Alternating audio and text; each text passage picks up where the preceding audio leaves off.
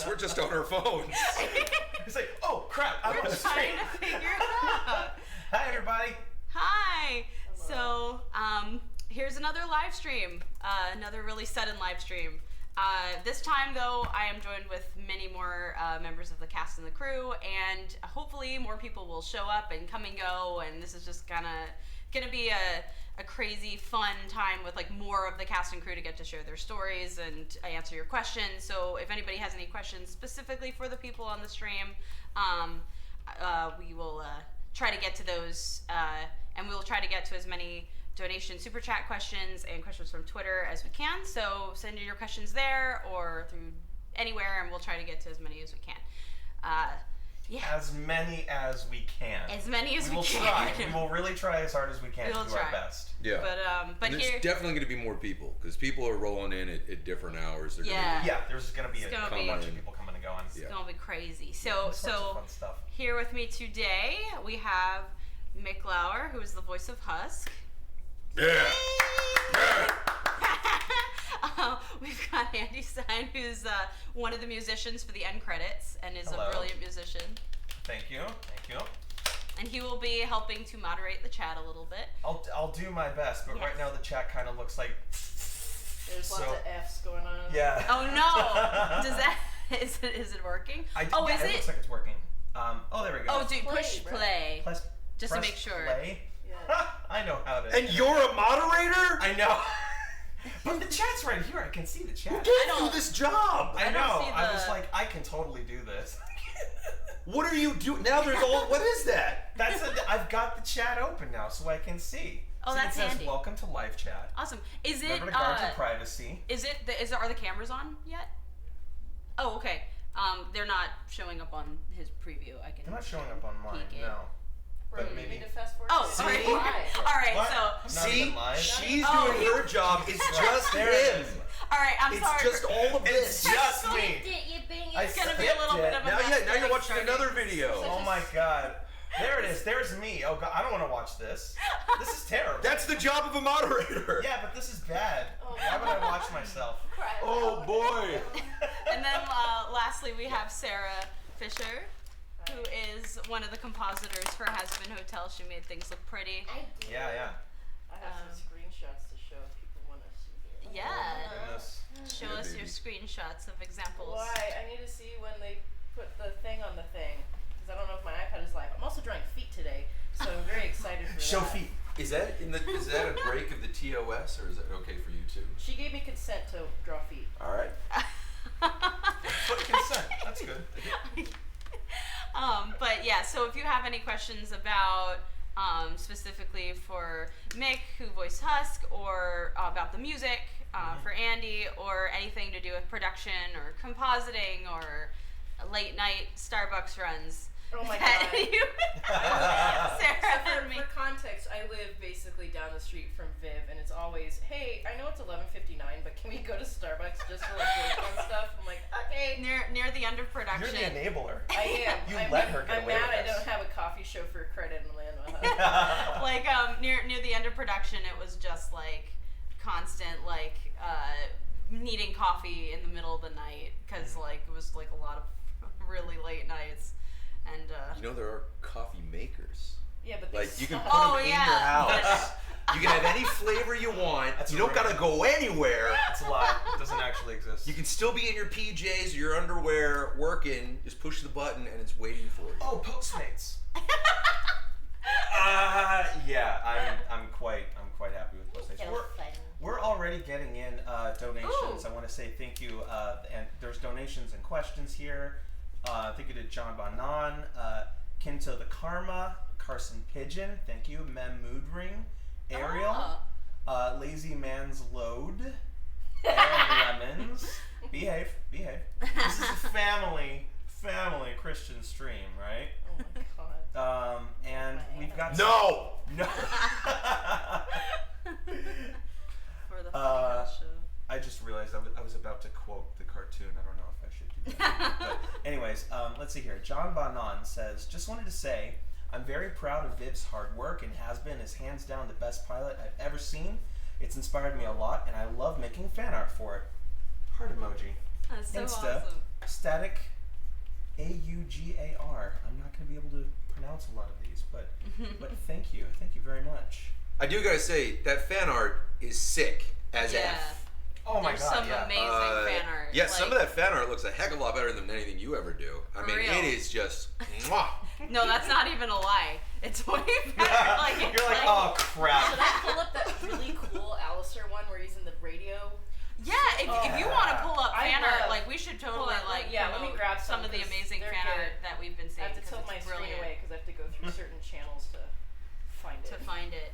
Uh, Yeah, be careful. Yep. But like yeah, no, the fan art that we've been getting for the show is like mind blowing, and it even was before releasing the pilot. Like I literally I haven't posted like any pictures of my room yet because it hasn't. Every time it's clean, I forget to take pictures. But my room is coated, and anyone who's been in there, it's coated in printed out fan art from like even before the pilot came out. So now that the pilot is out, it's like. So you look like the ultimate stan, like the ultimate. Yes, I do. Just Like if anyone knew that I didn't like create oh, this you like- show, it's like- they'd be like, "Man, Wow, this you is really love Hazbin Hotel. No, I made it. Yeah, it's like Oh, I'm okay, sitting bye. in Pop. it's like a constant inspiration reminder because That's like some so of it's cool. also just like genuinely amazing art that I like want to study and like be like this is just like a constant state of inspiration. Yeah. Yeah. So like yeah, like the fan art for the show is really good. Keep it Keep it coming. coming, baby. Exactly. I was gonna say, I love that like your fan art also extends to like physical stuff too, because you've got that angel plush and then a Yeah, I forgot to Oh, bring yeah. it again, but the angel plush was commissioned, but it was made first. Like the person who made that their username is Thimbles Thread. If I misspelled that or missaid that, I'm so sorry. I'll put a link for it when we're done the stream. They make really awesome custom plushies, and so they made the angel for somebody else, and I saw it and I went, I want one, and so I commissioned one after that. So that was a commission, but Yeah. Cool. like a lot of them, like every time I see one made, like a hand made plushie on like Etsy or something, I buy. Like I have a Vaggie one someone made, and I have an Egg Boy. Has somebody anybody made. ever done like 3D printouts of the figures? Because I feel like they make such good. Some little... people made 3D models that are Okay. pretty Yeah, there's been 3D Yeah. models. Like it's crazy. Like the amount of creative Whoa, stuff sketchy that etchies. the audience has been making for the show is crazy. Yeah. Like I saw a fan song once. I've seen like just so much. Super sidebar. We just got $100 Yeah. donation. Oh, crap. Thank you, Sketchy Etchy, for that $100 donation. That's awesome. Thank you so much. Way to Thank flex. you. There's a bunch of wait. That's okay. You can flex for the production. It's fine. You got our attention. What now? There's lots of questions coming in, and Awesome. I really would love to get to these. First off, I'll go ahead and read off Sketchy Etchy's his comment. He says, "First stream I was able to catch. Loved the pilot and can't wait for more. The character I look forward to seeing more from is Husk. I'd love to hear basic life advice from someone who feels stuck in a rut. From Husk, please. I got to do that right now. Dance, monkey, dance. So wait, general advice for someone who feels like they're stuck in a rut? Stuck in the same place. I don't have to do it as Husk, right? Just think that's. You could. I think that's what they stipulation. want, but for the sake of keeping the stream First of all, let me tell you something. As Husk, he wouldn't give a shit Yeah. if you were in a rut. That's why I'm like, alright, it could be like Yeah. slight myth. Do you really Yeah. want In to? Husk is voice? just like, oh, so you're in a rut? Welcome to life, the big rut. But I think if you're being serious and you want some advice about being in a rut, obviously I'm not a what do you call it, a psychologist or whatever. But from my own life experience, I would say that if you genuinely feel like you're in a rut of any kind, I definitely think stepping out of, if you're in a pattern in life, like you're going to school or you're going to work and you're watching the same shows or you're playing the same game or whatever, I think it helps a lot to go and do something that you don't normally do. Maybe go for a hike in a place that you've never been, or watch a fucking, excuse me, just watch something you've never watched before, listen to something you haven't heard before, go to a concert. Obviously not everyone has the funds to do this, but if you do, travel is one of the best ways to clear your head. Yeah. When you're out on your own and you're traveling, and I do think you should do it on your own. Go someplace you've never been, and it really just helps shake things up, and it can kind of prioritize things. It can kind of put things into perspective. Yeah. It's kind of hard to give it, like, unless you do it, you can't really explain it. It's definitely like getting stuck in like a routine or a rut like is something I think a lot of people struggle with, and for me too, like it there's a certain at some times, especially since I work primarily freelance, the days blend together, and you can definitely feel stuck, and you feel like you're not going anywhere. And for me, creating, even if it was kind of creating a routine, like even if I don't have like a studio to go to every day or like a job to go to every day, having like I take some little singing lessons, and like that became part of my like routine, and that kind of braked me out of a rut that I felt like I was in. And just on a more basic level, I think also just like doing something that you don't normally do now and then, going to to a different place, or watching a show that like you have had on your list for a while. Just like little things can get you a little bit more out, and you never know what that thing might bring. Like that walk or that hike or that travel might bring you inspiration that you didn't have before, or a perspective you didn't have before. And at the very least, it's a break from whatever.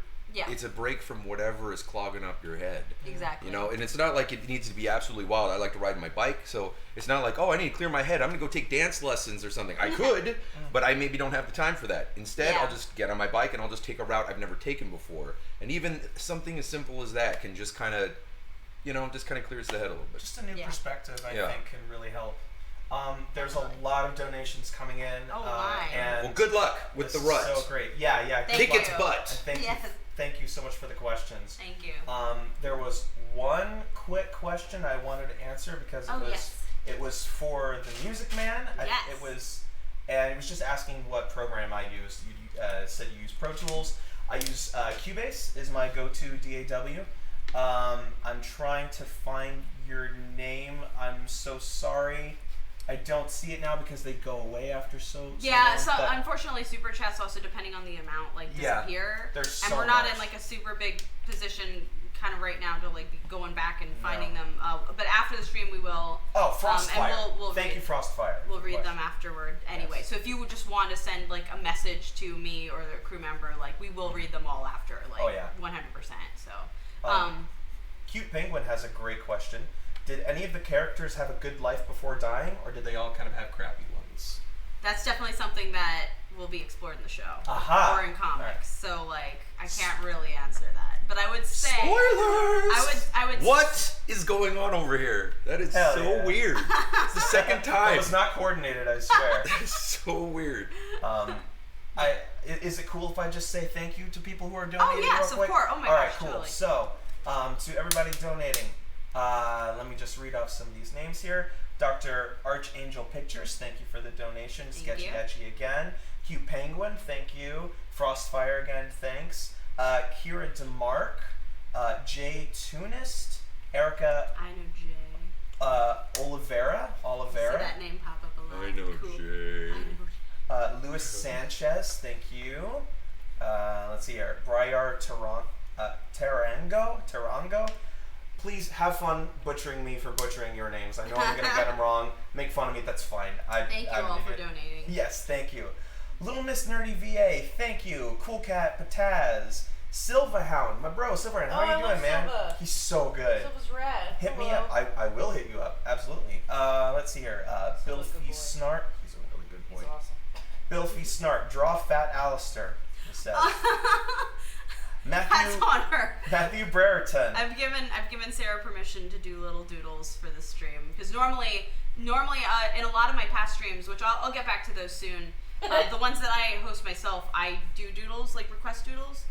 So obviously I'm not in the position to do that today, but Sarah's drawing for fun today, so. Oh my God! What are you drawing? I'm not. It's fine. It's nothing suggestive. Yes, it is. I like it. That's all I'm gonna say. But yeah, greetings from New Zealand, says Matthew. Matthew's wondering which character has been the hardest to write/animate? And keep up the great work. Oh man, I mean, I guess I can answer this because I did animate on my own project, but I also like am very like I'm down for challenging characters, so I feel like one of the animators might be able to answer that better than me because I'm kind of up for the challenge of all the characters. But I think, in my personal opinion, the hardest for me was Alistair, because like even though like it took me a while to draw him correctly. Even like since making the show, like he's always one of those characters that I have a very specific image in my head, and getting that like to me like his on model look was always challenging, and I can only kind of do it now, and that was after 2 years of being in production. So like there's certain members of the team that I felt like drew him even better than me. And so some of my favorite Alistair faces are all from like other animators in the project, but like as far as writing goes, the easier ones for me are the more emotional characters, because I actually feel like my strong suits in terms of writing, personally, I can speak for myself. Personally, my strong suits in terms of writing are usually the more tragic, or we've got someone joining us soon. More tragic or more emotional characters. It's easier for me to kind of tap into that, and so like Vaggie and Charlie are like two of the easier ones for me. The ones that are more challenging are the ones that I know very, very well, like Angel. But Angel has a wit and a snark that I feel like eludes mine.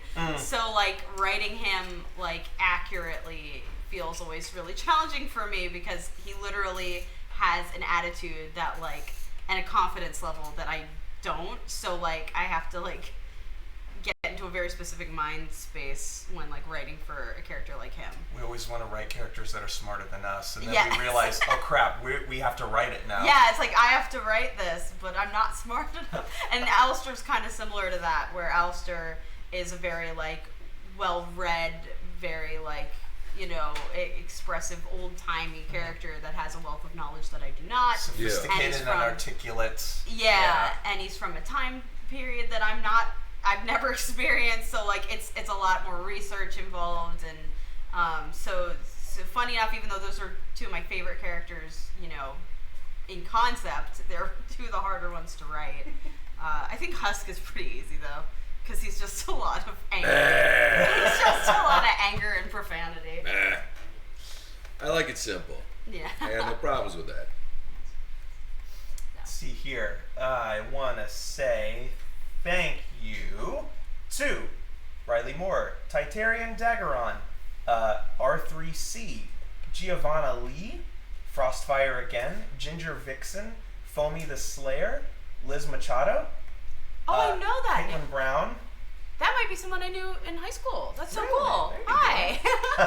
There was no message. Well. There was no message along with that. I hope that's the same Liz Machado that I knew in high school. Jesus Miguel, Discord Mia Riddle, Emmanuel V.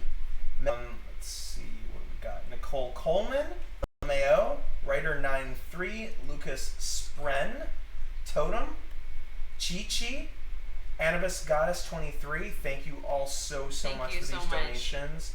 Detachable Leg Jason, that's pretty impressive. That's awesome. Leah Fish, Strange One, Synthetic Insomniac, Love Psalm, and Sakura Fun Holy. Thank you guys so much for all the support. And if I messed up your name, or if I missed your name again, I apologize. It's not intentional. But my God, everybody, thank you so much. I just wanted to say too so that like much. all donations from the stream help fund future projects. More cartoons. Just all the funds from the streams go directly into there is going to be like a big update video, like an official update video about the channel and its future coming out pretty soon. I just recorded it yesterday, so it's being edited right now. And that'll give some more context, like more official context on like what's the future of the channel. But in that video I explained that, you know, now that the episode is done, future funding will go towards like all continued endeavors for Hazbin, so like comics and whatever, like initial fund for the future of the show. But in that video I explained like the future is kind of like now, like we're trying to figure out what the best next step for the show is. So but the future is now. But the funds definitely go towards continued Hazbin. Like there's no Hazbin just drop, but it also will go towards whatever continues on this channel. So like more cartoons, more projects, more whatever. Cause More Hazbin Hotel. more. Get this on the air. If you're a producer out there, check out the views, check out the likes and dislike ratio. You'd be a dummy not to just throw all your money at it. There you go. None of your networks even get close to that. Don't even kid around. You know. This is your Do your chance. job. This is your one chance. This is a sure thing. You're either gonna be on her side or against her, and my God, you don't want to be against her. You're either on her side or you're a dummy. Boss. Yeah, no, that didn't mean that in a mafia way. I just I'm mean. just no. No. I'm just a person by cartoon. Well, I make funny, happy cartoons. She's like, I make funny cartoons, and her friends are like, we will make you successful. No, like, but no, genuinely, like the team that helped make Hazbin possible, like, obviously, like, we want to keep making things, and it's a brilliant team of people, and I would love to like bring more variety to independent animation. And there's other properties of mine that people have been asking for in the animation space. So there's actually something. I'm trying not to get too ahead of myself though, obviously, because like you got to be realistic. Yeah. But we do have a couple little things in the works to kind of like tide people over. And one of the things that's in the works, actually, Andy is having a big hand in.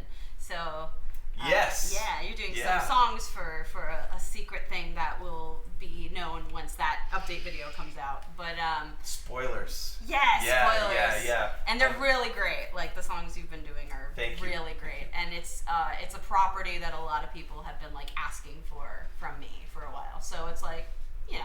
I'm really excited. A lot of Is this the Sonic Shrek crossover? You spoiled it. Now we. I know there was like a musical thing you guys were gonna do. Sonic and Shrek. Sonic. Yeah.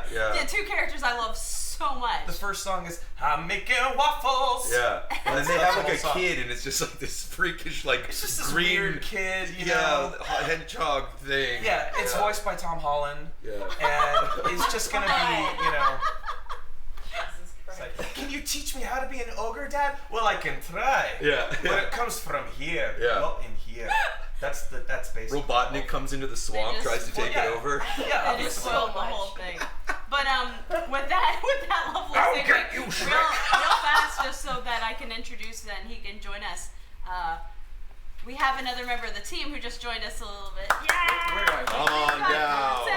Mind if I scoot over here? Yay! Let me move my shit. We've got Colton joining us, and Colton is a member of the cleanup team. You were one of the cleanup leads, and you also did some compositing as well. Yeah. And your shots were really good. I think, did you do the scene, because I think you did the whole Nifty scene. I did the whole Nifty scene. Yeah, which is so nice. And you did, within that scene, that's the joke everybody really liked, right? That was With the I can suck your dick. yes, yeah, I got to composite that shot.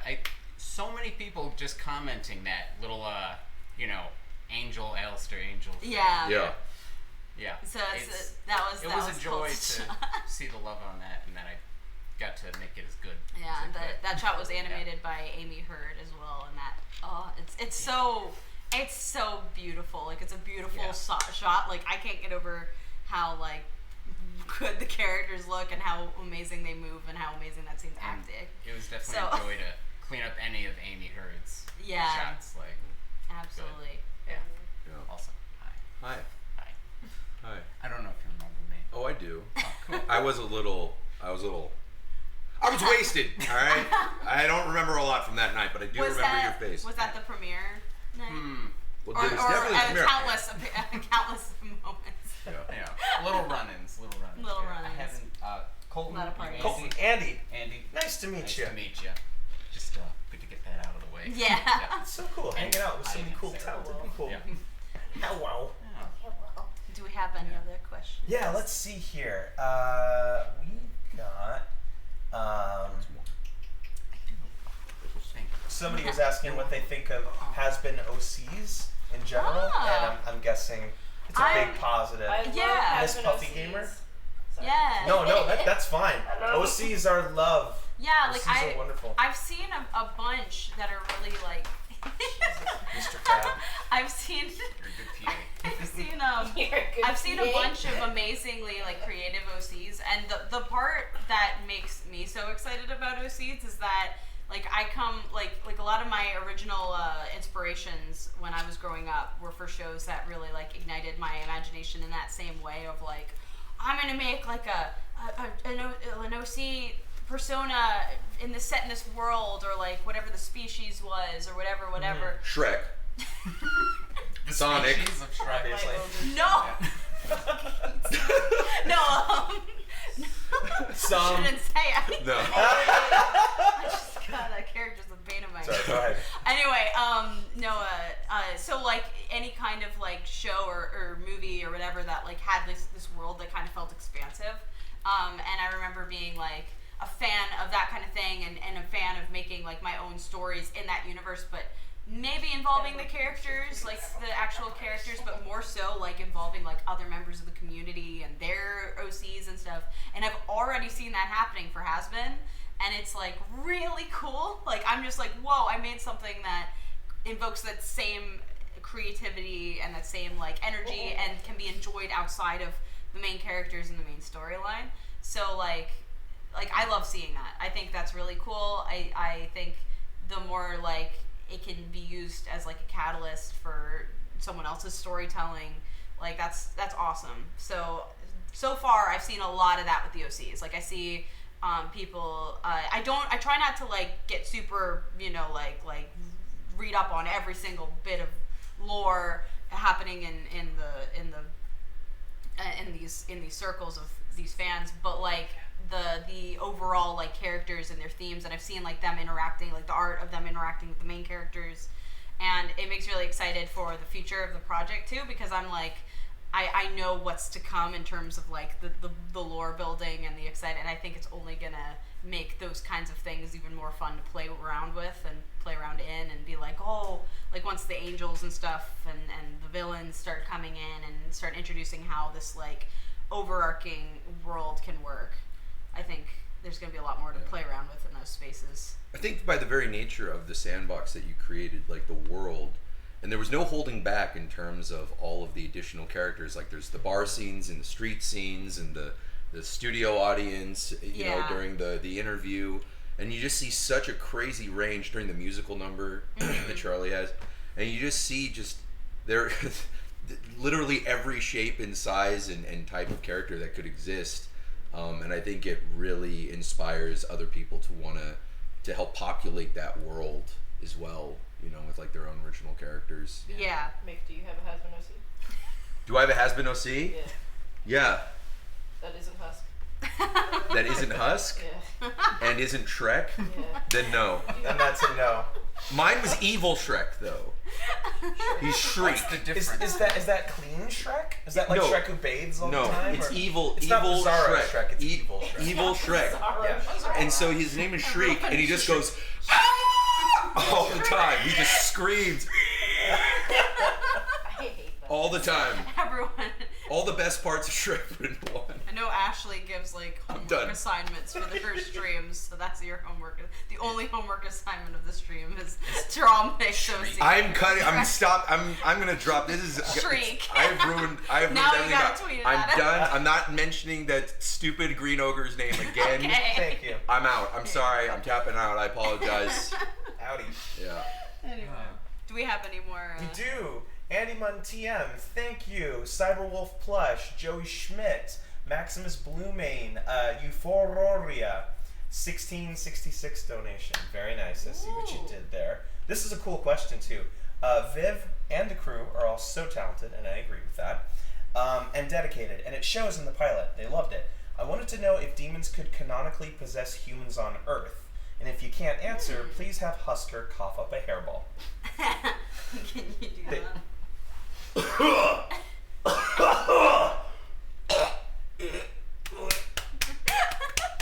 No, I can't. No, it's still Can't in there. do it. It's stuck forever. I can't. actually, this is a fun little mini tidbit about like the project. Some of the projects I'm kind of developing to be almost in a shared universe because I just think that's fun and I think it's a creatively like my character. I've always loved the idea of like crossovers. So imagining a world where like crossovers, like even if they never happen, they're like possible or like they're a fun tidbit for like the audience to be like, oh wait, is this the same? It's just a set of rules for me to follow. It's not really like I'm planning for this character to come into this story or whatever. It's more so just like a world with rules that I have to follow for each other project, whatever. Basically though, like the idea that demons can possess humans, that obviously needs to be in a story that takes place in the human world. And I actually have a project it's in my head right now. It's not like one of the ones I'm like, I can't wait to make this. It's in my head right now, but it's just like a what if on the earth in this universe if there are demons that like can transcend the hell and be kind of they're either over the shoulder or like inner demons, kind of like things that kind of possess or like speak to people. So there is like in this universe that is something I'm working with, and like there's another cartoon coming to the channel later, hopefully later this month. That's the goal. That involves more of Earth and this hell. So like that would be cool. Yeah. I would totally be down to check that out. Yeah, That like sounds fun. Oh, you will. Oh, Oh, you will. So there's like I'm exploring like what the Earth could look like in this, but I will say just as a general, Hazbin specifically only takes place in heaven and hell. So there's no exploration of that in Hazbin, but in this universe there could be. Have you all already done heaven development? Or? Yeah. Ooh. And I'm ready. I want to get into like the heaven side of things really bad. Like obviously that's like a big part of the show. But like I already have like the aesthetic figured out. Obviously we need to do obviously much more like concept art and everything, but like in terms of what their themes are and how it contrasts hell and just all that, like I already have the keyest angel characters figured out and developed a little bit because they're obviously players in the show. So I'm really excited to get into them. But that's obviously something to come. Hopefully, I can find a way through the comics to start to introduce the heaven a little bit more. But I really want them to have like as much of a presence as possible. So it might have to wait for like the official start of the season or whatever. But I'm very giddy to get into like the angel side of things because I think that like will be what helps broaden this world for like the audience as well. So There's definitely hints in that there's intro. definitely, yes. Like, I remember. There's a lot of hints.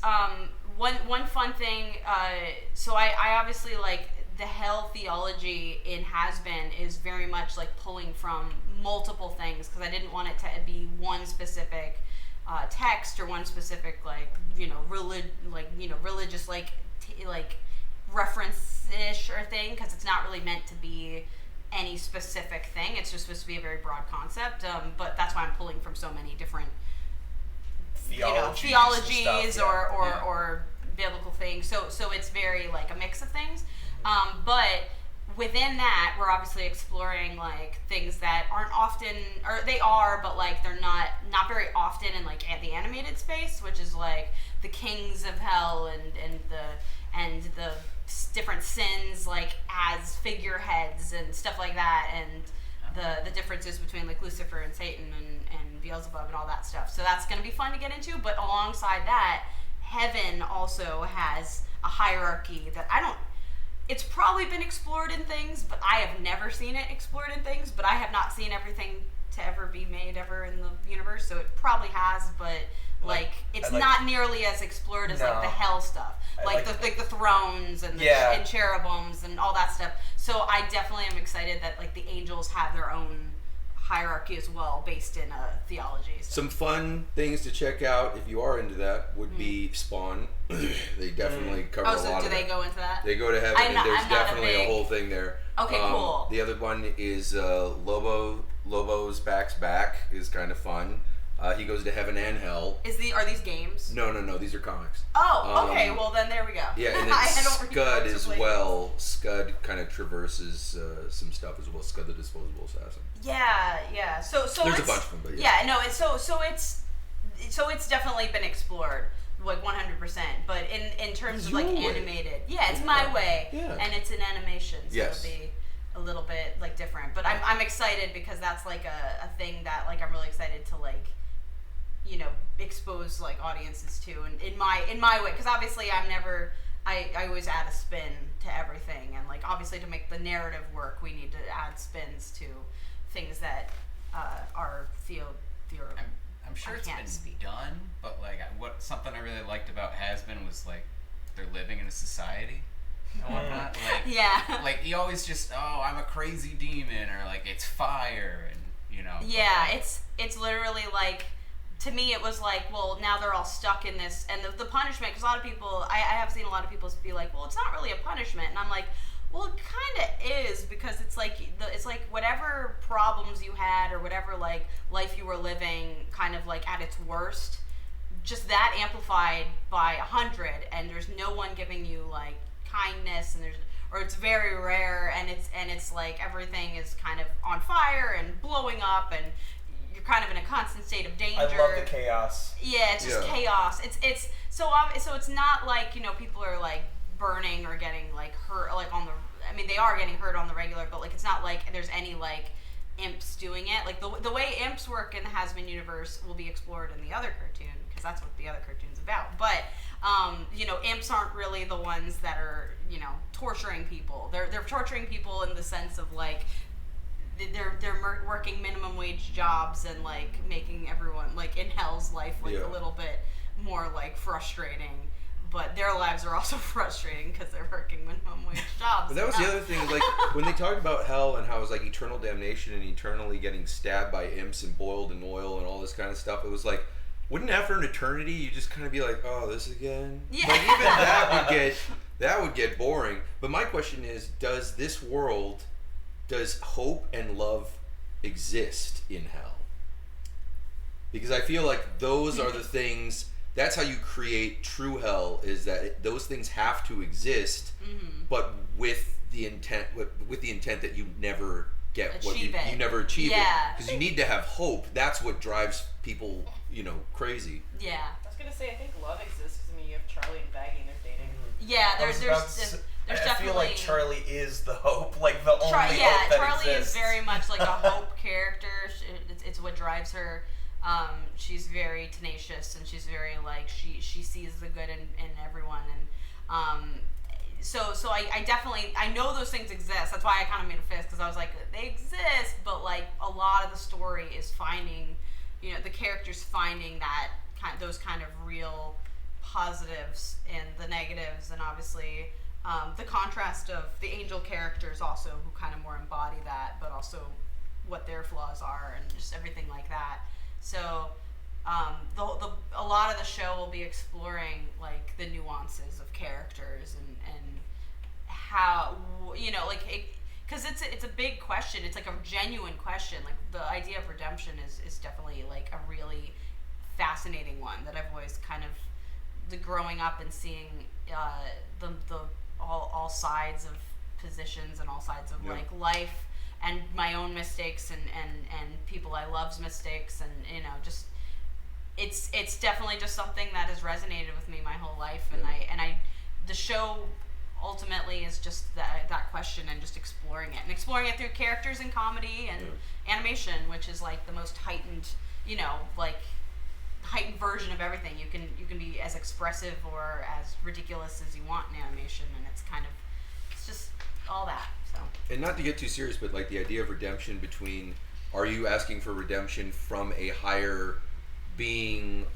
In which case, are you doing it for yourself? Are you doing it for them? Are you doing it, out of like? Do you know what I mean? Yeah, a lot of it has to do with intentions. A lot of it has to do with like. Like, how much do you really want to be a better person versus how much are you being a better person so you're rewarded for that? Yeah, and that's the question. Like, obviously, that will be a huge part of the arc that like Charlie's character goes on, because like the question is she doing like what are her intentions for it as well? Because like there's a lot of nuance behind her character as well, and why she feels compelled to do this, and why she sees things the way she does, and are her intentions. Does she think redemption is as simple as just saying sorry, or like what? Just the reality is gonna hit all the characters at a certain point, like because there are realities and nuances to the situation, and I'm really excited because obviously I know where the show goes, and there's a lot that can change, but like I know definitely like the emotional beats I want to hit, and I know roughly where the story ends, and I really like I know that journey is gonna be one of lots of twists and turns and lots of like nuance in a lot of ways, and that's going to be challenging as a writer, and it's going to be challenging as a storyteller, but I feel like with the right like care and the right like knowledge of these characters, it's going to be something that's rewarding. So I'm just really excited to get into all that, and that's why I'm like I adore this project personally. So like I have we all adore it. I have a very deep stake in it, obviously, and I want to do right by it, and I feel like it might seem, because it's it's an adult comedy, and it's a little like edgy, and there's a lot of language and mean characters and stuff, but I really do feel like I know what my intentions are with this story, because there's a lot of stories where there's characters that are the way they are for comedy, and they stay that way, and it works. They're like some of my favorite shows that the show was influenced by have characters that remain the way they are and don't go through a lot of change, and that's where the comedy comes from, and that's where the entertainment value comes from.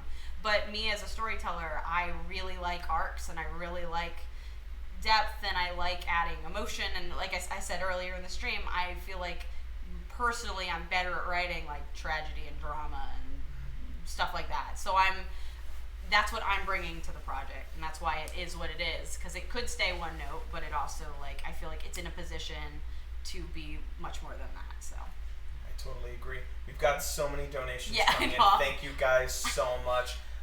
If everybody's cool with that, I'm just gonna quickly read through some of the donos. Let me see here. Joey Schmidt, Tom Jackson, Plastic Rarity, Son Goku, Tom R, Jackie 3 the Dingo, Matthew Brereton again, Creepy Cookie, Riley Moore, Big Mac, yup, Saber Fox, Erica Oliveira, Freddie Hines, Bill Zhuang, Hitalia Lover 23, Entropy 333, Toybox, Asian Thunder, Theo Brando, Xavier Auberon, Mitterin, Aaron. Hi, Aaron. Let me see here. Other Side Guy, Jewel Vang, and Katie Kerwick.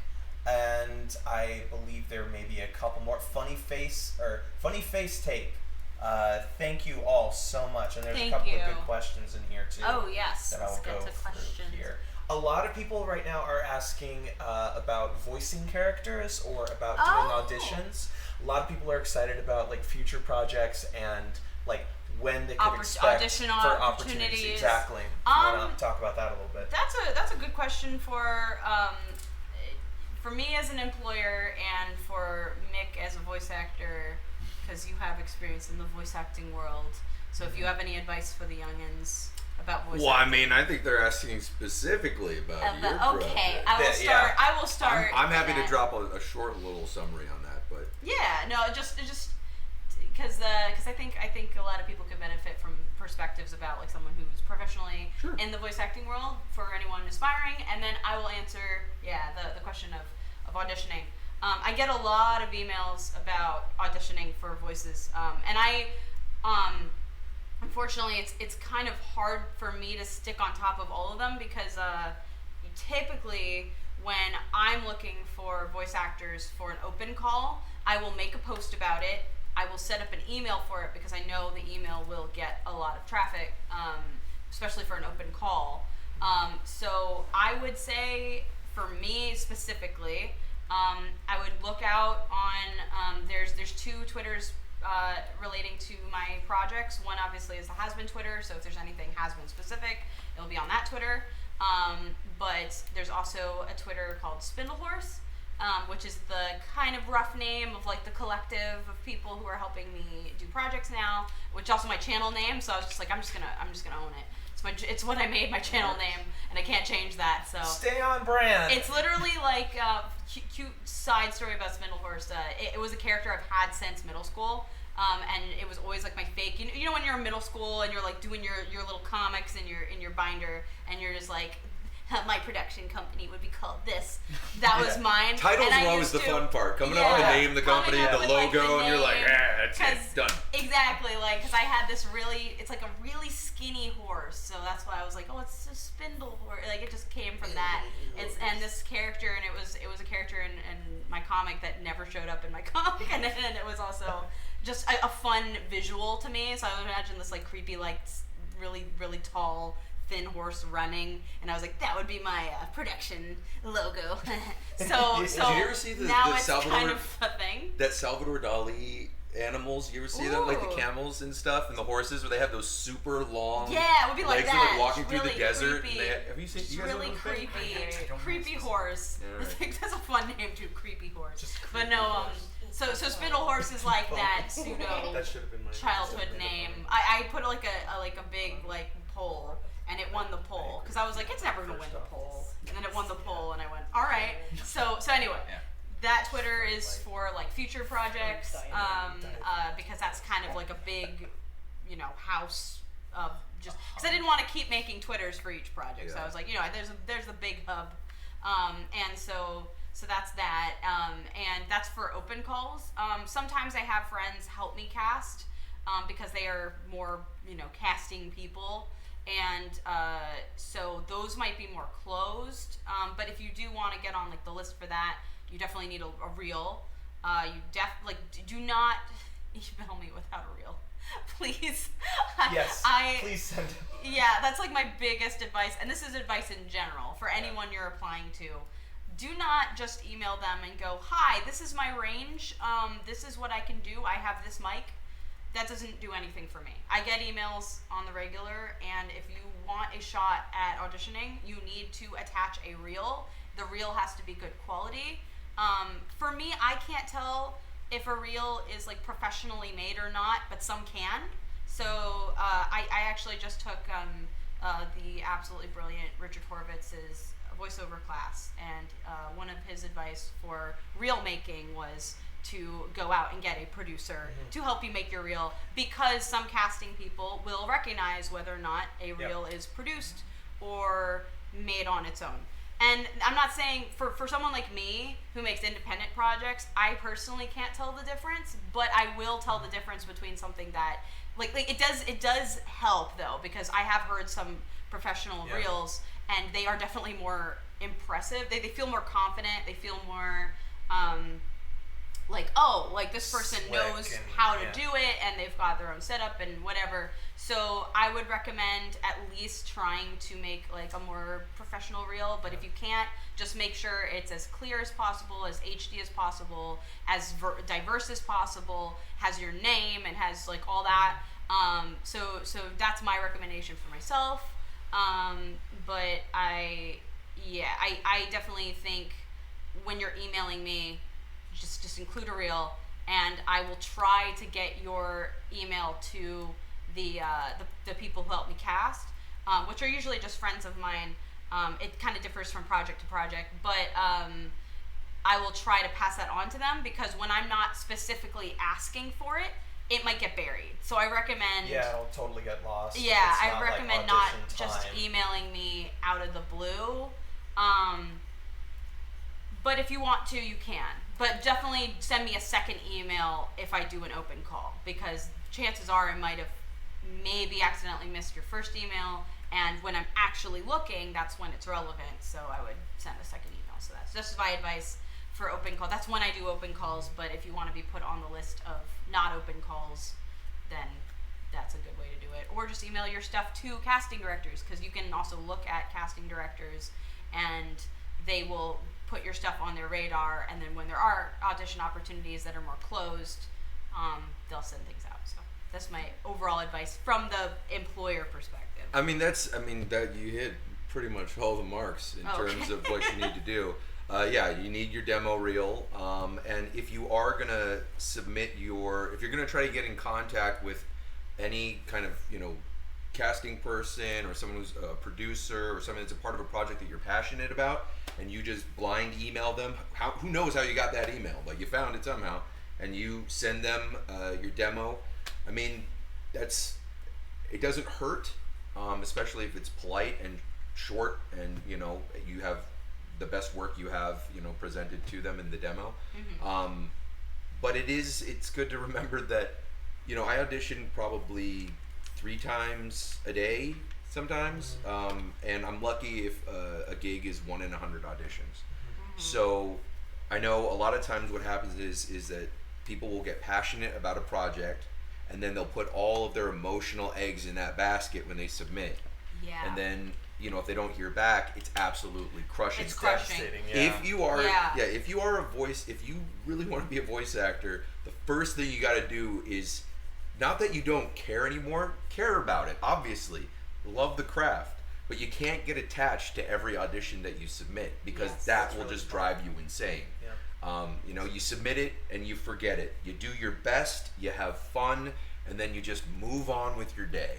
But yeah, I was going to say, when they do the open calls, obviously that's a time to come in, and you were saying, as far as sending stuff prior to an open call just to get on someone's radar, most of the time it's going to get buried. Yeah, that's my only concern, is that like I get some brilliant people messaging me and emailing me, but I really do get a lot, and I personally am very bad. Like, things get buried easy, and I get email anxiety, which I'm sure a lot of people do. Same. But it's just like so many emails, and I'm just like, so it's very likely, especially when I'm not looking for voice actors, that when I see voice actor in the tag, I'm like, oh, I can save that for later, and then I get a ton more emails, and the later never comes. So it's not me ignoring anybody. I genuinely value everyone who's trying to, especially people who are like, this project is amazing and I want to be part of it.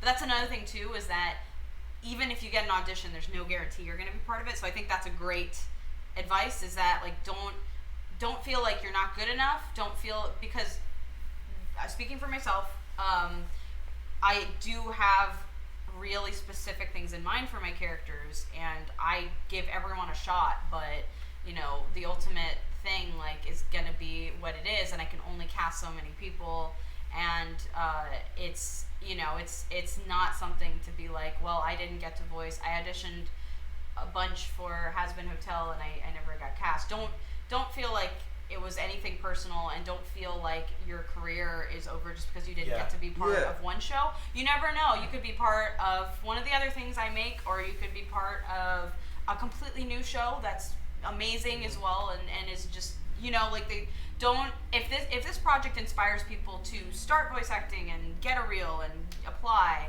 that's amazing, and you never know what other project you might find that, maybe it was too late for Hazbin, but there might not be too late for another up-and-coming amazing indie show, or another brand new show picked up by some studio. You never know. So I recommend everyone to use it as fuel to apply. Same goes for writing, because I get a lot of writing applications too. Not as many, but we did have this one person. I'll not name, because I don't even remember who it was. I just remember this is a very similar situation where they wanted only to write for Hazbin. They emailed and they were like, I want to write for Hazbin.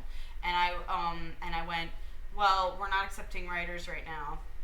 And they were like, and they got really upset. They were like, oh my gosh, I'm never gonna, and I tried to give my advice of look, if Hazbin is what inspires you to, that was it. They said, I was like, do you have any writing specs? Do you have any experience? And they said no. And I went, well, and then my advice after that was, if Hazbin is what made you go, I want to pursue writing, chances are you're not gonna, especially for writing, because writing is a really intimate thing for a show. Yeah. It is the show. Especially when it's your characters. And it's my characters, and it's hard. I am not going to trust just everyone to write for my Nor show. should you. The writing is probably the most personal thing for the show. So I'm going to take every writing application incredibly seriously, and I'm going to test it very rigorously, and it's going to be an important part. So this person, unfortunately, with no experience, and they just wanted, I think they had, they just had ideas based on, this was even before the pilot was out. And I was like, I'm sure your ideas are fun, but you don't know these characters the way I do, and this is it put me in a weird position, because I was like, I had to basically say, no, this is probably never going to happen, but you never know. I said, I don't know what the future of the show holds. Maybe you'll have experience by the end, but they were really upset. So my advice to anyone who has that kind of emotion or feeling or like desire to be like, I want to work on this show, use that drive to build your portfolio, build your work ethic, do examples right in that style, but also, do specs for other kinds of projects. There's a whole world of There's a entertainment whole out there. world, exactly. So if Hazbin is what inspires someone to go, I want to write things like Hazbin Hotel. I want to write things like, or I want to voice in things like, use that, work on it now, gain yourself, and you never know what project by the time you're done and when you're ready will be ready, because even if it's not Hazbin, there will be other projects like this. There will be other projects where you can do that. So. I feel like that really, I'm sorry, I just want to say very quickly, I feel like that really goes along with the point that you made as well, Mick, where it's like, don't get too hung up on one audition, because obviously, like you said, you're going to have 3 more auditions that day. Yeah. Like, I think working in the entertainment industry is kind of about understanding that it's not always about getting to do a project that you really want to do, or choosing whether or not the project is something that you like. Even it's more about just continuing to hone your craft and keep doing that every single day, right? I mean, but that's the trick of it, right? Sorry. No, sorry. Go ahead. Oh, you're fine. I was just going to say, just to piggyback off of that too, it's not even specifically for writing, but what you're saying, the entertainment thing is, same goes for like character design too. Yeah. Character design, so many boarding. people that are like, I can't wait to do character design for XYZ thing, but at the same time, a lot of the times too, especially with like feature animation or TV, when they're looking for a designer, the characters have already been established, and they're just looking for people to like supplement it and supplement the universe. So really knowing how a universe works is honestly more important than like, I don't know. But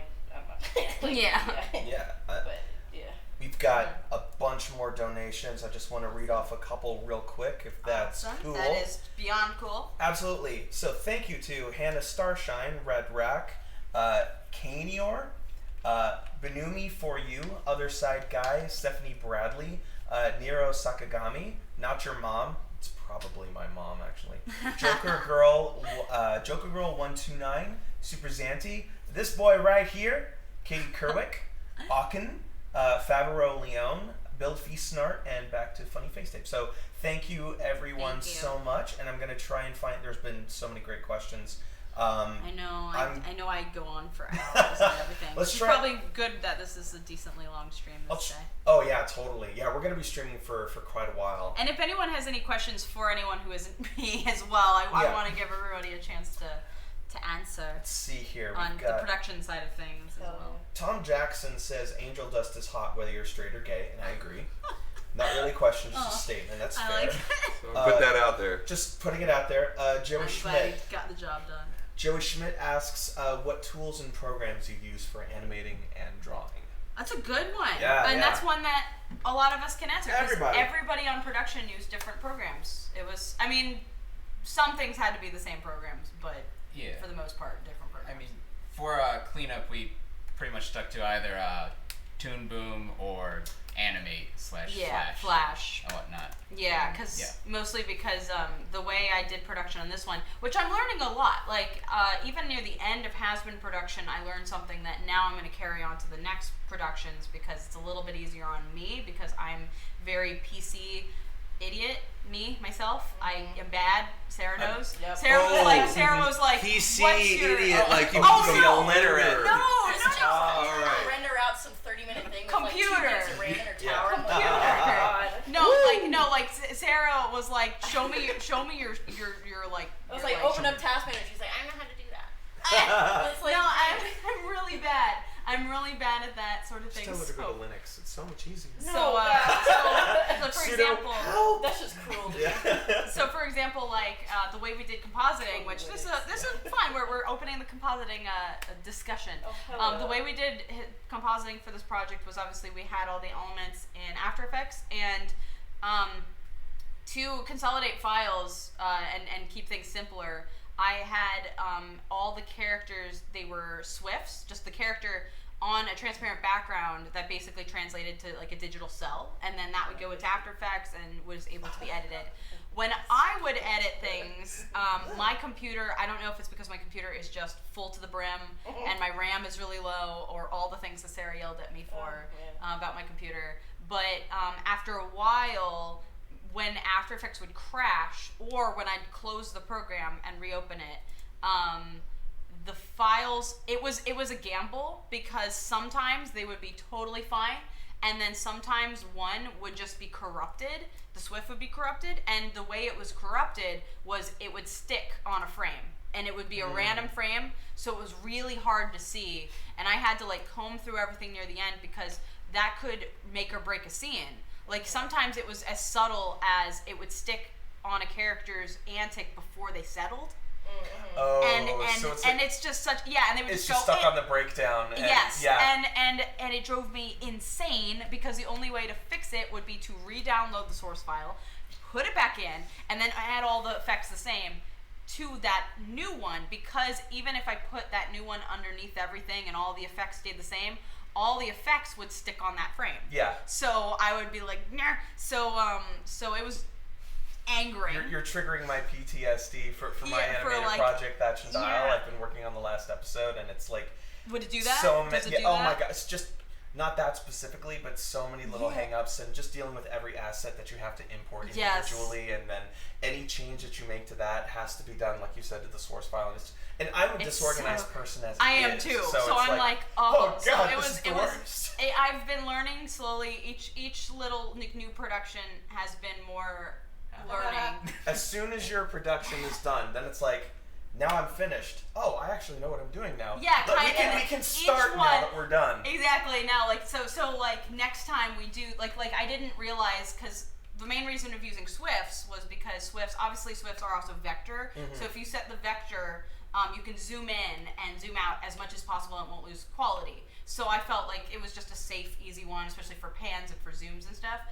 But not all the shots were pans or zooms. So now I've learned through working on Hell of a Boss, the next cartoon, that MOVs with transparent backgrounds work just as well, and they don't corrupt. So now I'm like, okay, MOVs are probably going to be the way to go, and then Swifts will be for zooms and pans. Yeah. And Just stuff. plan out each shot So- beforehand and figure out what the asset Yes, should be. And then if exactly. you want to get even more nitty gritty, do PNG sequences. So Yeah. if a frame like derps, then you can like just You can export that edit them frame again. directly, yeah. Because that was another thing too, is that PNG sequences are probably like one of the better ones to do, but for me it was just, that's a whole folder versus like Yeah. one file, Huge. and they're Pass that through huge, Drive. and passing it Yeah. through Drive was just a lot, because our exports were PNG sequences, so what I would import into the timeline for the final Hazbin was always the PNG sequences. And we just got into the really technical stuff. Swivel does transparent MOVs. Really? So for like the motion comic that I'm doing, it was the exact same thing, where it was like I would have a character, I'd export it out with transparent background, pop it through Swivel as an MOV with a transparent background, put that into Final Cut, and then I could do whatever I wanted to it. Oh, Final nice. Cut? So you use Nice. Final I Cut. got an Apple. Oh, okay. Oh, I got an okay. Apple too. What do you use? But The same thing everybody who's I'm not an using- editor. I'm an. Yeah. I missed Final Cut. Oh. I thought it died. is No. what I was asking. Like, FCPX. oh, they added an X 10. and it got good. All right. Yeah. It's all right. It's still baby tools. This is a cool question for Viv. They're all good questions. I shouldn't alienate one, but this is interesting. Erica asks, does the type of animal demon a person is reflect the sin the person is in hell for? Ooh. I'm gonna steal that. No. I've No. well, I've said in the past that the way that the demons work and the way the designs work kind of reflect the soul of the person, and so it plays into that. That's cool. Like certain characters definitely have motifs that are kind of more informed about them. Some are more vague and some are more like direct. Like I think like in the song number we have a couch guy sitting on a couch and it's like he's like a couch guy. He's all stained and like his house is messy and stuff. So that one's more obvious, but like, you know, then there's characters like Alistair and Husk and like a lot of the main characters have their motifs on them blatantly, but a lot of more of them reflect their personality and their you know, like, because it's more so meant to be who the soul is. So whatever your soul is, that's what you manifest. But a lot of the sinners, obviously, their souls manifest as like, you know, if they were really bad, their souls are going to reflect what that was. But like that's why there's super like no one way to do a character design. You can do a character design that looks mostly human, but maybe they just have like some motif to them, whether they their clothing or their hairstyle or whatever that reflects more so what they are. And that could mean like, oh, maybe they were like a more bland person, or maybe they were a more reserved person that kept their you know, kept things really close to the chest. Like, you know, basic bitch demons. Yeah. Yes. Well, I NPC demons. NPCDs. NPD, non-player demon. Yeah. It's like I like the idea that like the little just like pathetic black blobs of goo that were like I remember seeing a couple of those, like those are just really like quiet, timid, but still evil people. They're just like nothing more than just little blobs. Like that's a blobs. mood, really. There's some That's blobs. There's some like whiffs of smoke. There's like, but I tried to keep ones that looked more like really traditional demon to like in the world there are still imps, which imps are born demons as well. There's a lot of like born in hell demons, but obviously Hazbin Hotel has more to do with like the royal side of that. So like Charlie and her father and her mother and everything, they're more like the in hell demons, and then like we might get into the sins and stuff who are like kind of hierarchy demons, but most of the show has to do with people who died and their stories and their backstories and stuff. But the imps in the Hazbin universe, which or in this hell this connected hell universe, is more so what the new cartoon Helva Boss will focus on. So I'm excited for that. I had a little question. You don't have to answer if you don't know. Are the egg boys born in hell, or I was just thinking that. I was The just eggs. thinking that. is that all They the come out of Monarch's serpentines, minions? bro. Hell Pump 'em yeah. out. Just making my own little servants. Oh no. I feel like that's gonna be a joke that we explore in the show, so I'm not sure. Because I think I know what I wanna do to explain the egg boys, but if we don't do it, it might be like giving people something that they're like, oh, I like that, but then like you know, if we decide not to do it, it'd be like a JK, so I don't really want to do that. But we do have like a funny idea for it. But I know a lot of people are like, does he lay them? Like, where do they come from? And I don't know. All the eyes in his stomach are just egg boys, and he just pops them out like a zit. That's the better alternative. I'd rather that. Maybe he's just like, maybe his punishment, and this isn't Ken, but maybe his punishment is just, you know, every time he goes to like eat egg, like eggs are like his favorite meal, and his punishment is every time he goes to eat an egg, it turns into an egg boy, and he's like, I can't eat it anymore now. There's the Caribbean logic. I can't taste food anymore. Unless he can eat it, but the price is that he has to squeeze out a very uncomfortable egg every single time. So he knows what he's getting into. It's an egg for an egg. Yeah. I want to say something when I can't. Don't worry about it. Okay. Let's but see. yeah, that's a fun question. We've got let's see here. Italia Lover says hi Husk. Hi. Let's see. Hey. Entropy 333 asks just a quick question about Lucifer in a sense. Also, I'm going to skip questions that directly ask for basically what would be considered spoilers. Like, will this character and this character get together? Oh, will yeah, this yeah. happen? I can't. What's this character's obviously background? I can't get into that stuff, Anything that's especially on a asking for stream. too much. Yeah. I'm gonna just go ahead and guess. But this is, I don't know if you can talk about this much.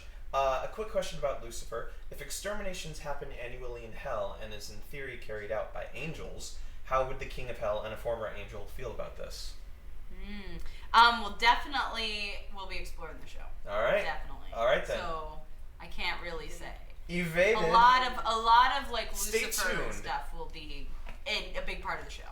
How does it end? What's the ending? What's Yeah, the man. ending of Well, the I want to know. I'm busy, so This is like, taking if you could just tell me- forever.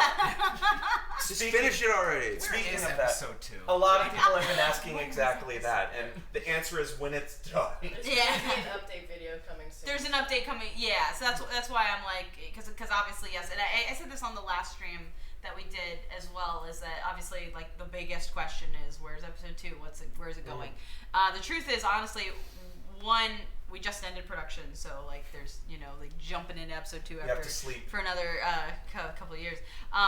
The main takeaway though is that like now we're exploring what the options of the future of the show are, and that could take a little bit of time. Obviously, like even if we want to like continue it independently, that takes some planning and that takes some execution. Yeah, because I want to make a season. I don't want to just jump in a couple of years to make episode 2, because like I know what the plan for episode 2 is, and while it's really good, it's one of those it basically, episode 2 would put in place the plot of the arc of the season, because the episode that we did is a really good foundation, but like episode 2 would start the story, like the conflict, and so obviously that is not a good thing to end on either. So like I want to make sure that the next step is like more than one episode, and so that'll take time. So just that's the long-winded answer. It will be in the update video as well though. So We shall find out. Let's see Pending. here. Somebody was asking. Speedy Fox Straws. Thank you for the donation, by the way. Was asking if it would be generally the same amount of time for the next episode to come out, or if it would be faster. Because ideally, we'd make more than one. So it would be maybe the same amount of time, but with more to show. That's the goal. So that we're figuring that out. There's no answer yet. Here's a great question for you to answer. Are Angel's thigh-high heels part of his body? Oh, I just drew it. Oh, that's something. Yeah, me and Sarah were Clover discussing 7. it. I drew his feet. Oh no! There you go. So I love cute. it. I know. My friend Fosties, like she loves the angel feet discussion, because I think she's one of the first people to draw them.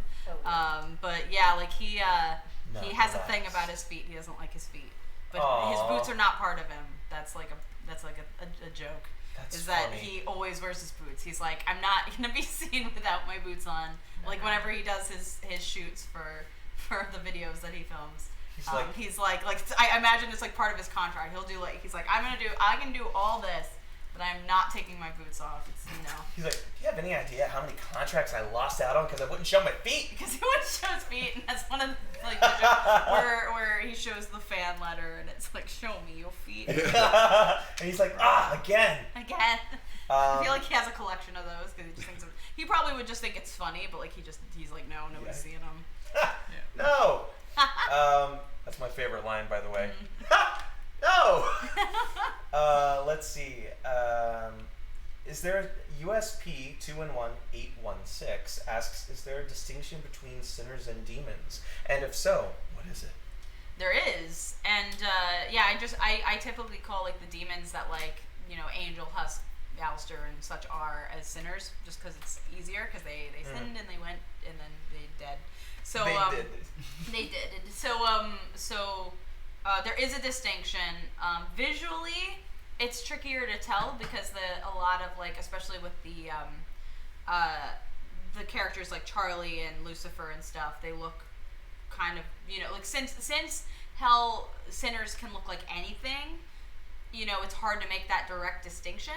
But it'll be easier to tell once more of the lore is set in place, like how to distinctly tell like characters apart. Like obviously Charlie and her family have a very certain look that's a little bit more humanoid, and then the other sinners, the other sins and hierarchies are gonna be like a mix of being like monsters, and a lot of them are probably gonna be like non-human. And there's going to be like a lot visually to make them stand apart as like things that are not like normal. They're different. In the example of a boss project, it has to do with imps. So the imps are a species, so they all follow a design line. Like they all have the same color bodies, and they have rules of like their horns are all like striped a certain way. So there's gonna be some characters that are easier to tell as a certain species, and some that are easier to tell as like a separate thing. In the canonic universe, but not in Hazbin specifically, it's gonna be more so just being able to tell which characters are just kind of all over, which are the sinners, and which ones are kind of just placed on a higher tier as a more other thing. I keep doing this when I'm done with questions to be like, all right, I'm done. Complete. Sorry. All Double right. okay. I'm really bad at it. Let's see here. What have we got? Oh yeah, this Xavier Aubrin says the show gave me inspiration in animation. Got me Aw. through a rough patch in my life. Oh. So thank you for the smile. And Angel is my spirit animal. I've also had quite a few people asking about getting started in animation and Ooh. animation schools. Awesome. Whether it's worth it to get involved or to get to get higher schooling or Yeah, I anything think we like can that. both talk about Yeah, that. definitely. go for That's it, go for it, something guys. that there can be. You can start if you Me? want. Okay. Sure. And then, It's a live stream. yeah, and anyone who's gone to art school can weigh in on this one. But I went to the School of Visual Arts in New York, so and I loved it. I love that school. I love that city. My heart is definitely in that city. I adore New York. I love Broadway fanatic. Whether it's worth it or not, it really, the way my stance on art school is very much, it depends on the person.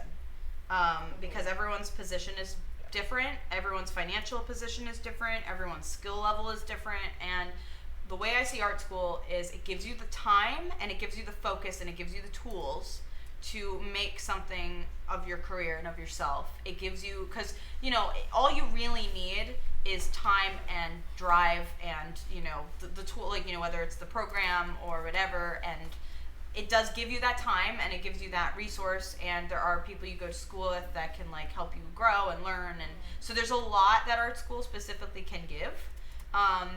But that said, I went to school with some people that really applied themselves and used used the time and made their films better and walked away after the fourth year better than they walked in. And then I also went to school with people who walked in the same level they walked out of. And Yeah. I think that it goes to show, and now I don't know where they are now, but like I think that's one of those things where it's like, if it is really expensive. Like SVA was a very expensive school. I was lucky enough to do enough freelance after graduation that I was able to pay off my debt, but like not everybody's in that position, and if you don't get like a studio job right away, it might be scary. So my advice is literally just, if you think that you are serious about the craft and you are ready to put in the work and put in the hours and make a film and make all that, because that's what you're given, really. You get 3 years to develop, Yeah. make maybe one sophomore film, and then, or maybe like a rough third or second year film, and then last year is like make a film. And if you think that you are ready to get into that, and at the end of that year you're going to make a film that like shows everything and you feel confident about, then I think it's worth it. But I would not blame anyone for being like, this is too expensive. And Yeah, there's so many different alternatives online too. Like now online you can have access to yeah, figure non-sponsored, drawing. but like Schoolism plural site.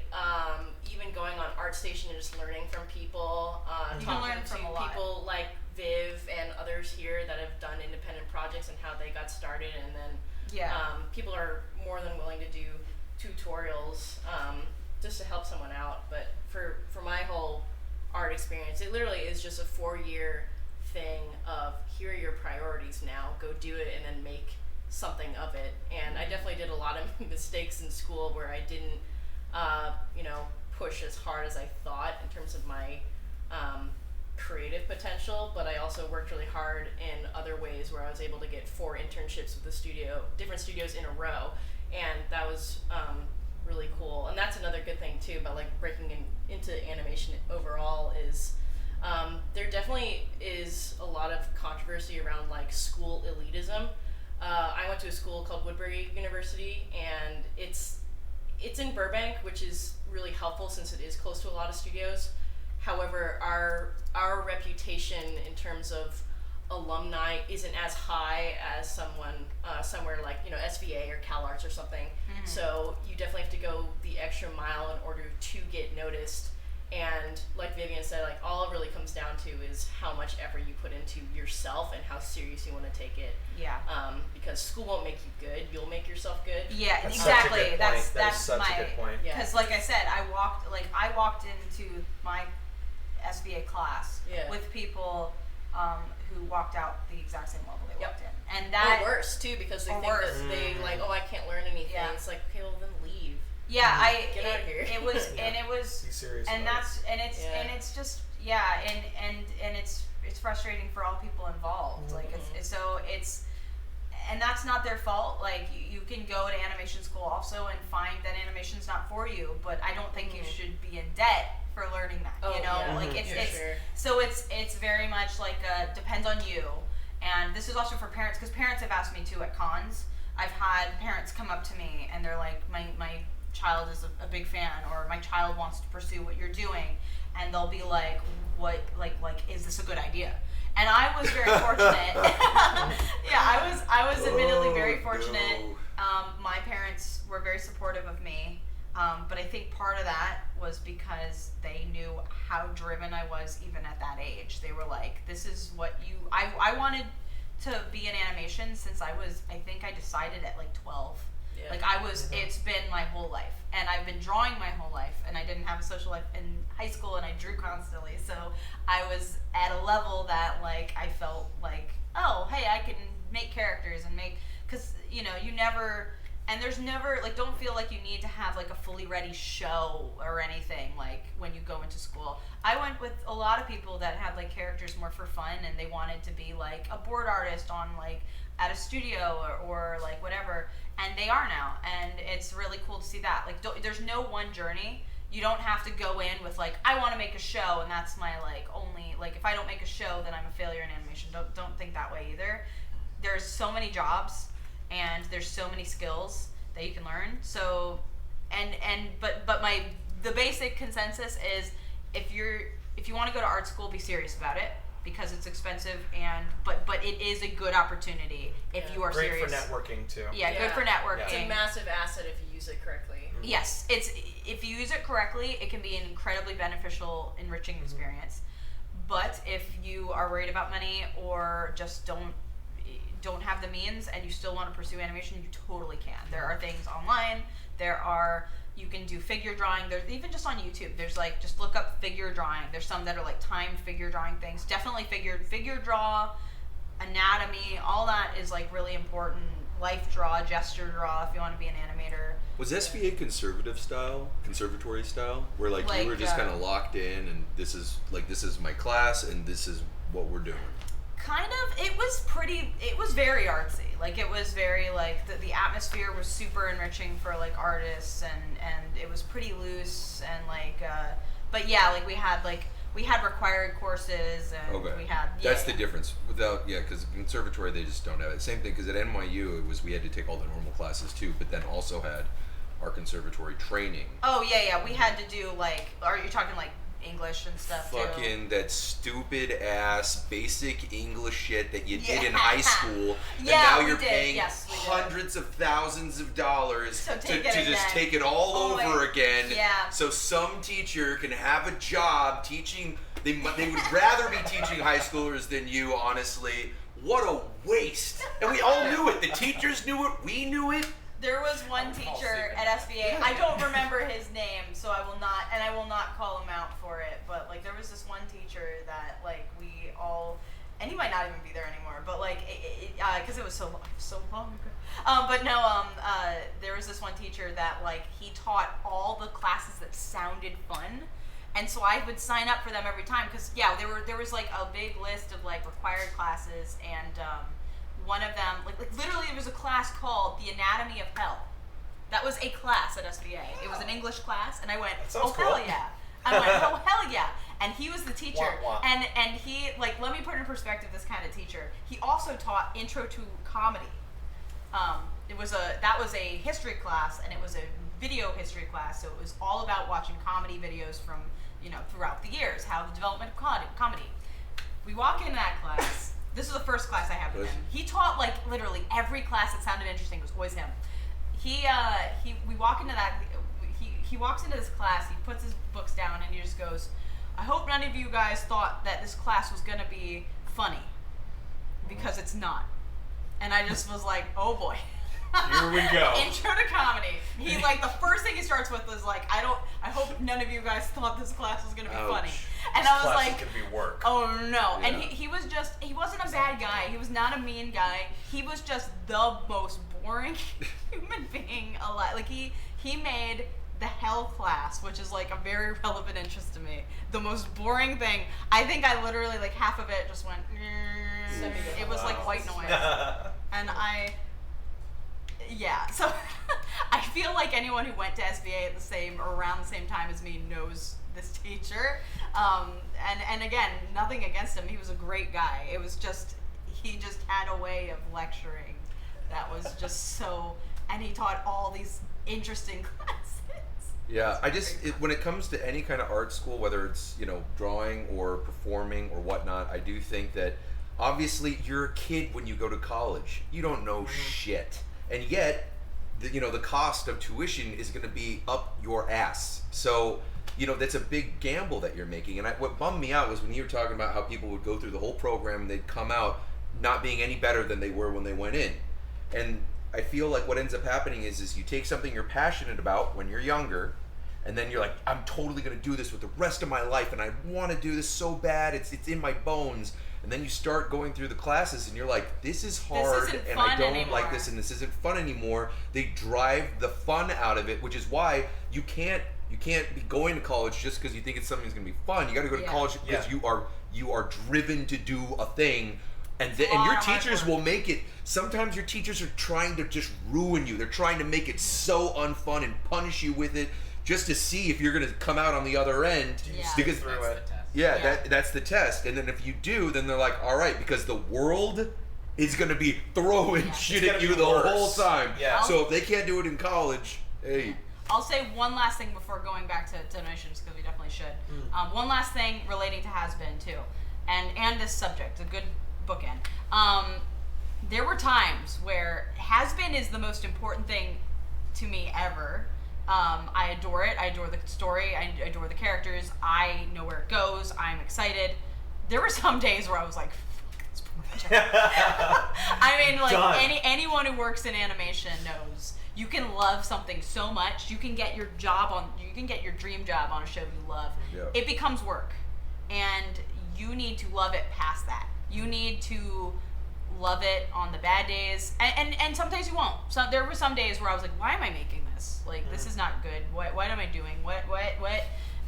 And that was extra wet with this project too, because it's such a self-indulgent project, and like I didn't expect it to be as big as it was. So there were some nights where I was like, oh my god, one of the characters' name is Baggy. Yeah. But I was just like, oh no. You know what? What I love, and I'm sorry, I will get to donations in a second, but what I love about that is that you chose to make something that is completely tailored to your tastes. And guess what? There's hundreds of thousands of people, millions of people out there who are loving it right now. So A, I think that speaks to you as a creator. And B, I think that should speak to everybody out there who are creators as well. That if you make something that you're passionate about, if you make something that you believe in and you love, even if other people try and drag you down or say it's not a good idea, there will be other people out there who also love that idea because you love it. So somebody out there is going to love it too. So just keep following it. That's anyway. very fair.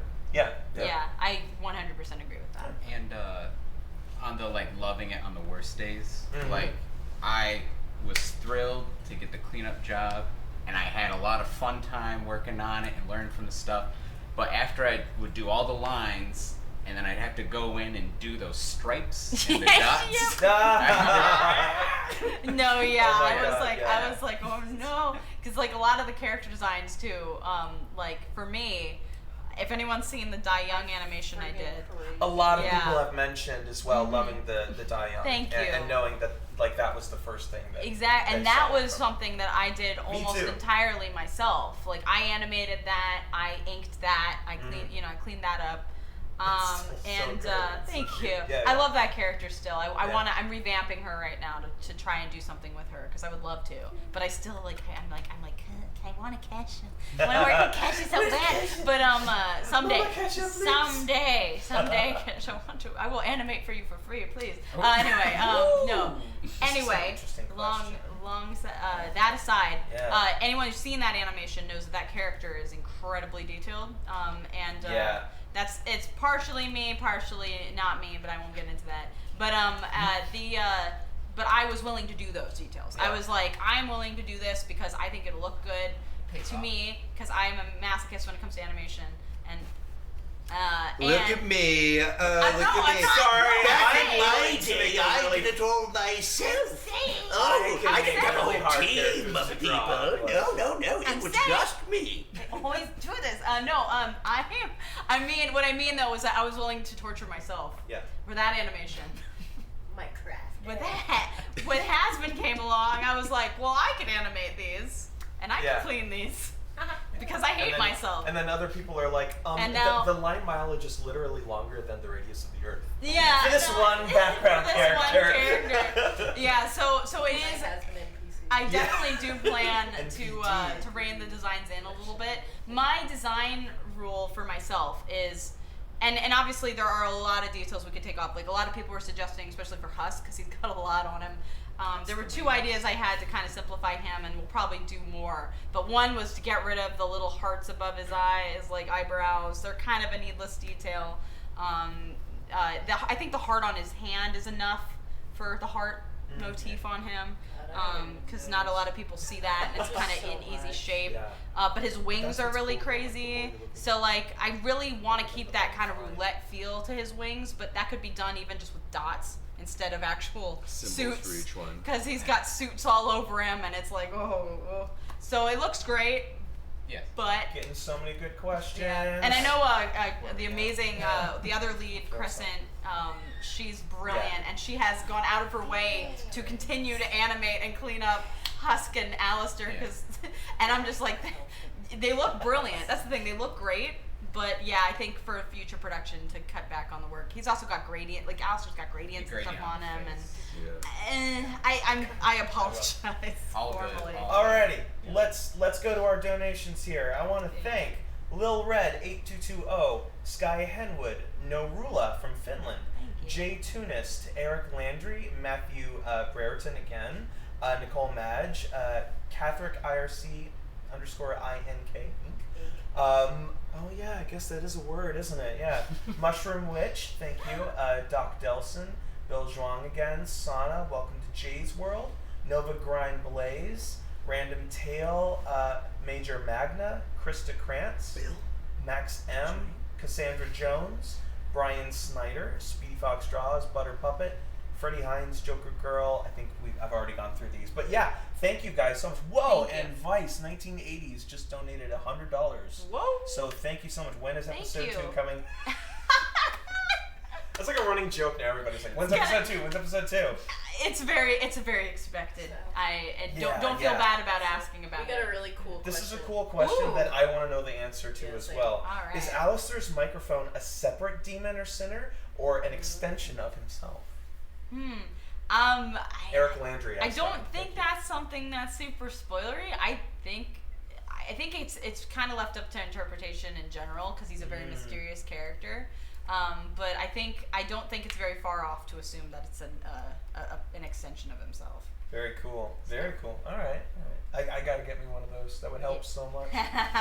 Let's see here. This is a great question as well. Hey everyone, I'm in love with Hazbin Hotel. This is Lil Red 8220. I'm in love with Hazbin Hotel and can't wait to see tons more of it. Is there any advice on story writing that you can give? I've been wanting to finish a story I wrote back in high school and need some wisdom. Oh. I guess I will answer because Sure. if anyone else I have writes one too. little bit. Go I for it. write as well. Like I noticed that you said I've been wanting to finish a story I wrote back in high school. The first thing that I do when I start to write a story is I just simplify it and like make it one sentence or one title. Just like try and write a log line for your story, which is basically like a 1 or 2 sentence description of your entire story. If you can't surmise the whole thing in 1 or 2 sentences, maybe try and rewrite it so that it can be more clear, and then just from that write an outline. Just very quickly write out like where you want it to begin, where you want it to end, and then some ideas in the middle, and then write more breakdowns and more outlines. And that's how I do it. Is it's like so that I never lose those like guideposts and remember like, oh, I wanted to say this, I wanted to do that, so I know how it'll end, how it'll begin, and then after setting those keyframes, I then animate straight ahead. Yeah. I was gonna say like do it as if there's a term called elevator pitching, and it's basically like make sure you know your story and you're able to say your whole thing in what, like 15 or 20 seconds. Yeah. Maybe Usually a little like bit longer. yeah. Super. It's like if you were in an And also elevator with know somebody, your you could just- characters, because if there's any sort of insecurity about what a character is, they will know, and it is not good. Yeah. And invariably a situation will come up where you have to write something that is around that weakness, and then you're like, what do I do? Yeah. I definitely agree. I think I'm kind of untraditional because I keep a lot in my head where I should write it down. And so there's some brilliant I probably a lot of people who write characters talk to themselves. I talk to myself a lot. Sometimes I'll be thinking about a scene and I'll be seeing it and I'll be kind of mouthing it to myself or talking to myself and through it, and I'm like, oh, that was good. And then you don't write it down, and then it's like, well, it's gone. Yeah. And so I definitely recommend writing things down because that's something I'm very bad at, but I think would be very beneficial. Sometimes I manage to, but I just keep them in. Voice recording too. Voice Just recording, do a little- I just have the tendency to then forget, and then you never go back to it. Write it so down. it's almost Write writing it down. down is safer. Write it down. In like some doc or something. But for me, with storytelling, like it's very hard. Like it's a hard thing to start. It's hard to know where to start. It's hard to commit to. But I definitely I've more recently I've been kind of pushed more into like script writing fast, and it can be good. Like if you have an idea, sometimes just sit there and take a day to like draft it all out. And your first draft is never going to be the final. No. Like, do not use your first draft. But writing out a first draft in one go is probably like an okay idea to start off, and then you can build from it, and then you can go back, read it. It's like sculpting. Go back and read it a second day and go like, or I'm a big advocate for writing with a partner too. Like I do think people can write things really brilliantly themselves, but personally, for me, I like getting somebody else's take because it's a fresh perspective on like how the setup goes or on the humor or whatever. Like for example, with Hazbin, I wrote it with a couple friends. I wrote it with Dave and Ray, and then Dan gave some feedback and also helped format it. Now I know how to format things myself, and so like the new cartoon was written primarily by me, and then I had another writer, a really brilliant comedian writer, come in and like punch up the dialogue, and we discussed like what the story would be and what the events of the pilot would be and stuff. But like I was kind of put in a position where I like wrote out the whole like rough draft. And that really pushed me into like writing it all out in one take, because for that I did it because we were gonna try to do it pretty fast. But in general, it actually taught me a lot to do something that fast, and I think that's a valuable thing for script writing in general. Just knocking out a first draft, even if it takes you a couple days, if it's long, take a few days. But like even if it's just a short. Just do it in like one day. Just take one solid day. Just write out all your ideas just as they come. Yeah. And then go back and go, okay, that doesn't make any sense. Or I said this twice, or whatever. Yeah. Or that's redundant. Have a second. Have you look it over, and then have someone else look it over and proofread it and go, well, you said that already, or that joke you already made, or that joke doesn't read. I've had that happen to me so many times. I'm going through dialogue I've written, and I realize that 3 characters in a row start a sentence saying, "Well then."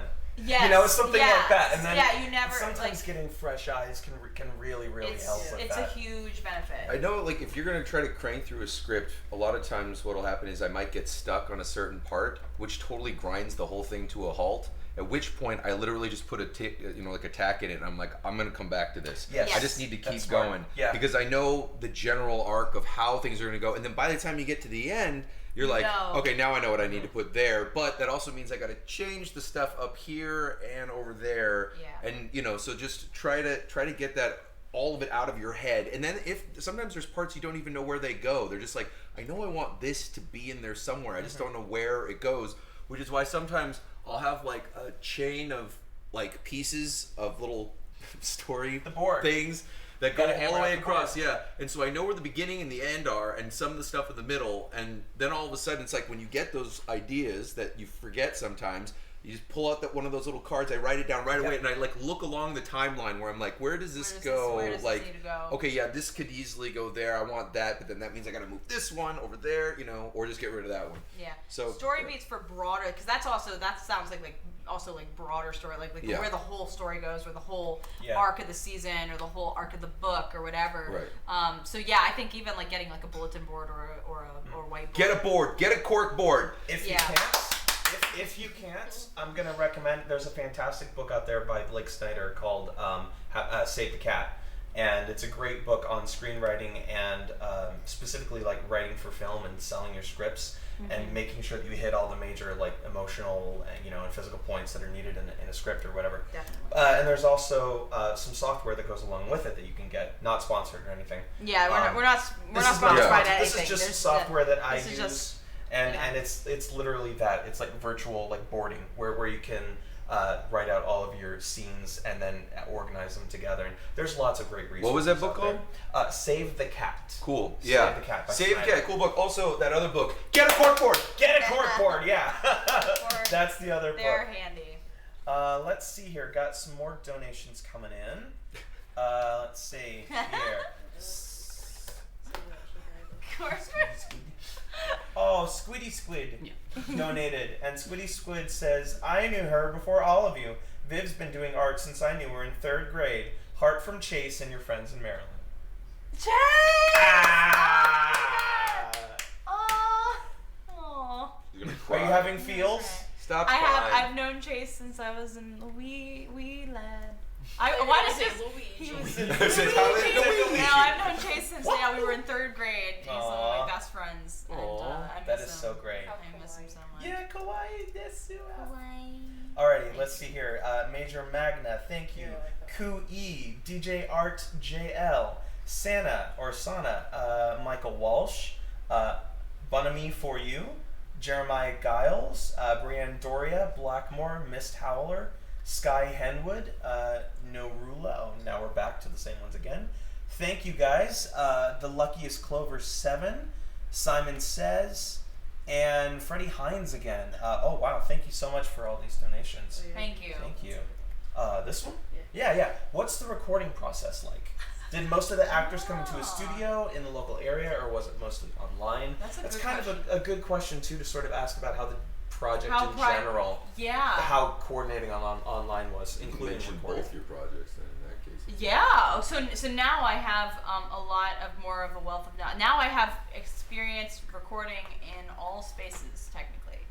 Not all spaces literally, but like different kinds of recording processes. So, for example, most of Hazbin was, since the cast was primarily like, we didn't have, especially starting out, we didn't have the funds for like a studio to record everyone in one like location or anything like that. So we looked for people who had their own setup at home, and we would get on them with it was a mixture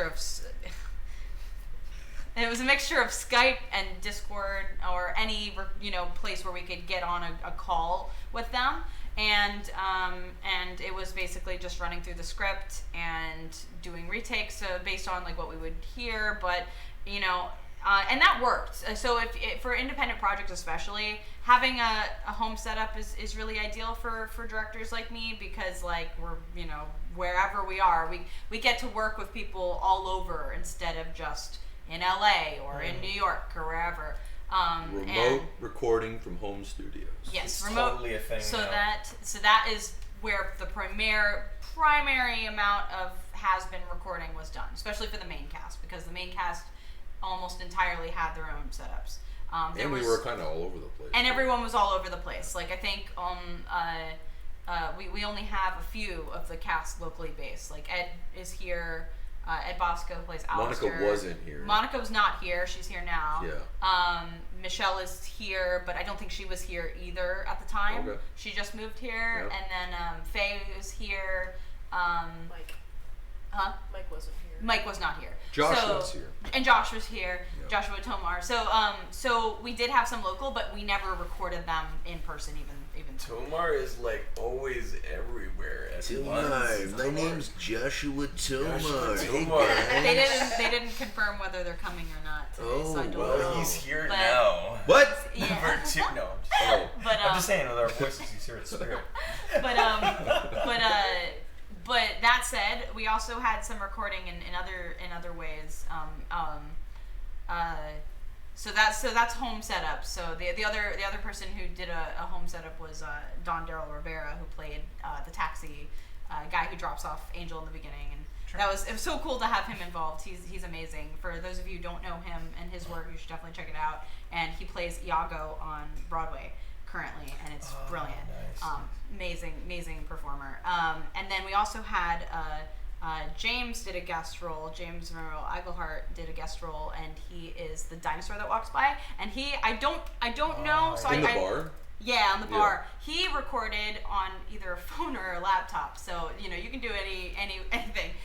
He did a guest role, so that was a little bit more unofficial. So we had that, and then we also had the amazing Maxwell Adams. We had come into a little studio, like a little. It was our a lot of people here's mutual Nathan Sharp. Yes. Yeah. We got to borrow his studio, and he had like a little recording studio for music. So we brought him in and did that was the only for Hazbin. I think that was the only in-person recording we did for Hazbin. So Hazbin had kind of like an all-around bunch of ways, but majority of people did it on their own, and we did it through Discord. But for the new project that will be coming out soon, that was a much more like official. We had a studio. We recorded it at SPG Studios here in Burbank. I was just there. Oh, really? Yeah. Oh, I yeah. can't say what project for, but Yeah, but you were there. No, and that was really exciting because we got to do an ensemble recording. So all the actors were in the room That's at so the much same more time fun. for a little bit. And I have footage of that, and I'm really excited because the cast of that is brilliant, and I'm super excited to share that. But It's pretty good. It's It's okay. It's pretty good. I think people are gonna like it. I hope so. I hope people like it. It's just to just speak on it for a second. It's not Hazbin. It's its own story. It's its own completely new series and idea, but it's from the same world, so like it feels very similar. It's also adult comedy. It's also demons, but it's much more. I feel like the tone is very different, and I'm really excited, and I'm kind of anxious for people to get to experience it. But I absolutely love the talent behind it. Like I got to work with people that I'm a genuine fan of, so like I'm really excited for the world to see that mess. wow, Glorious way to mess. make the cast of Hazbin feel really That's not- really fucking great there, That's Viv. not. She finally got to work with the people she liked. Huh. That's All right. not what I said. Hazbin Hotel. The Somebody stepping Putting stone. words in Rewind my that. mouth is Rewind that. always what they freaking do. Clip that. Oh my god. I'm No, kidding. no, like the that's the thing that's brilliant to me though about the Hazbin cast in general though is that everyone earned their roles in such a like amazing way, and like to me everyone really embodies the characters that they play. So I'm like, what? Oh, and you're. I agree. I agree. I was. Oh my god. Oh, you were sitting there snickering. I was laughing because yes, I agree. Oh, okay. All right. I'm so used to the snark. But no, I agree. I think the talent, like the cast behind Hazbin, like, and the best part about the Hazbin cast to me is that everyone was from completely different perspectives. Like in the voice acting world, like people like you and Ed and Tomar have voiced in things so much and have been in productions and shows and on TV and everything. Whereas some of the other voice actors, like some of them, like this is like one of the like new roles that they got to do, and that all those levels of That's like, cool. and everyone sounds like brilliant. Yeah. So it's I don't know. It was everyone did a great job. I did an open call for that, so that was everyone. There was no bias on how popular you were, how much were you in. I was 100% just who plays the character the best. Who are these characters? So I loved getting to work with the entire cast of Hazbin. So. Yeah. I think there are a couple questions here that we could probably blow through pretty fast. Oh, We could awesome. do like a rapid round sort of thing. Yeah, let's do a rapid round. One of them And then let's see what time. was Welcome to Jay's World asked, who's your favorite character in the show so far? Main character or background, and it's for everyone to answer. Oh. I'm obsessed with that flamingo in the crowd. Yeah, it's good. Which one? And when Charlie gets booed. Oh, in the big crowd. screeching one. Yeah. I love her. Nice.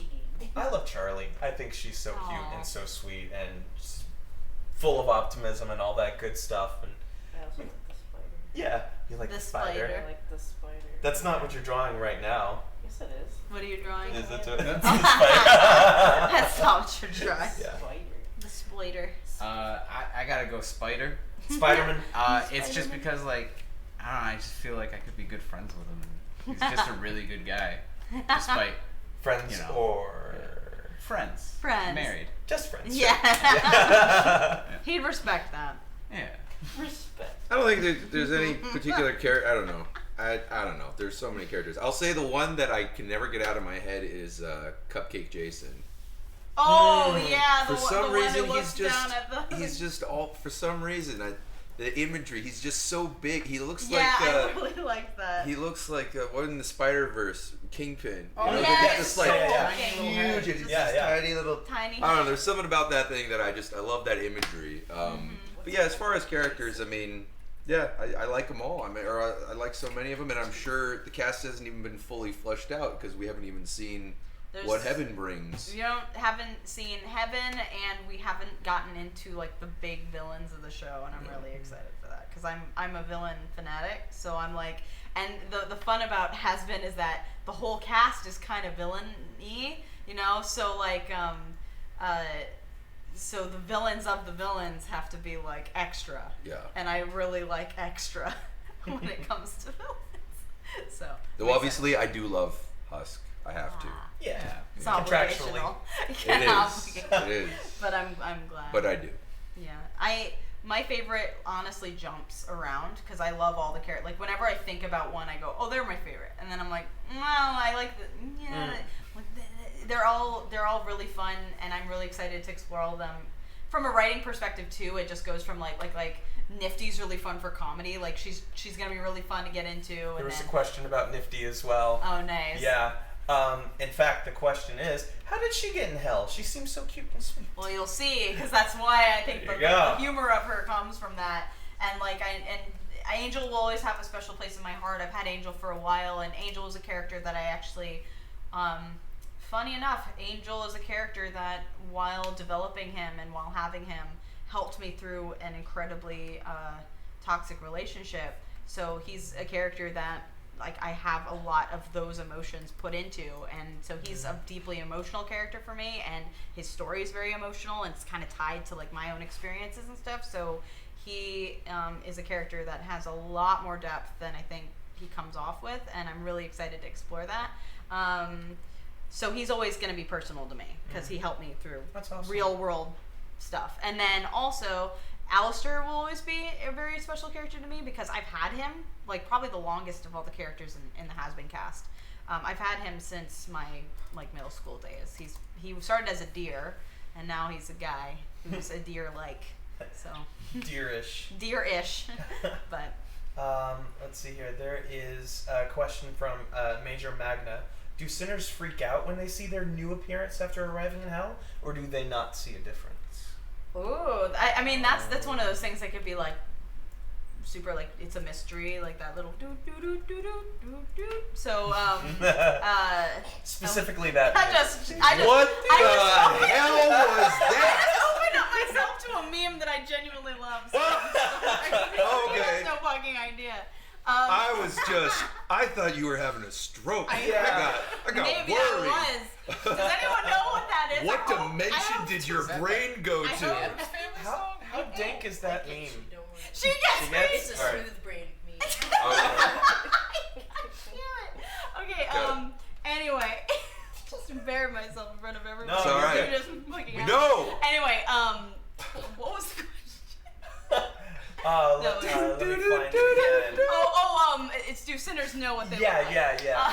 The answer is. The answer is some of them think it's cool. Like I think Angel likes his look. Like I think Angel has really like embraced what he looks like, and he thinks like, oh, this is neat. Is he got like all these extra arms, and like he's like his body is also, it's kind of like this androgynous like kind of like very showy look, and I think he really likes that. So like he's just a very confident character in that regard. So I think he likes it. But I think I've toyed with like the fact that like Husk doesn't really, like he's just like he's accepted it by this point. But like I don't think that this like gambler from Las Vegas like who died as like like an older guy is just like, oh, I'm a cat now. Yeah. Like it for some people. That's what you call irony. Yeah, for some people it's like a kind of like shock, and it's kind of like an adjustment, and there's things about themselves that they don't really like in their new form. So I think in that regard, like since nobody has like really like a big say in it, like you could come back as like like there's some dinosaur, there's like a dinosaur gang that I'm excited. They're in the pilot a little bit, like the one who walks by and talks, voiced by James, and then like the other ones that are really brightly colored around them. And I love the idea as if you die, you just come back as like a velociraptor. And you're just like, this is cool. So some of them are probably like, yeah, this is awesome. How much can you Dinosaur. change your look in hell? You can probably like I feel like you can get piercings and tattoos and stuff, but like I feel like for the most part, like I mean you can probably do a lot, but like you can't change whatever species you are, like you can't like there's no like magic to go like, oh, you were a dinosaur, now you're a I could get boob implants, but I couldn't get a head implant. Just change my head. Yeah, just take your head off. Get a second head, though. All right. You could get a second head. Could you get a third boob? Well, Of course. Yeah. You can do Alright. that now. Second. I'm going right now. This is a question quite a few people have been asking. What happens to the sinners and demons when they die? Ooh, I mean, again, a After lot of they're this stuff thinned. will be explained, but this one's kind of already widely kind of known, I think because we've said it a few times on streams in past, so it's not really a secret anymore, and it's not like this big thing, but it adds stakes, is that you kind of just cease existing. It's like the final death. It's like, all right, well, you kind of get to live on when you're in hell or heaven, but if anything happens past that, it's kind of just like, well, no, there's nowhere for you to go, so you just poof. You just poof out of existence, and I played with the idea that all the like dark energy and all the evil energy, like it kind of seeps into the ground and becomes part of like the hellscape. The very So fabric. because that's almost why like all of hell is almost kind of alive too. Everything's got eyes, everything's That's kind of alive. cool. Some of the buildings are kind of alive. So it's just that evil energy kind of seeps back into the world itself, and there's stuff that like I don't even know if the show like it's all about whether or not we get the opportunity to explore it, but there's even parts of hell that are like more like created by that energy and are a little bit crazier. Like there's the working title for like a part of hell is called Wonderland, and it's like where all the like really crazy monstrous things are, and it's kind of like dangerous to go there, and there's lots of like of the world. It's not just the city. Like the story takes place primarily in the Pentagram City, but there are other cities and there are other places, and there's lots of terrains. We can get into like the ice, like some people said the rings of hell is like the top ring is like an ice world, and so there's lots we could do if given the chance to explore. That is so cool. There's a question from a guy called Andy Stein, second guy on the couch, asking, when are you gonna build that theme park? I want to be there. That would be so cool. Welcome to hell, everybody. Oh my gosh. It'll be a big hit with the That would be kids. awesome. Yeah. Smooth Honeydew is asking what the plans are for the prequel comic. Will there be more or just the one? Yes, there will be more, hopefully, because we obviously it's been a really hectic time. So we have that first comic. There's 7 pages already of a comic up on the website, and the website's now not password protected anymore. We're gonna let it be password protected for the rest of this arc. But what we might do is we might, for every new comic, we might like add a new little riddle and be like, you gotta guess the password. Because Colton, you were helping me do the website. Yeah. And it's awesome. I love how it looks. Like I was like, oh, this looks perfect. So yeah. So that comic though is the first 7 pages of a prequel story, and we have the rest of it done. It's just it's not done, but it's like it's all drawn. It's just like there's a few more pages to ink and color and add words to, but it's a contained story, and I don't really want to start them until I have like a contained one at least drawn, so that we can like be working on it steadily and not hit any major breaks.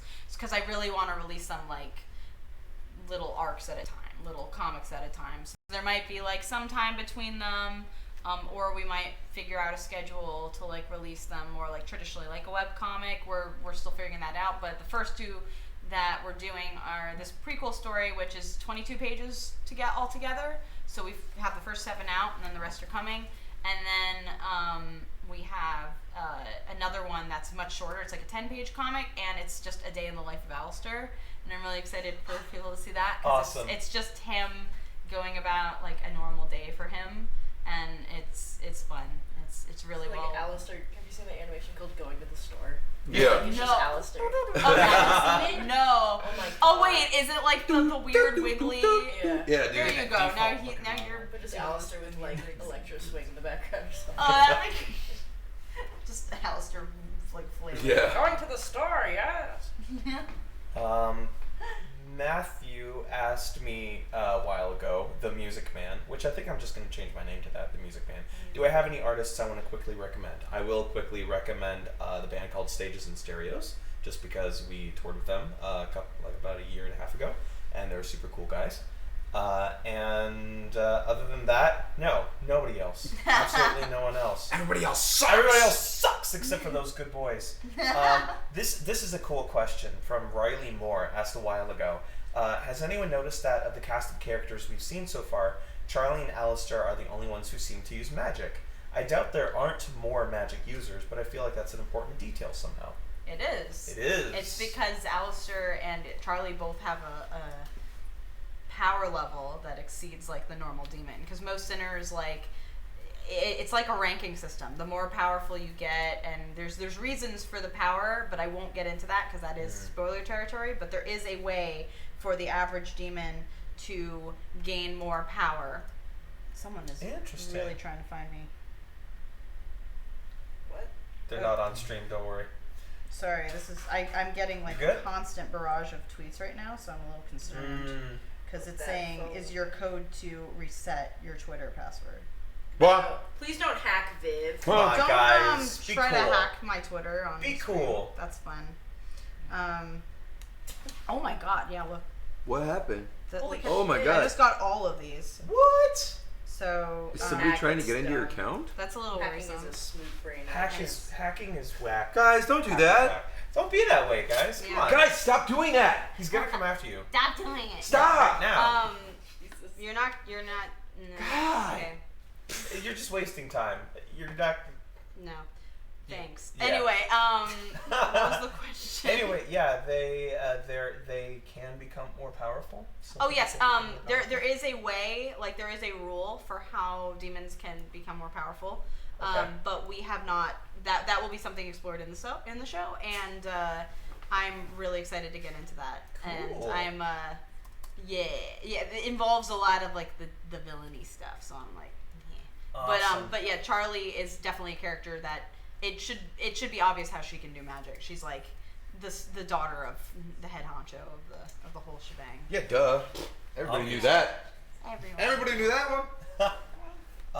Let's see here. This is a cool quote. I'm just gonna quickly read off a couple more donations, and we've got more guests arriving now. We do, and maybe because I just checked the time too, and I think we were aiming to go to around 6:30 or 7, and it's already 3:30, so at some Cool. point soon we can take a little break and Sure. then, like bring in the new guests and everything. Sure, sounds good. So Real quick, thank you to Selma E, Melissa Wells, Sneaky Evil Vampire, not very sneaky, Aspen Arts Creative, Denki Does Stuff, Carson Pigeon, Ryan Howell, the Tony Orlando, Garrett Kelly, Freddie Hines again, thank you, Banana of Narnia, Other Side Guy, Rosen Maiden 1, Aspen Arts, Sneaky the Vampire, Hilder Fox, Kui, DJ. I think these are all ones we've gotten already. So, yeah, awesome. They're just pouring in. Nowco88.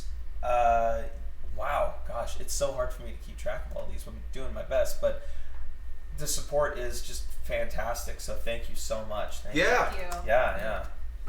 You guys Yeah. want a few more questions, or should we move on to having another person Well, we join can take in? we can or, take a or should we take a break? break soon. If we want maybe one more question before Sure. taking a little break. One more question. This is great. I'm gonna say goodbye. Oh yeah. So we can Oh, we can man. empty the seat for more beautiful talent.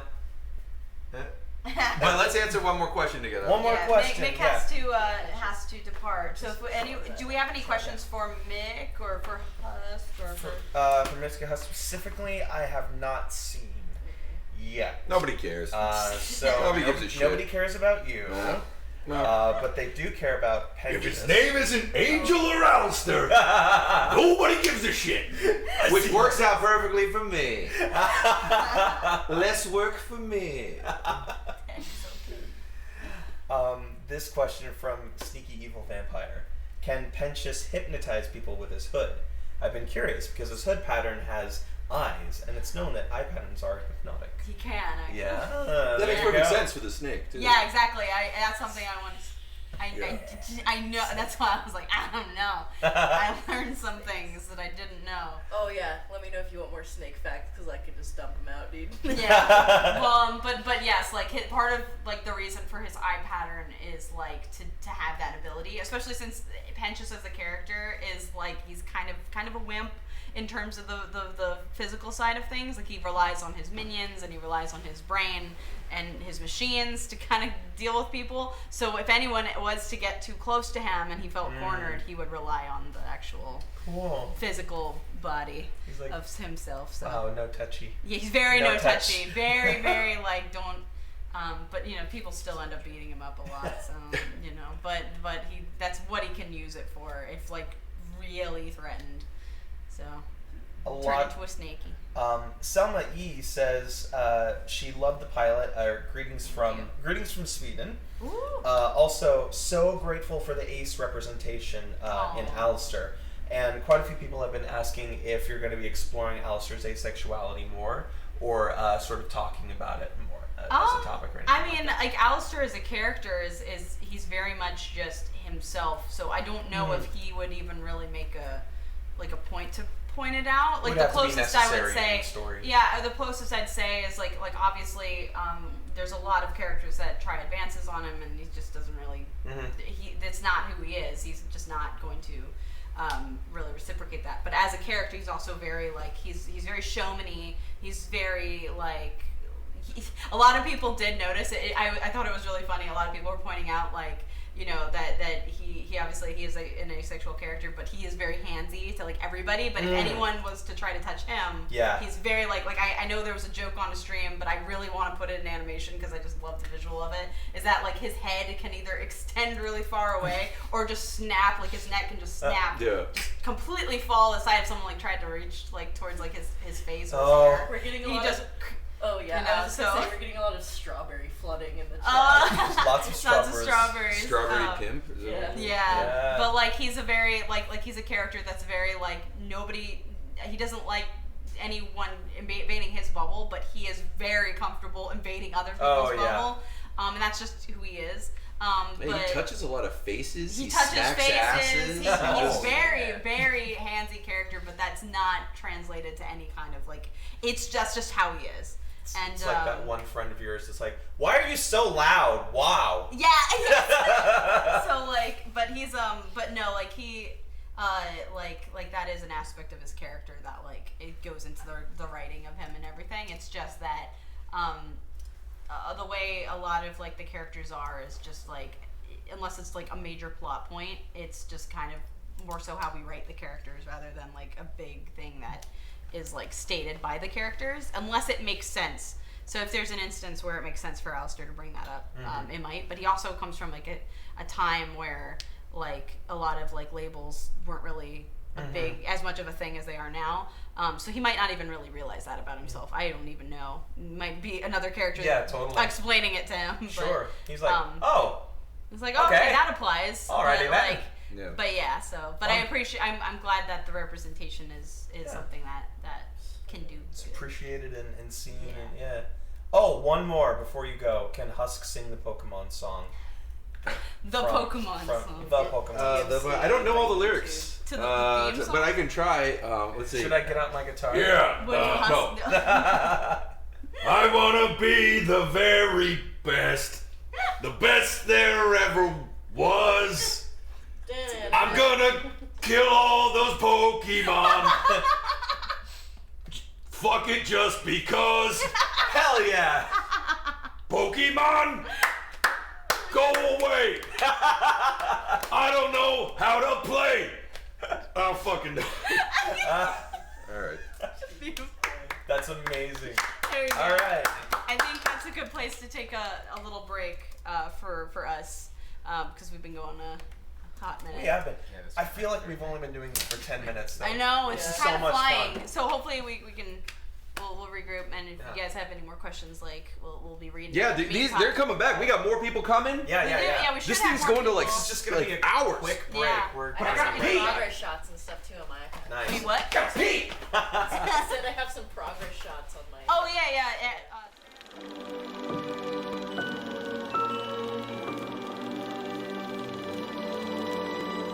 At the end of the rainbow, there's happiness. And to find it, how often I've tried. But my life is a race, just a wild goose chase. And my dreams have all been denied. Why have I always been a failure? What can the reason be? I wonder if the world's to blame. I wonder if it could be me.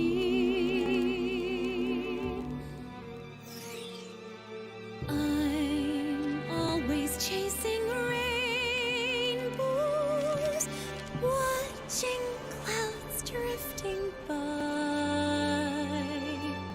My schemes are just like all my dreams, ending in the sky. Some fellows look and find the sunshine. I always look and find the rain.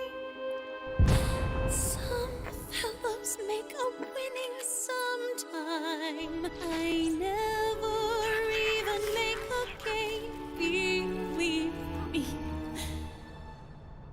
I'm always chasing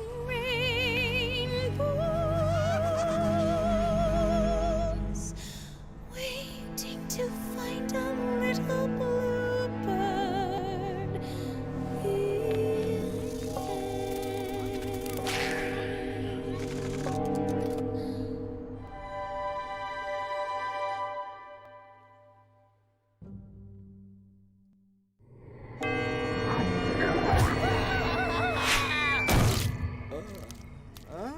Oh, I'm alive! I'm alive! Thanks for the fun time, hot stuff. Yeah, listen. Keep this discreet, you hear me? I can't let it get out I'm offering my services to randos on the street. It was a quick cash grab. You got it? Whatever you say, slut. Ouch! Ooh, such an insult. Let me know when you come up with something creative to call me, you sack of poorly packaged horse shit. Tell the missus I said hi. Schnuckums. Back up. Put foam on my head.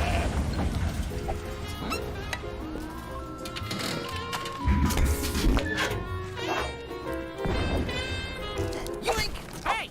Up yours, drag show! Oh my god! My drugs! Damn it!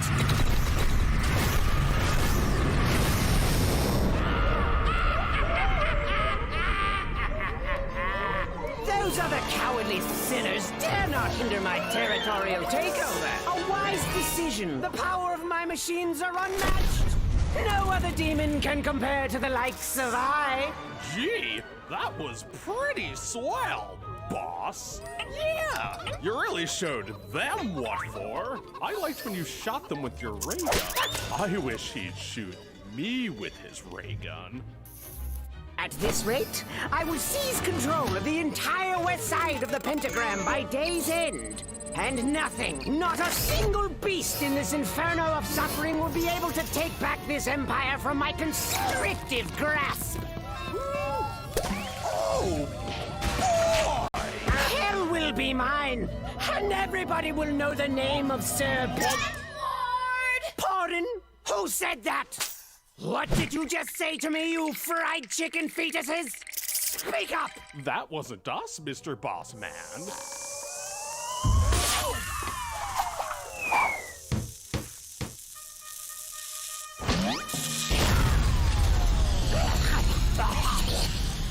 You looking for a fight? Old man. Why don't you get that Tinker Toy bullshit off my turf before I smash it? More. Oh, you want to go, Missy? Well, I'm happy to oblige.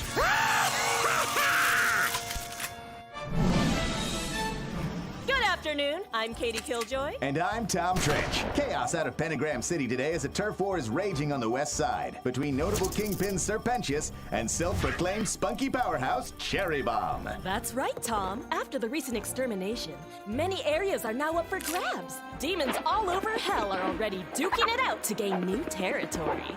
Those two seem to really be going at it, huh? Looks like they're fighting tooth and nail for that hotspot. And I'd sure like to nail her hotspot. You are a lip-dick jackass, Tom. Or should I say, no dick. Coming up next, we have an exclusive interview with the daughter of Hell's own head honcho, who's here to discuss her brand new passion project. All that and more after the break. Suck it up, you little bitch. Okay, you remember what to say? Yes, let's do this. Just look at me and I'll mouth it to you. Come on, Vaggie. I know what to say.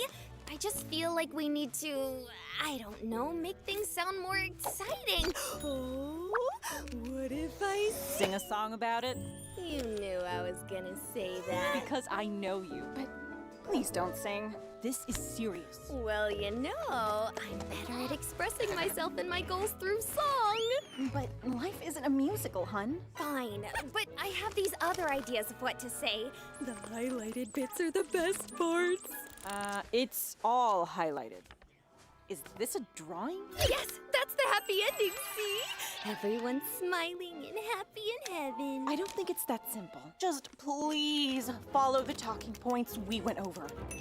And do not sing. Okay, fine.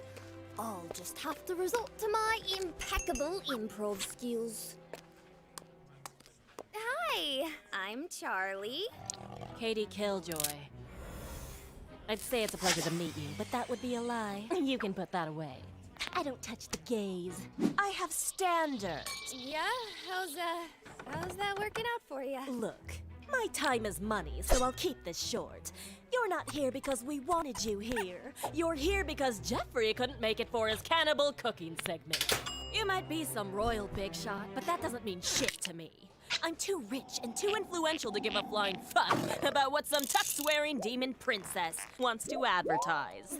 So don't get cute with me, honey, or I will fucking bury you. And we're live. Welcome back. So, Charlotte. It's Charlie. Whatever. Tell us about this new passion project you've been insistently pestering our news station about. Well, as most of you know, I was born here in Hell, and growing up, I always tried to see the good in everything around me. Hell is my home, and you are my people. We just went through another extermination. We lost so many souls, and it breaks my heart to see my people being slaughtered every year. No one is even given a chance. I can't stand idly by while the place I live is subjected to such violence. So, I've been thinking, isn't there a more humane way to hinder overpopulation here in Hell? Perhaps we can create an alternative way to change souls through redemption? Well, I think yes. So that's what this project aims to achieve. Ladies and gentlemen, I'm opening the first of its kind, a hotel that rehabilitates sinners. You know, 'cause hotels are for people passing through temporarily. Is this girl for real? She thinks. You hear what she thinks? Oh, she's nuts. I figure it would serve a purpose. A place to work towards redemption. Yay! Stupid bitch. Look, every single one of you has something good deep down inside. I know you do. Maybe I'm not getting through to you. Oh no. I have a dream. I'm here to tell about a wonderful, fantastic new hotel. Yes, it's one of a kind, right here in Hell, catering to a specific clientele. Inside of every demon is a rainbow. Inside every sinner is a shiny smile. Inside of every creepy hatchet-wielding maniac is a jolly, happy, cupcake-loving child. We can turn around. They'll be heaven bound with just a little time down at the Happy Hotel. So all you junkies, freaks, and weirdos, creepers, fuck-ups, firsts, and zeros, and I'm calling superheroes, rock dance here. All of you cretins, slugs, and losers, sexual deviants, and boozers, and prescription drug abusers, eat that beer forever again. We'll cure your sick, we'll make you well. You'll feel so swell, right here in Hell at the Happy Hotel. There'll be no more fire and no more screams, just puppy dog kisses and cotton candy dreams and puffy wuffy clouds. You're gonna be like, wow, once you check in with me. So while you're caught in porn addictions, figures, breaking predictions, aging all in crucifixion, and right here, all you monsters, and crazy cannibals and crying babies, holding out with full of rabies, little witch here. You'll be complete, you'll be complete, or stay with me here. You'll be an easy sleep, yes, right, we'll be free at the Happy Hotel.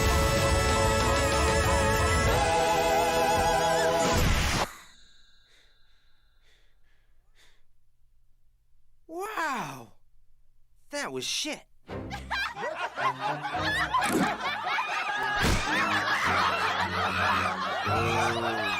What in the 9 circles makes you think a single denizen of Hell would give 2 shits about becoming a better person?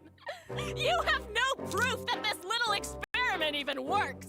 You want people to be good just because? Well, we have a patron already who believes in our cause, and he's shown incredible progress. Oh, and who might that be? Oh, just someone named Angel Dust. The porn star? You fucking would, Tom. In any case, that's not even an accomplishment. I'm sure you can get that hooker to do anything with enough booger sugar and lube. Oh, I beg to differ. He's been behaved, clean, and out of trouble for 2 weeks now. Breaking news!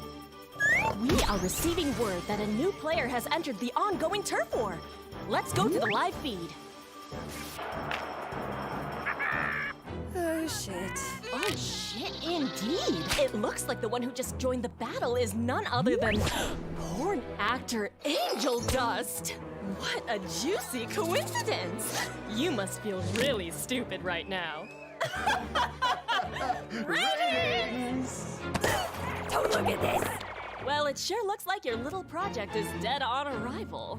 Tell us, how does it feel to be such a total failure? Yeah, well, how does it feel that I got your pen, huh? Bitch! Oops.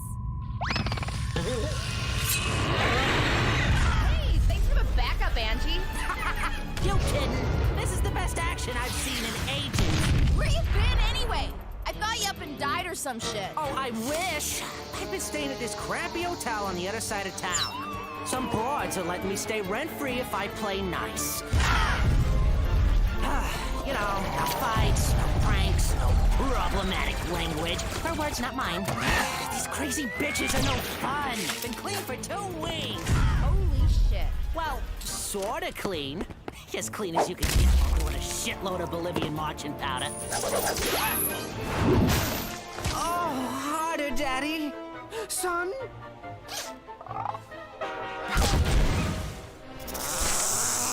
You whores have no class. In war, the side remembered is the side with the most style. Or the side that ain't dead. Speaking of style, is your hat, like, alive or something? Oh, well, that's none of your goddamn business. Now is it?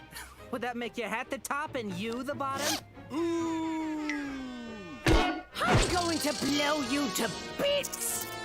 Kinky. Oh, not like that, pervert! Not so cocky now, are we? You know, you really gotta watch what comes out of your mouth. I've been making these sex jokes the whole time, and it's obvious you ain't catching on. I mean, it's just sad.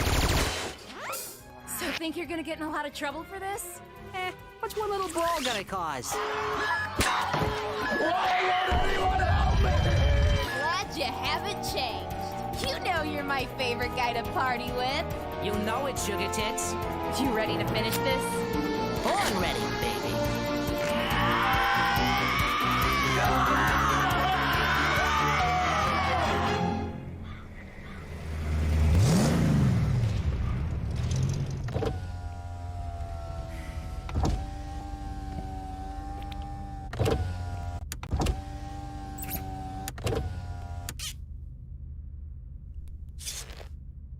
What?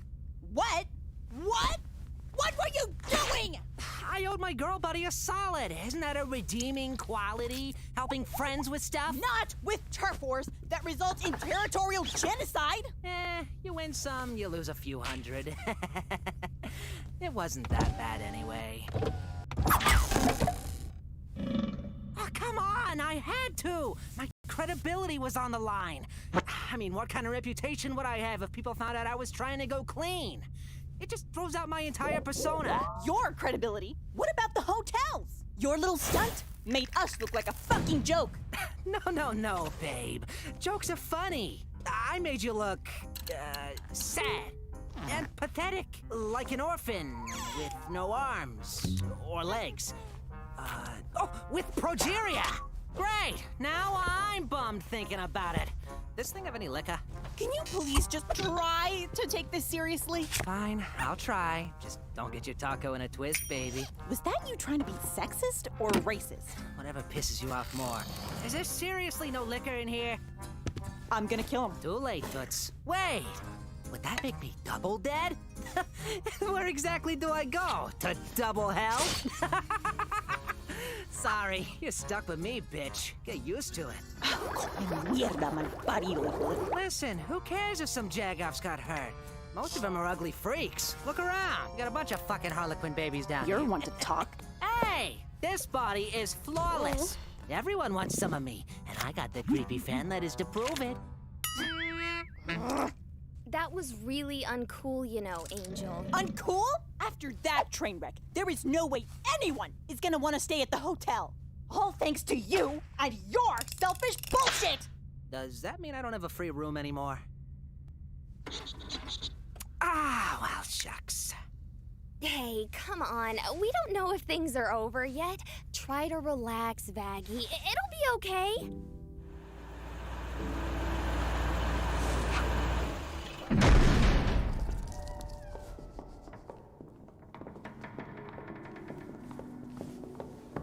Ugh.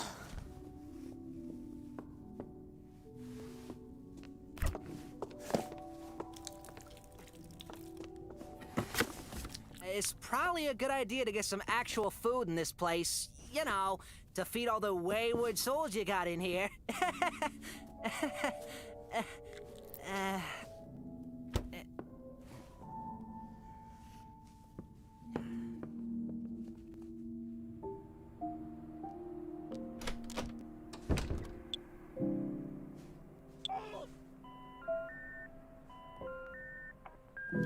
Hey, Mom.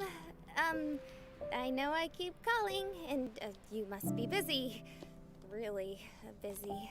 But, the interview didn't go well, and I don't know if I'm going to make a difference.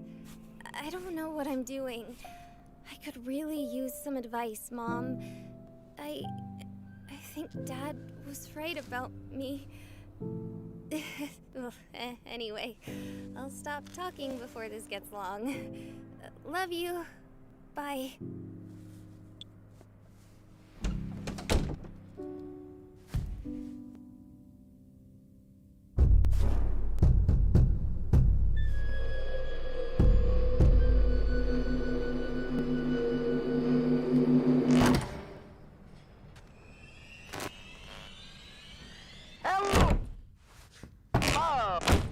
Hey, Baggy? What? The radio demon is at the door. What? Who? What should I do? Well, don't let him in. May I speak now? You may. Alistair, pleasure to be meeting you, sweetheart. Quite a pleasure. Excuse my sudden visit, but I saw your fiasco on the picture show, and I just couldn't resist. What a performance!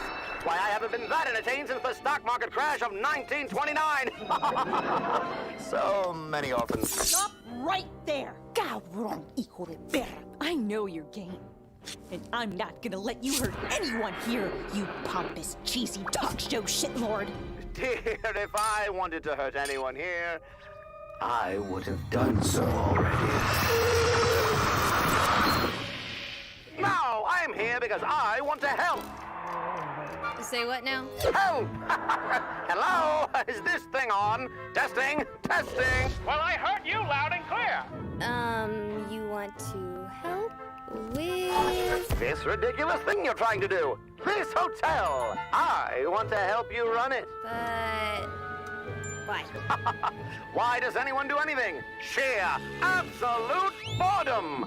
I've lacked inspiration for decades. My work became mundane, lacking focus, aimless. I've come to crave a new form of entertainment. Does getting into a fistfight with a reporter count as entertainment? It's the purest kind, my dear. Reality, true passion.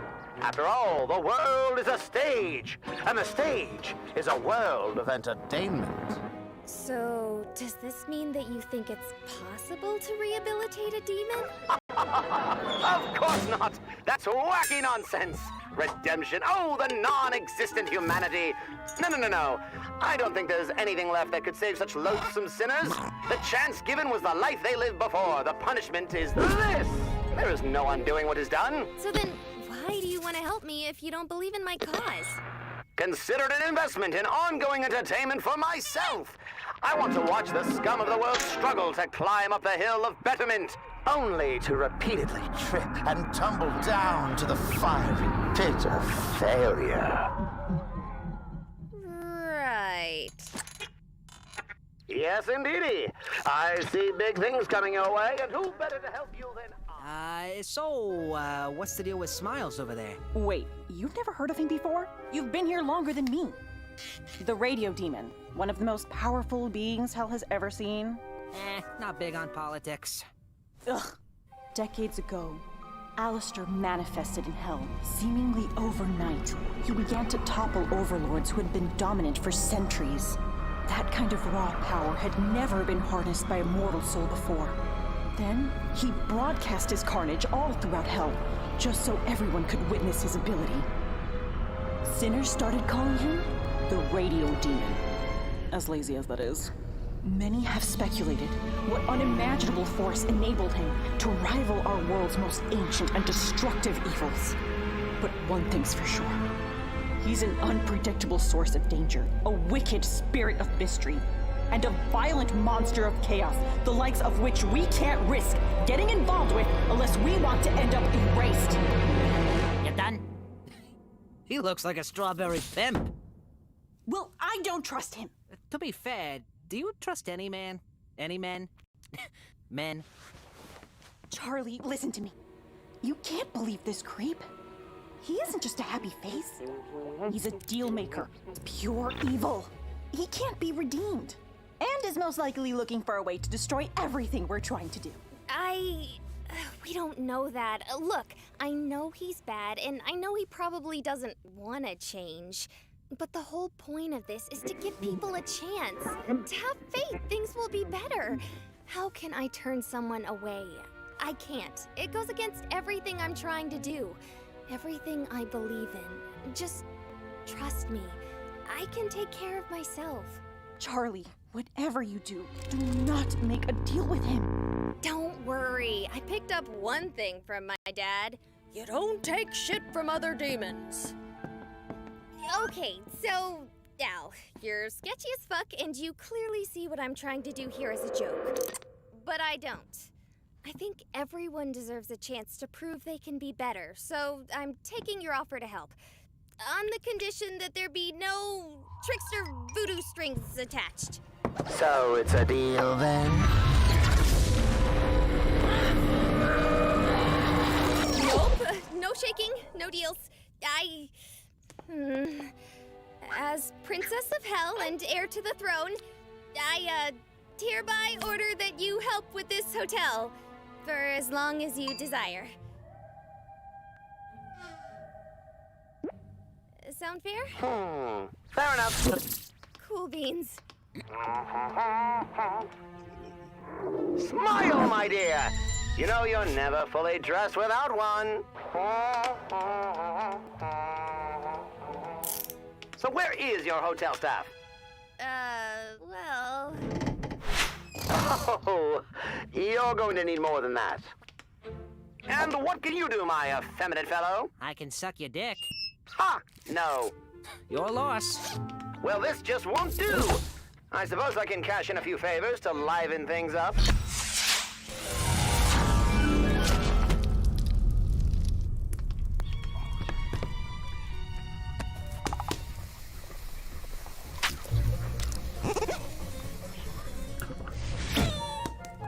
This little darling is nifty.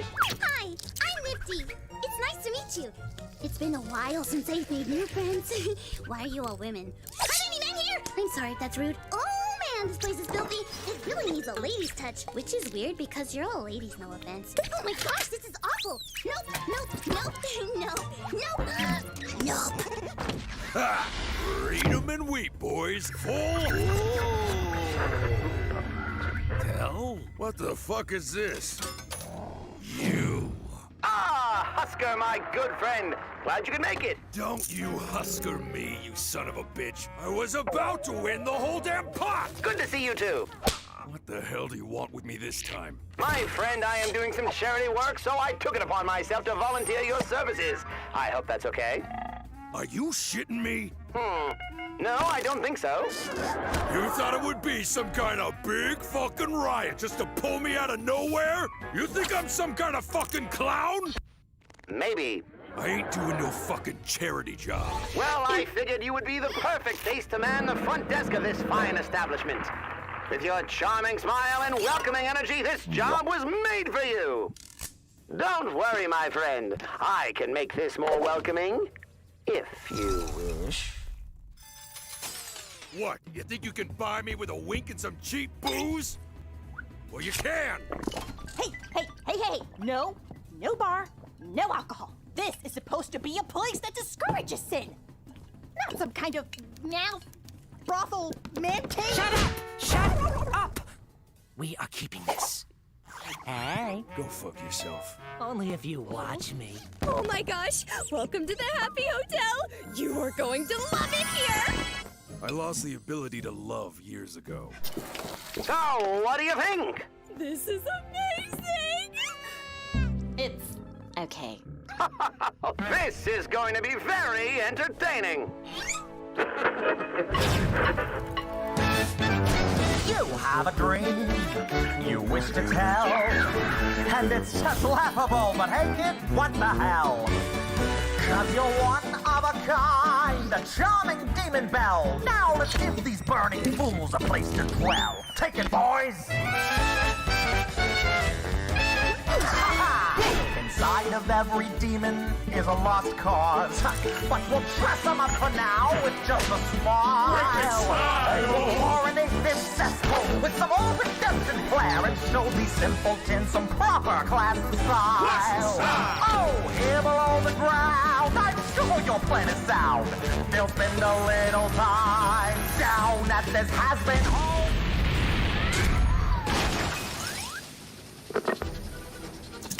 Well, well, well. Look who it is harboring the striped freak. We meet yet again, Alistair. Do I know you? Oh, yes, you do. And this time I have the element of surprise.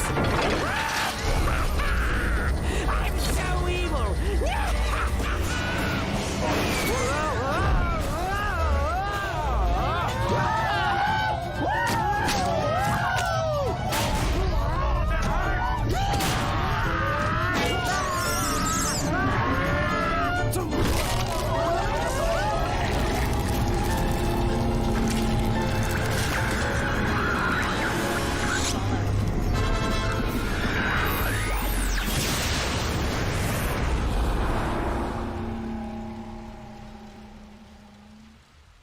Well, I'm starved. Who wants some jambalaya? My mother once showed me a wonderful recipe for jambalaya. In fact, it nearly killed her. You could say the kick was right out of hell. Oh, I'm on a roll. Yes, sir, this is the start of some real changes down here. The game is set.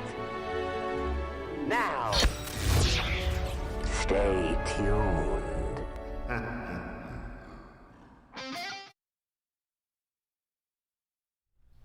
Hi, everybody.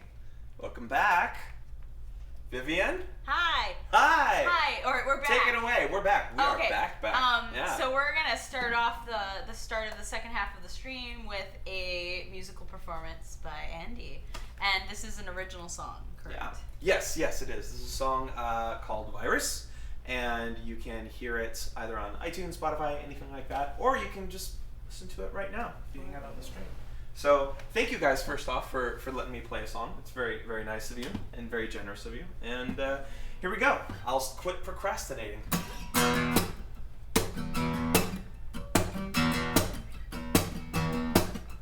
I held my breath and choked when you walked into my life. You seemed so out of place with your intoxicating grace. I only knew you courtesy the corner of my eye. Now you're right in front of me and read my poetry. You send in subtle signals that I'm failing to decode. Your smile makes my stomach ache. It's more than I can take. Whoa, Monica, you're making all my defenses. Whoa, you got a face like paradise. You're making my blood run cold as ice. 'Cause you're just a virus slowly infecting me. Pretty poison rushing through my heart. And you're like a virus I can't delete. I was falling for you, now I'm falling apart.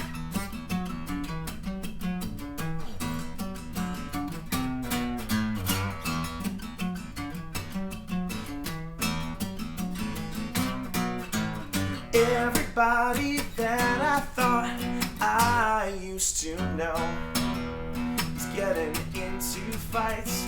Yeah, they changed overnight. Reality is broken, scattered pieces on the floor. This isn't just a game anymore. 'Cause you're just a virus slowly infecting me. Pretty poison rushing through my heart. And you're just a virus I can't delete. I was falling for you, now I'm falling apart. And it was all over from the moment that I pressed start.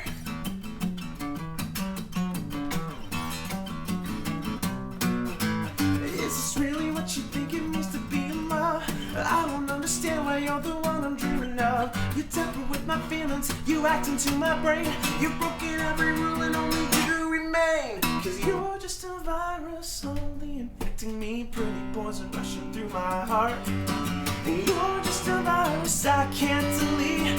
I was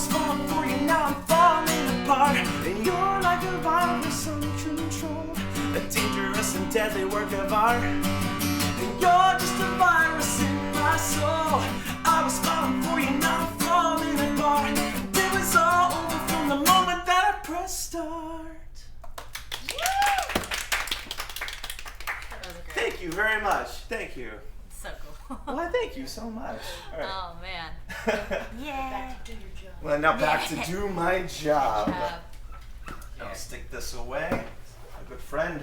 Thank you. Anywhere over there is good. I'm actually gonna grab a drink of water now because. Yeah. I think there's some on the floor. Oh crap! There are. Yes. I don't even have to get out. All right. Yeah, I'll some take nice out ones. some. Man, Yes. man.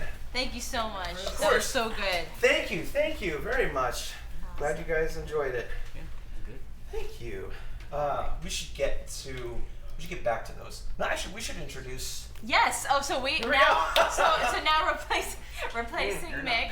I'm not now, Nick. Yeah, now we have another member of the team. We have Jess Sims. Hi! And Jess was a board artist, and you did cleanup. I did do cleanup. It was my first time cleaning up anything ever, so thankfully it went well. Yeah. Went very well. Yeah. But welcome to the stream. Yes, welcome back, everybody. I feel like I should go back to some of those questions that Yes. we didn't get a chance to answer. You said that someone asked during the break. Sarah, you mentioned that somebody asked what we all would think we would be. If Oh yes, that was Yeah. such a good one. That's a really good one. Let me see. It's like it was Nero's. Yeah. Should have been thinking about that.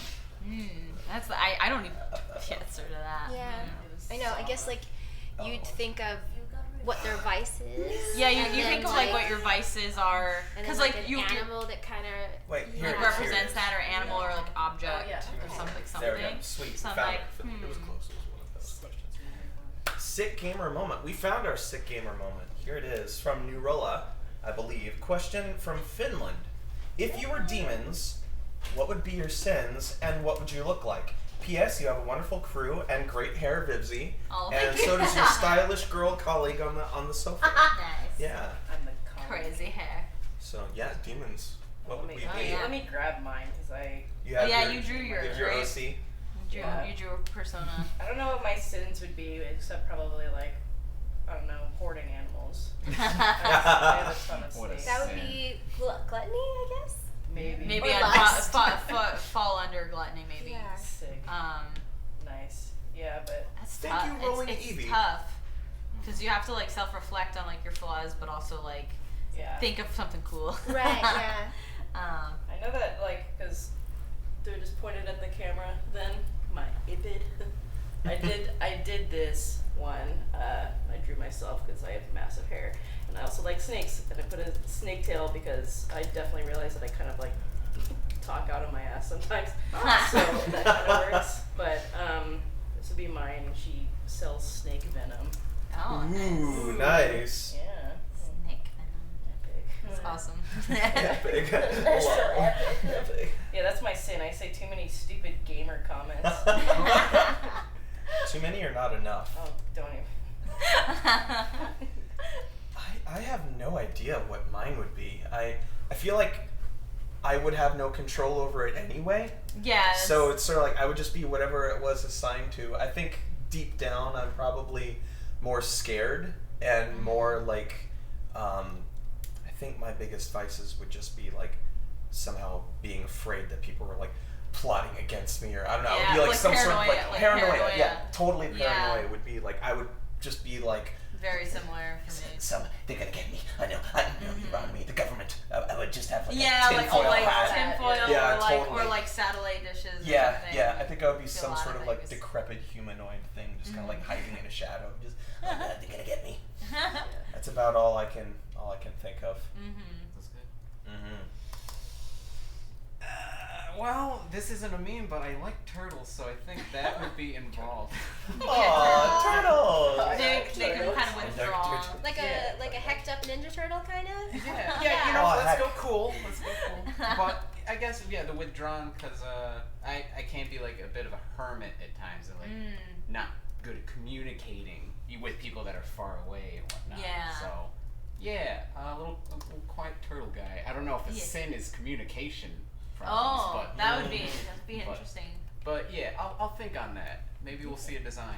Maybe we'll come back around. Everyone design. Yeah. I mean, I think ghosting somebody should be a sin if it isn't Ghosting. already. That's true. Oh my god. It's one of the worst things you can do to a human being. I'll be a turtle ghost then. Turtle ghost. Don't steal Yeah. Do not Yeah, steal. I don't know. Okay, if I really thought about like the worst parts of me, and maybe something with gluttony because I really like sweets and food and like, Japanese food. But then you mentioned like maybe the anxiety Like is the- something yeah. too. Yeah, like just a 'Cause nervous that's not- little nonsense person.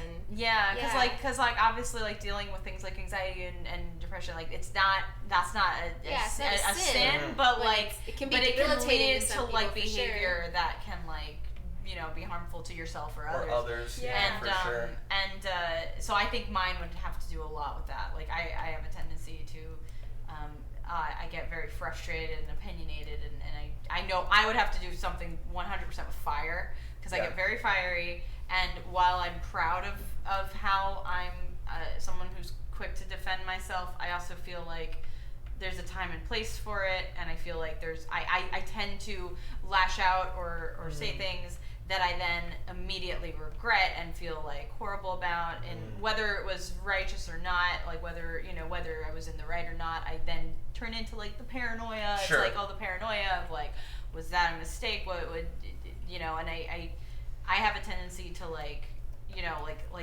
I definitely overthink things, so I think I would be something that had a lot to do with fire and like eyes and constant thoughts and just constant voices. So Yeah. So you something would just like that. turn into basically like Krang. You would just be the brain and like many eyes. Eyes and on fire. On fire. On Yeah. fire. Yeah. Exactly. the That's entire time. mine would be super like fun. But yeah. That's a fun thing to think about though, like what kind of turning that into a visual or like a persona. So. That's very, cool very question. Cool. Yeah, cool nice question, one. dude. There's been quite a few people so far asking either are you going to pitch this to networks? Have you been pitching it? If it's not pitched, would you keep doing it on YouTube? All of That's- these sorts of like bigger ideas. A lot of that is definitely stuff I don't know if I want to say on stream. Yeah, mostly probably because not like even able to talk about. Really. yeah, mostly because like long and broad. Like all I can say is we're gonna explore every option the show has. Cool. Whatever I feel is the safest, best option to tell the story is what it'll be. So. Whichever way Whatever you be able route. to tell your vision the best. Yes, but that's the very broad answer and the very vague answer. Cool, Because I cool. can't answer that. I don't have a way of answering that yet. So. I think that's fair. This is a great question from Tom Jackson. Asks, what holidays does Hell celebrate? And thank you for the donation as well. This That's is fun. great.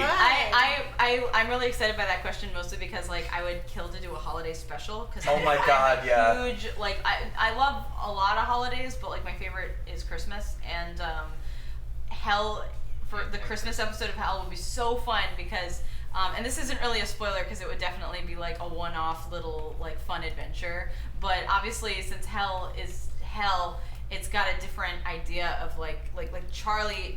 All I know is Charlie loves the holidays, but their Santa is Krampus instead. Oh, Anybody yes! knows Krampus? It's like because he's like the character in like the Christmas lore that like punishes the kids, and so like they see that as a good thing. So she's like, oh my gosh, Krampus is coming! Like we got it, and Krampus is kind of treated like the Santa. So like the Krampus of this universe probably comes and like gets pampered by Charlie for like a little while, and he's just like, yeah, I'm look at all these people that I knew you were gonna be naughty. And like like You that didn't kind let of me thing. down.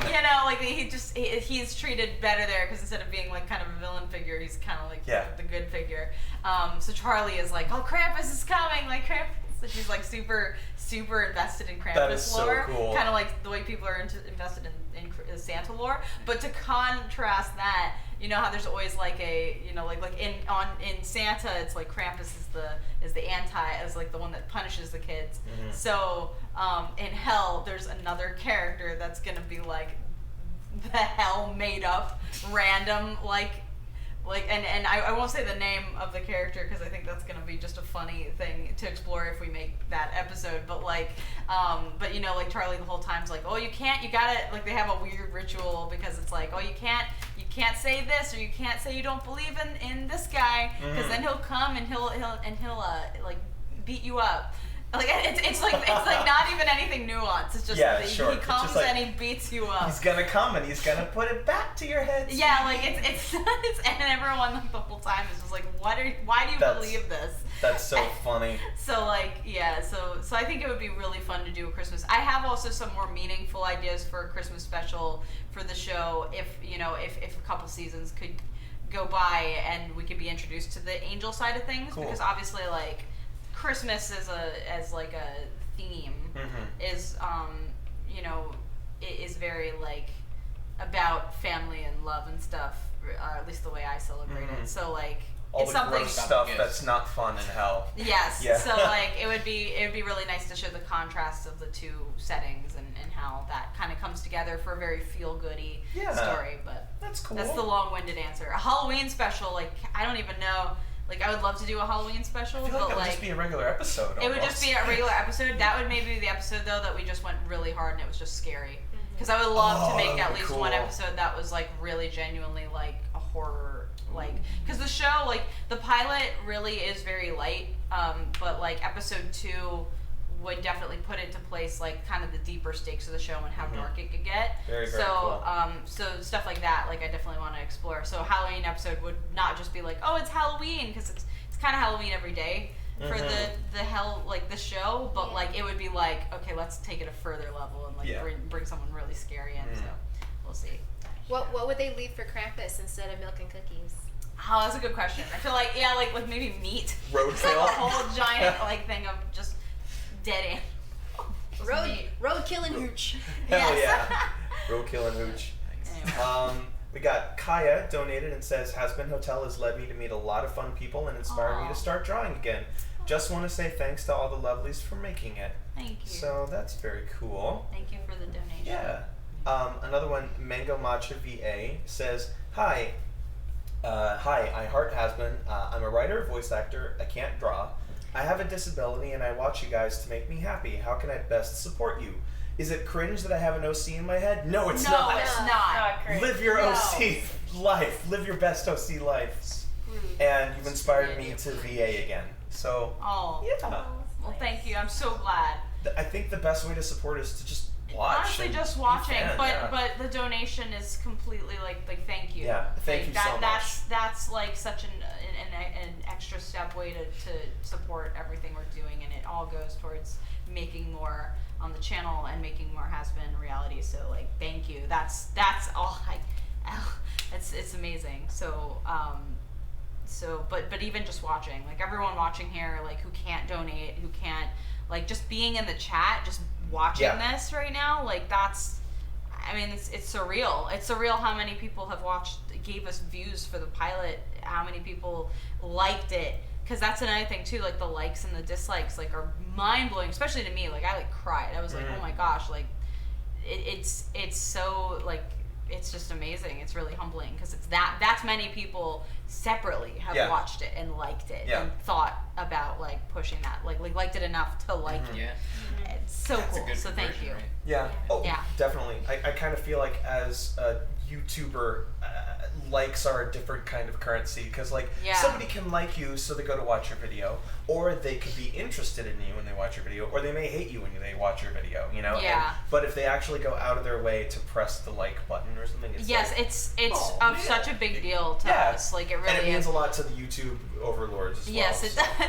And it also just shows how many people like individually, because you can only like once. Yeah. So like it's not like, you know, like with views, a lot of the views could be the same person, and that's amazing too. Like the fact that if anyone's rewatching it is also somebody mentioned that actually. Let me see if I can find it. Somebody mentioned that they had watched it every day since it came out. Them and their it didn't get old. Oh my god! I know, right? You're like, that's what I had to do for a year. I mean, to be fair, I was like watching it over and over and over again without it all finished, and it was like, I'm so sick of seeing this character. I mean, for me though, it was always really gratifying because the brilliance of the team for me was just that, like, I'm so used to animating things and drawing these characters myself. Seeing them drawn and animated and brought to life in a lot of my opinion, better than what I was doing and what I could do was like the greatest joy. So I never got old watching the animation. But like listening to the jokes that I wrote and like, you know, just seeing the pacing that I wasn't satisfied with and just all the nitty-gritty stuff that was kind of on me, that's what got hard over a while. But once we saw like all of it come together with the sound and everything, and that was such a different experience. I was like, oh wait, that joke lands again. Like, me and Dave, like we went to the sound, like, you know, the sound mark, and we were like watching it with the sound all realizing the music in there and everything, and we were like laughing at it again, and I was like, oh my gosh. Yeah. Like it's especially when it went from us making egg noises to this full cinematic. Yeah, we did Walla. Me, Sarah, Amin, and Dave. We all did the Walla session for the background. There's a video of it of us just gobbling. Because he was like, it's for the egg boys who wanted like gobbling sounds, and it was just a room of us going, and it was really funny. So. I love it. Is that their battle cry? Yeah. At one point, there was a lot of just like the cue was literally just battle cry as the eggs and we would go. I tried to sneak in the really quick like whoo sound because it just makes me laugh so friggin' hard. Just this really tiny oof. Yeah. Like. Got a couple of questions from the beginning of the stream that I want to try and get out here. One person asked, Random Tale asked, I don't know if it's already been asked, but I love the 2 ram demons at the beginning of episode 1. Who are they? Are they Charlie's butlers? Yeah, they're like her little pets, but they're also like her little helpers, and we'll get into them more as the show goes on. But they're kind of mute. I like the idea that they help her with background vocals because they're like her constant entourage, and they help her go through life, and they're almost like her little bodyguards. But their names are Razzle and Dazzle. Razzle and Dazzle. Yeah. So and cute. they're little goat demon dragons. And then like when they get when she needs protecting, they have a bigger form. Oh, cool. So it's like I'm excited to get into them too. Nice. Excited for everything. I'm just like I'm excited. I just almost showed my age and I was like, do they digivolve into something else? Yes. Yeah, why digivolve? Because Digimon is very underrated and I'm going to move on. Let's see here.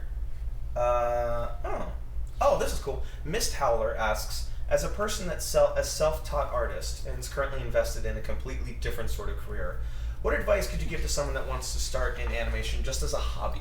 As a hobby? Yeah, honestly, just try it. Yeah, just go for it. Dive in. Get Flash or get Toon Boom or TV Paint or make like flip books and or use flip your books. phone Do anything. I started with literally like before doing things digitally, I would do things the most ridiculous way. So I had a digital camera, a homemade light box, and just a bunch of paper. And I did some of my earliest like DeviantArt animations just I would take the photos all individually, but obviously my hand was shaky, so every photo would be different. I didn't have like a setup so then I would take it into Photoshop, which I didn't even have Photoshop. I think I had Photoshop Elements back then. Yeah. And I would Photoshop Elements. Yeah, and I like would literally move everything to be the right, and it was never totally right. Yeah. But like I would hand scoot everything unintentional to be boiled on the lines right, going on. and that's how I did it. And that is the most. And I've always been that tedious. Like I did the Goublon summer school, which is the French school in Paris, and it's a brilliant program. I would love to do it again. That school is freaking next level. They're brilliant. But I would love to ask you more about that school because animators out of France are amazing. Oh, especially right now. It's like killing they're like apex. Like it's so cool, and it was so cool to even just be there and do this summer school. It was only 2 weeks, but even there, the professors there, like the way that thing to know going in was like I brought my Cintiq companion, but they actually didn't have Cintiqs for us to work off of, which I was really interested by. I was like, whoa, it's like. They only had Intuos tablets. Like they had like tablets you draw on, but I hadn't drawn on an Intuos in years. So I literally like used. I kind of cheated. I used the Intuos all day during the day, to do the rough animation, and then I would export it out as a PNG sequence, take it to my Cintiq companion, redraw over to make the character on model, and then save each PNG out, and then export it back in as a PNG sequence, and do the same thing again until the end. And they asked me, because they saw me do it once, and the professors there were like, this is cool, but like, this is so tedious. Like, why are you doing this? And I got called out by the end for being like the most tedious person. That's how I work. There's probably like shortcuts, and there's probably like ways to go around it and do just as well that I will not know, because I just don't. I'm not good at technology, and I will do things the hard way and like the caveman way anyway, every step of the way, because I have a comfort level and I know how to work, and I just do it that way. So don't be like me. Learn better shortcuts and how to use programs correctly. But that's what I do. I do kind of feel like when you're an artist or artistically inclined in any way, it doesn't matter what tools you have at your disposal or you don't have, you'll find a way. Like, the world won't be able to stop you from making your art, like, if you have to get it out. Yeah, it's kind of like a tie-in back to the art school comment. It's just like, you are your own potential, and no one else can take that away from you. So like, if you want to do it, then go do it. And if you only have like sticks and dirt, then you better start going with those sticks and that dirt. And I want to see that too, because it's like, if you were that driven to make it. Toothless did it. Yeah, exactly. Toothless did do it.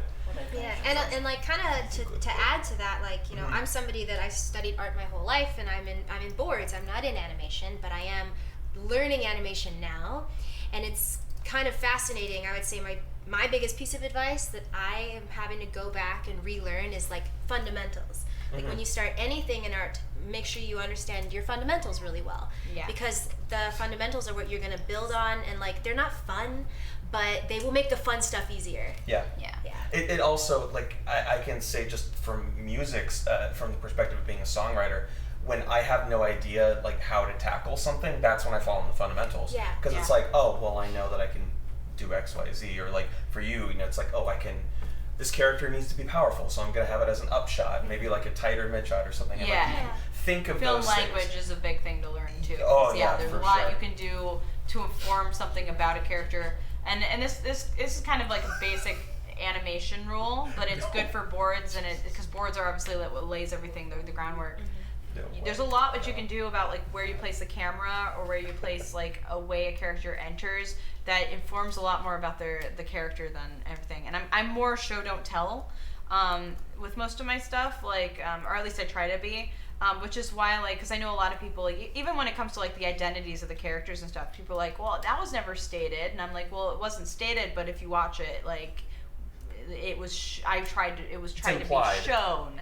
Like, it's tried to be acted, it's tried to be shown, rather than like explicitly explained to the audience. Like, even in the one scene, because we obviously did need to have a scene where we explain who Alistair is, and in the original script, Alistair kind of showboated a little bit, and then we rethought about it. I actually got some good feedback from a friend of mine who was like, I didn't really like how he came in, because he felt really like braggy, and he felt really, and that was kind of unlikable. And I thought about it, and I went, not only is that correct, but also it's very out of character for him, because he doesn't need to be explaining how big and bad he is, because he knows it. And so you have to think about your characters, and you have to think about, all right, how do you illustrate that they're big and bad and powerful, which, like, you know, his introduction is kind of that way. We kind of tried to introduce, yes, he's got this imposing presence through, like, the amazing compositing and the lighting and everything, but also then he just gets a door slammed in his face, and we immediately show how goofy he can be, because it's like,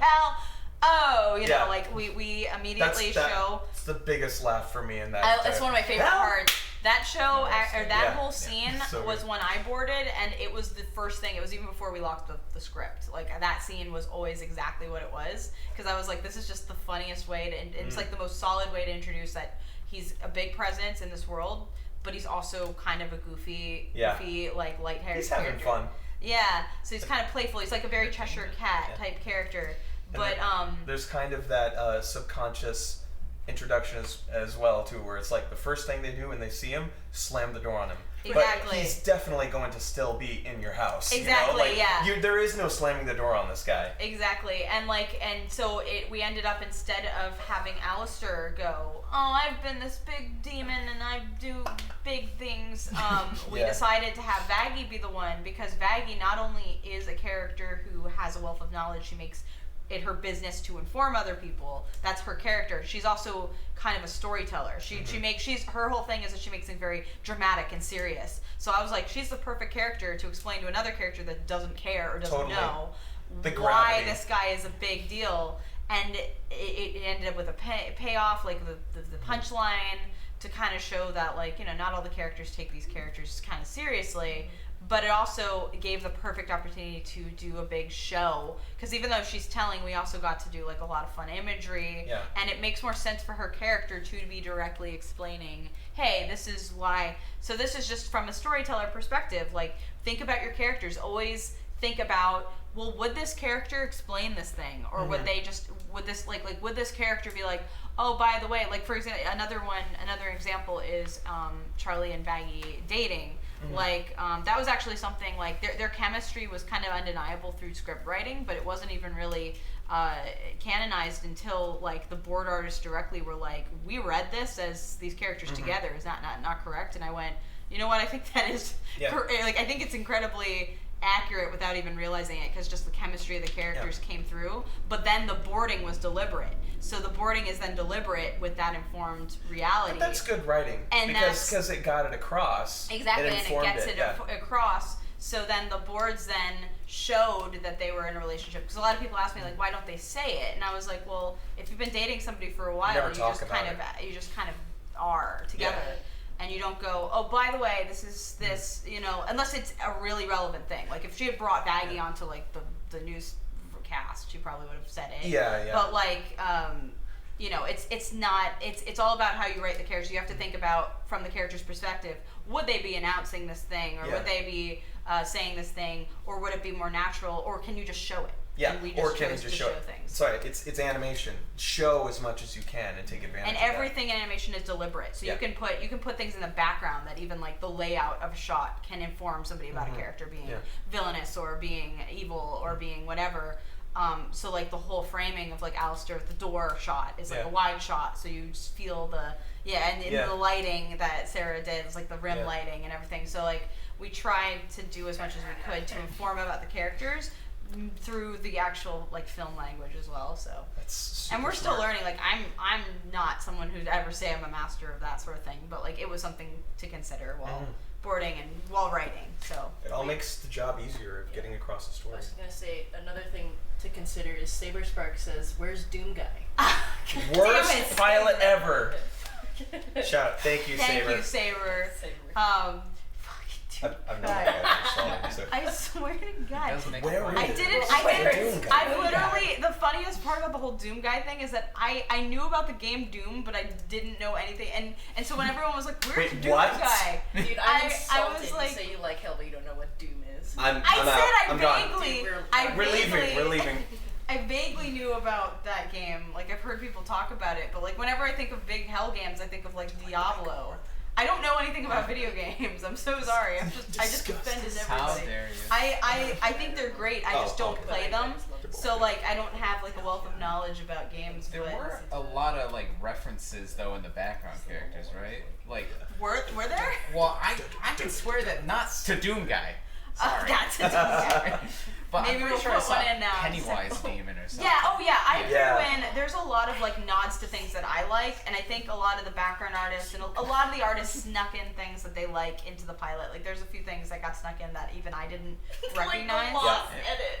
I was thinking about that. Like, Ashley put in Lost, and I didn't know. I mean, I knew, but I didn't remember, and I was like, wait, what? That's amazing. I was very confused.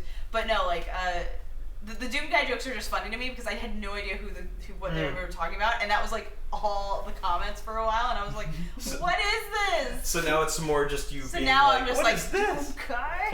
Because it's just everywhere. Like, I've seen the meme a bunch of times where people are like, how do we, isn't there a more humane way to end overpopulation and it's just Doom Guy laughing. But like the ironic That's awesome. thing about that joke to me is that wouldn't he just kill people? Like, isn't his thing killing demons? So wouldn't it just be the same thing? How is that more humane? Mercenary for the angels. Or something. Yeah, but that's already what they're Angel doing. work, So yeah. so Charlie would be like, oh, it's like a more humane way. It's like hire Real- this guy. He just it does it faster. Yeah. I don't know. Bigger guns. Real quick, I'm gonna read through. It's not a bunch- crossover that can never happen, by the way. Unless you make it. Unless you make it. Have Yeah, fun. yeah. There's Well- fan fictions exist. I'm gonna read off a bunch of donations first, real quick, Yay. and we've been reading. There are a couple of questions here that I think are really good. We'd like to get out here. So thank you to Amorphous Bob, Wolfbane 8, Kyle Robinson, Justin Eggplant. You could be more than just an eggplant, I believe in you. Christian Carrizo, Inexping. There we go. Cool verb. That is Inexping. Albert Kassan. I shouldn't even have this job. This should not be me. You're better than me, I guarantee you. Thanks, I'm thank so you bad guys. at pronunciation of anything. We got Mazo Kumiko, Pam Param, Super Zanti, Crystal Dragon Cinzy, Seven Bordello, Mellow Cello, Peanuts Latino 1, Shy Little Fox, Demitar, Sir Orin 15, Dimitar Blurg, Chikiro Uchiha, Luis Sanchez, Jade Moto, Wolfbane 8 again, Crow Okatagi, and all the way back to Sneaky Evil Vampire yet again. Apollo Legacy 01, that guy in the store. Angry Communist Santa, Dakota DeBear, Thais Estrada, Nako 88. Yeah, we're back. Yeah. We've circled Okay. around. Yeah. Awesome. Thank you. Thank you so much all. for helping. I Thank appreciate you. that. And thank you guys for donating so much. Thank you. Artist Queen just donated, and so did Noe Wadu. So thank you, Thank you. as well. And did you want to read off one of those questions? Oh yeah. Amorphous Bob said one that I know, like you and I have been talking about. Oh, yeah. Who would be your ideal casting for Charlie's dad? I.e., if you had infinite funds and full creative freedom, who do you think would play the character best? My pick would be Alice Cooper. Alice Cooper's an interesting one. We have someone that I really want, and I'm scared to say it because I don't know, like I don't want to tie anyone to the show who isn't directly involved or might not even know it exists. We'll keep it hopeful. And Yeah, we this don't is have an to if. say. We This don't is have an to if. say. This is an F. A good. Is it okay? Do you think I can say it? It's not really. I'm not your Some PR people have already manager. freaking. Okay. All right. If in a dream world, and if we could, but this person is not obligated. Not and affiliated This is not with this in affiliated. any way, not This is a affiliated. dream cast situation. So let's go into that. Weird Al Yankovic. Oh. Like, wow. Yeah. That would be great. That That's is a good one. the ideal. That would be so good. But obviously, if it He's doesn't a happen, really good voice actor, it's too. brilliant. Brilliant voice actor. Yeah. One of my favorite performers of all time. So it would be an honor. But that's a big we'll see. That's a big we'll It's see. a big we'll see. But he's awesome. And there's a lot of characters that like there are actors that like would fit the roles really well and I would love to aim for, but like obviously the characters are the characters at the end of the day and we will find voices for them no matter what. So it's not like a make or break for everybody, but there's I have a dream like cast list just for myself and I'm just She like, has a dream. I have a dream to work with. I know, you. yeah. But but it also is who fits the characters the best. And when we get into Lucifer, you'll see why someone with a comedy background would probably be a good fit.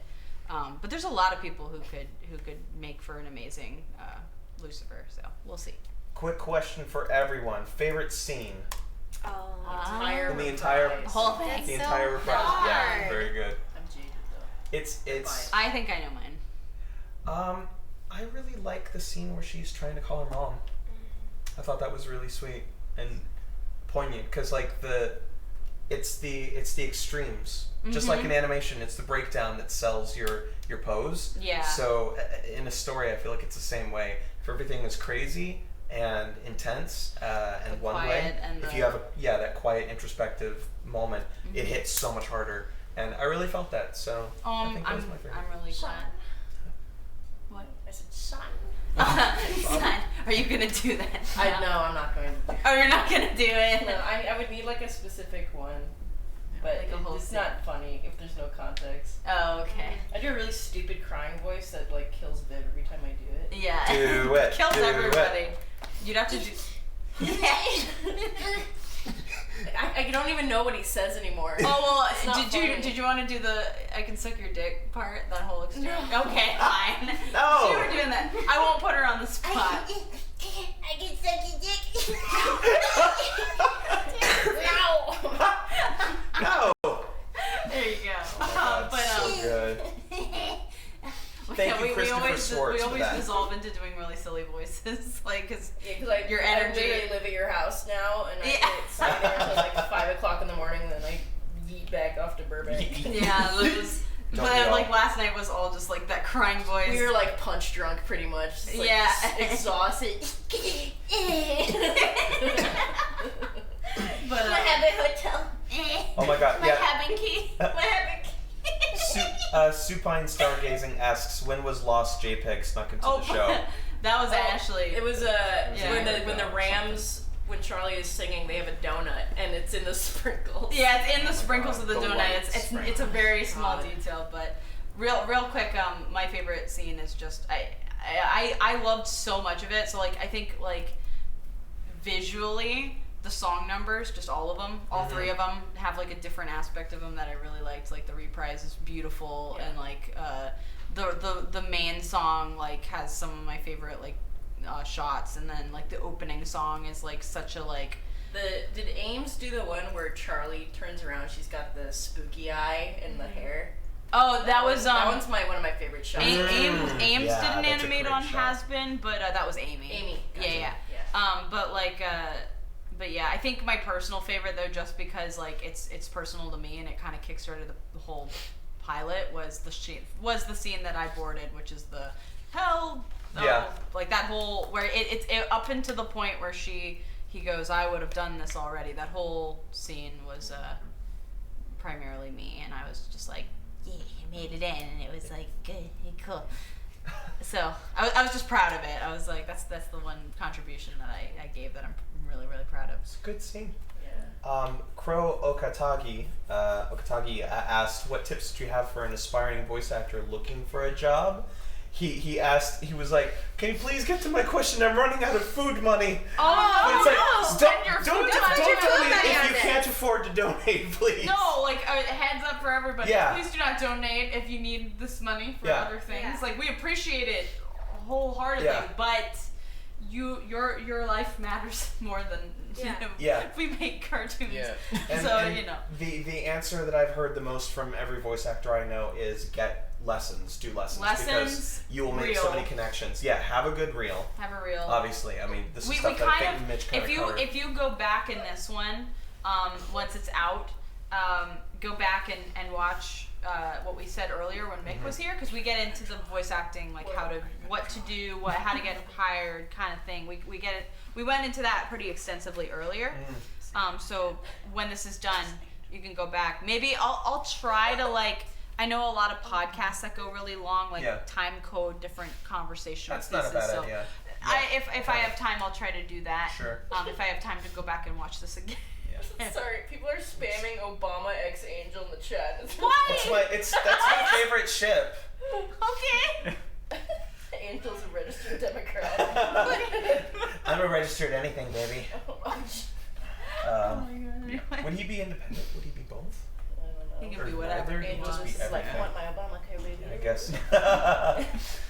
The internet being the internet. Candy Creations, thank you for the donation, says that she's been a big fan since Zoophobia.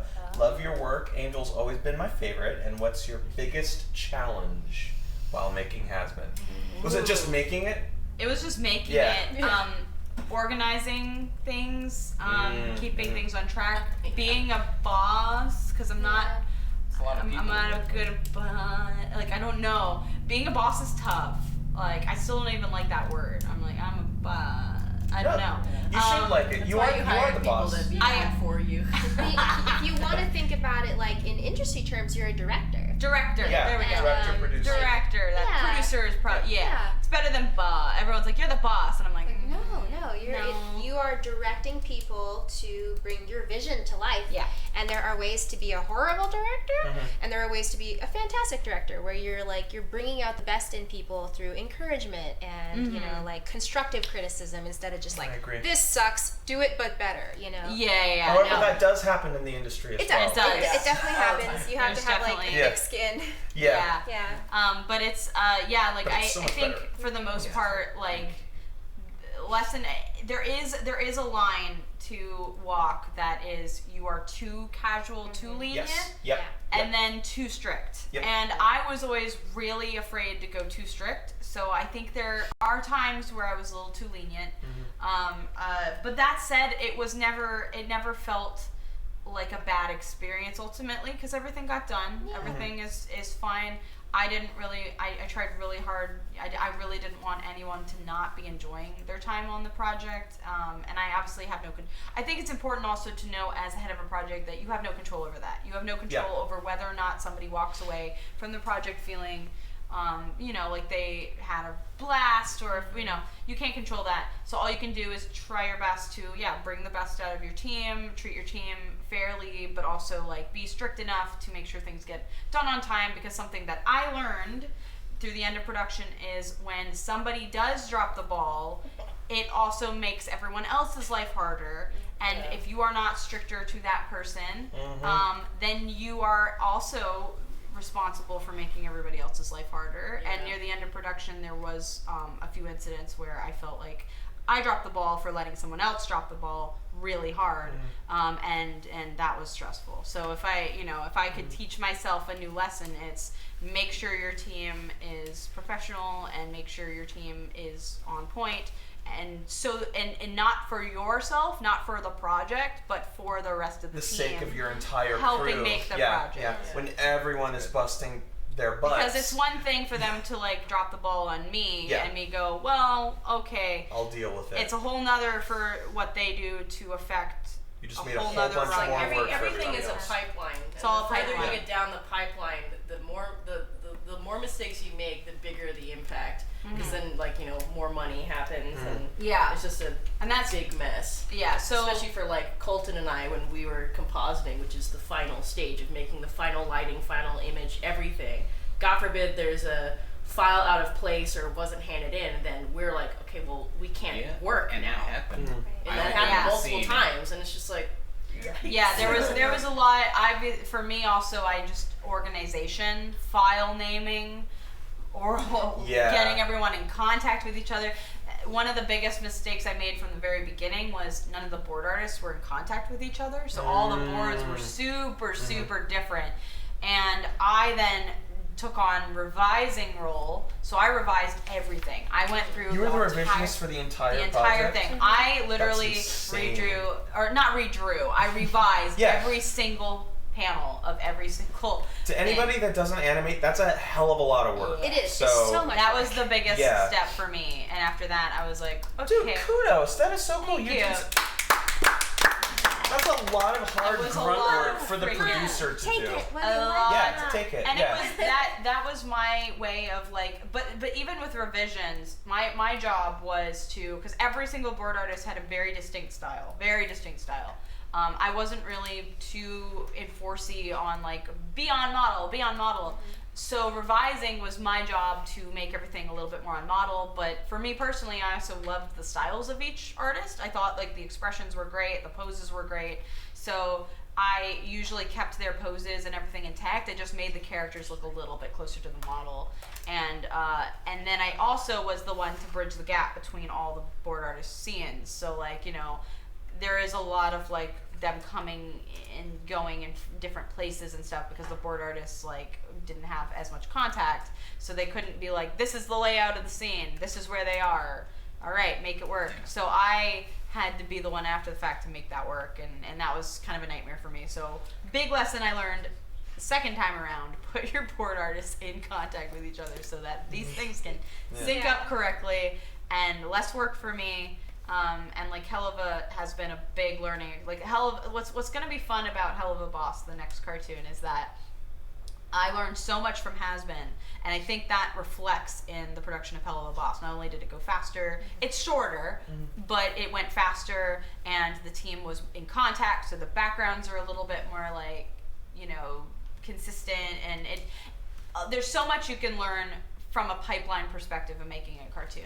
Cartoons are not all just, I have a fun idea and I'm going to make it.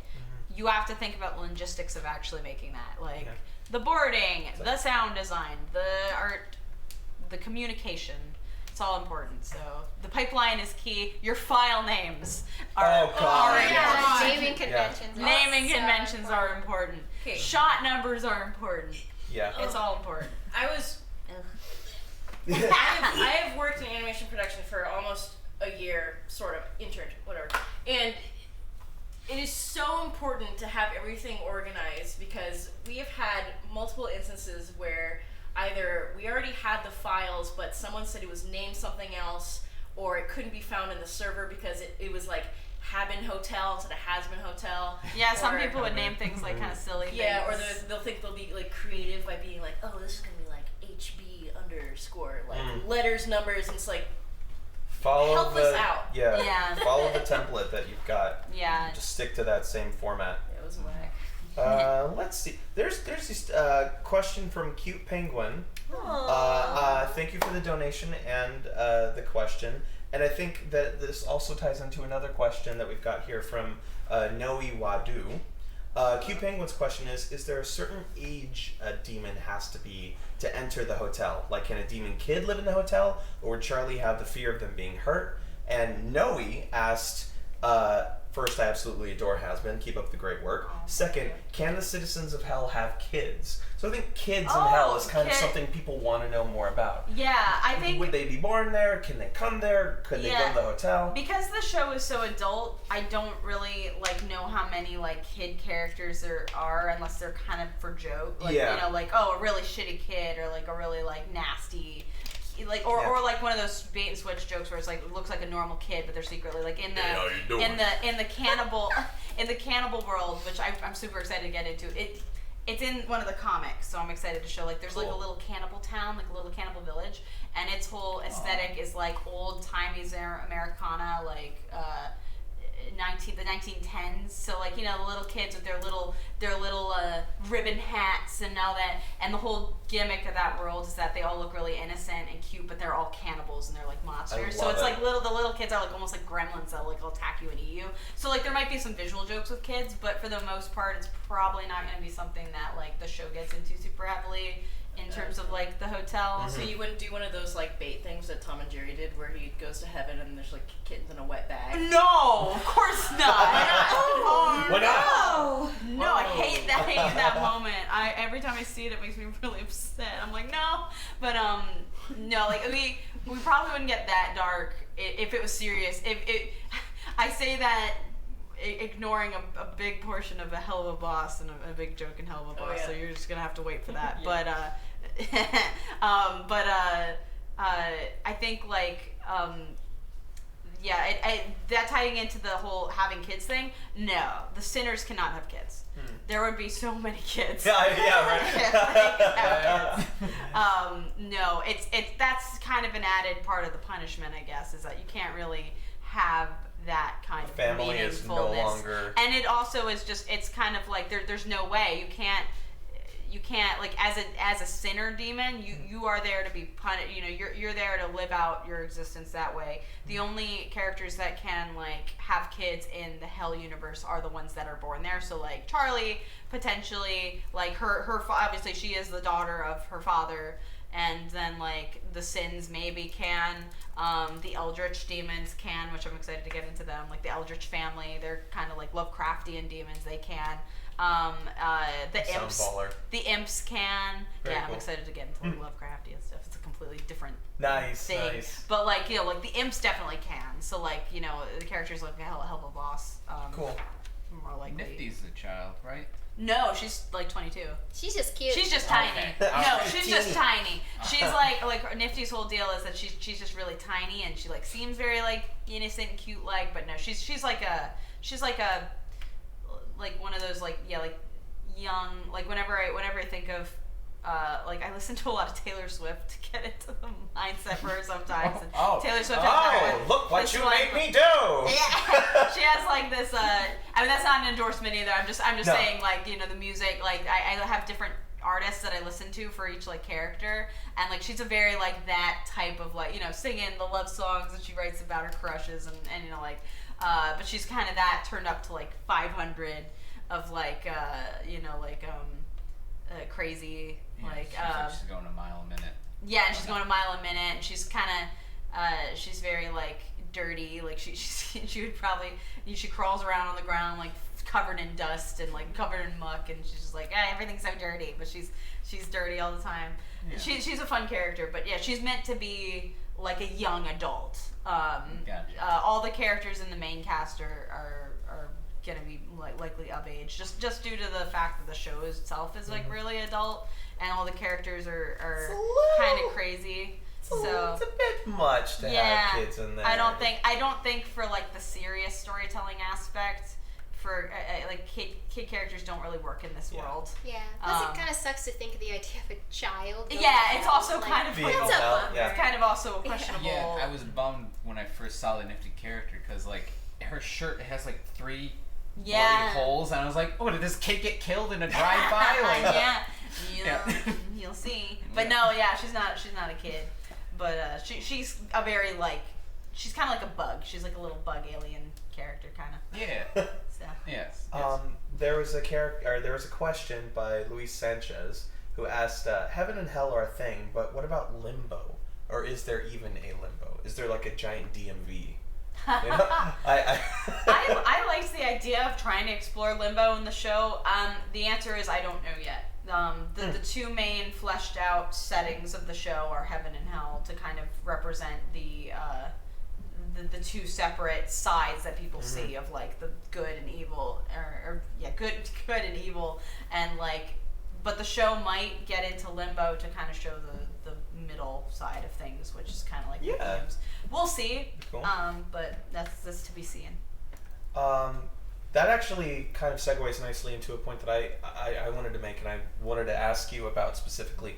Since you're dealing with characters here that could be described as amoral at best,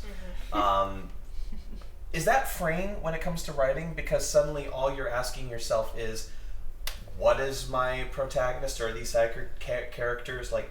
It's just, what are their motives, not what does society limit them. It's not like, oh, this is a good character and this is a bad character, and these are their good motives and their bad motives, their traditional antagonist, protagonist motives. It's just their motives. Like, it's that very more free? freeing. Yeah. It's a very, that's why like the show, like I want it to get into deeper subjects, because like it's very freeing to write a character without that kind of like, this has to be the hero. Like even some people are pointing out that like in the episode Charlie she curses and she's not totally like perfect all the time. Right. And that's part of it, is that she's also, while she is a very like kind-hearted character and she's trying her best and she's debatably definitely like the nicest character in at least the show so far. Totally. She still is the princess of hell, and she totally does have like that represented. Like she can throw down, she can curse. There's probably a lot of things that most people would be really upset by that she sees as kind of her norm. So she can like violence and stuff. She's probably like, yeah, I see that it doesn't phase her as much as it would phase most people. It's only when she's like kind of more emotionally invested. And I think it's very freeing from a writing perspective, and it's also just freeing from like thinking about the characters' motivations and what drives them further than just like, what it might seem. Yeah, it's more genuine. It's more down to their core of like who they really are, because there is no filter, right? Yeah. And it definitely informs like how we write certain characters. Like Husk obviously has much less of a filter than the rest because he's drunk and he's bitter and he's kind of one of the closest to a has-been, like an actual has-been of all the main cast. which is kind of funny. Very cool. Very cool. I feel like we should take a look at some of the stuff that has been drawn while we're here. Oh dear. Oh yes, yeah. I'm just. Yeah, I put my sketchbook away. Yeah. I'm just sitting here and I see these awesome sketches happening around me, and it's. Oh, I made like a quick thing about process, but what did you draw? Well, I did a quick warm-up doodle of Charlie, and then we have a foster kitten right now. So, and you met him. Yeah. So I doodled a little kitten in there. And then this, I guess, would be my demon self. You know, that's just so like cute. a very nervous bird person. Aww. Because you got doves, right? I do. I have doves. They're very sweet. They don't like me. Aww. It's okay. We're getting there. You know. We're getting there. Progress. Progress. I don't know if they were wild or what they were, but I adopted them from a rescue, and they definitely were not the cuddle bugs that I was hoping they would be. Yeah. But animals are so tricky. They've all got yeah, and you different can't personalities. force them to do anything because that's Oh yeah, no. Yeah. And then I don't know. I doodled I love Cherry Bomb. She's one of my favorite designers. Yes, I was gonna say Cherry Bomb is my other Cherry favorite Bomb's character. Oh, thank you. Yeah, adorable. I And love Cherry. I did storyboarding and cleanup on Angel, so I had to draw Angel again. Yeah. And it's this is not good. This is not good. But somebody said Alistair, and so I started doodling and then gave up on that. Oh my gosh! Oh, that's kind of cute. I like it. I know he's ace, but they can Oh, love are themselves. people already shipping Alistair with himself? Is that I mean, thing? Maybe they were joking. Is he It is getting the only one-slurred way. already? I already saw Alistair x JFK. Right, and, exactly. and Yeah, Obama. Obama. Yeah. I was like, I don't know Just if like I would draw everyone. Obama with Alistair. I mean, I know this shipping the characters with themselves is a thing. Yeah. Because I remember the dark ages of the One-Slur. Oh my god. Oh, I'm getting flashbacks. I was never part of that, but I One-Slur. remember it. Oh man, was I? The Lorax fandom I is privy to that? crazy.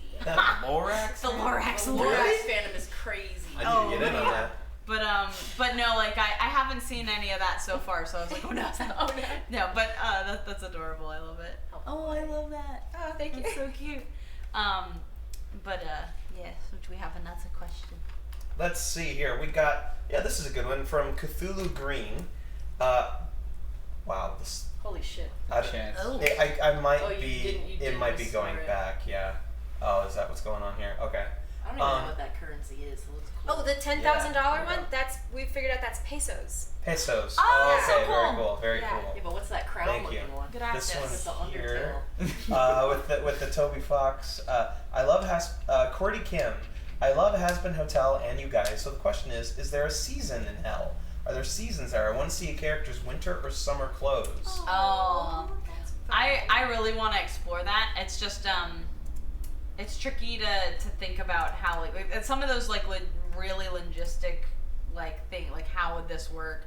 Things are tricky, but I would love to. I think the solution is just terrains. Maybe they go to the blizzardy area at some point. I know there's a desert. That's where a lot of the Western villains are. Oh, cool. Because I wanna go there. another aspect of this Hell, and this can help inform fan theories or fan whatever, is that the Hell, obviously everybody dies at a different time, and if they don't get killed by the exterminations every year, they obviously get to live on. So there are a lot of survivors from all over history. And there's a lot of culture shock with the people that die and are more modern with the people from the Western Age. That's interesting. So for example, the cannibal colony, they have become a little a cannibal colony because they're all from the 1910s, and so everything's 1910s-y, and it's really clicky. And if you go in there, you have to know oh, this is the cannibal colony. And I played with the idea that the only way to distract them is to play a really old school Hello Dolly musical number, because it'll distract them because they all just want to join in and be all festive, but they're my terrifying. God. They've got flesh hanging from their teeth the whole time.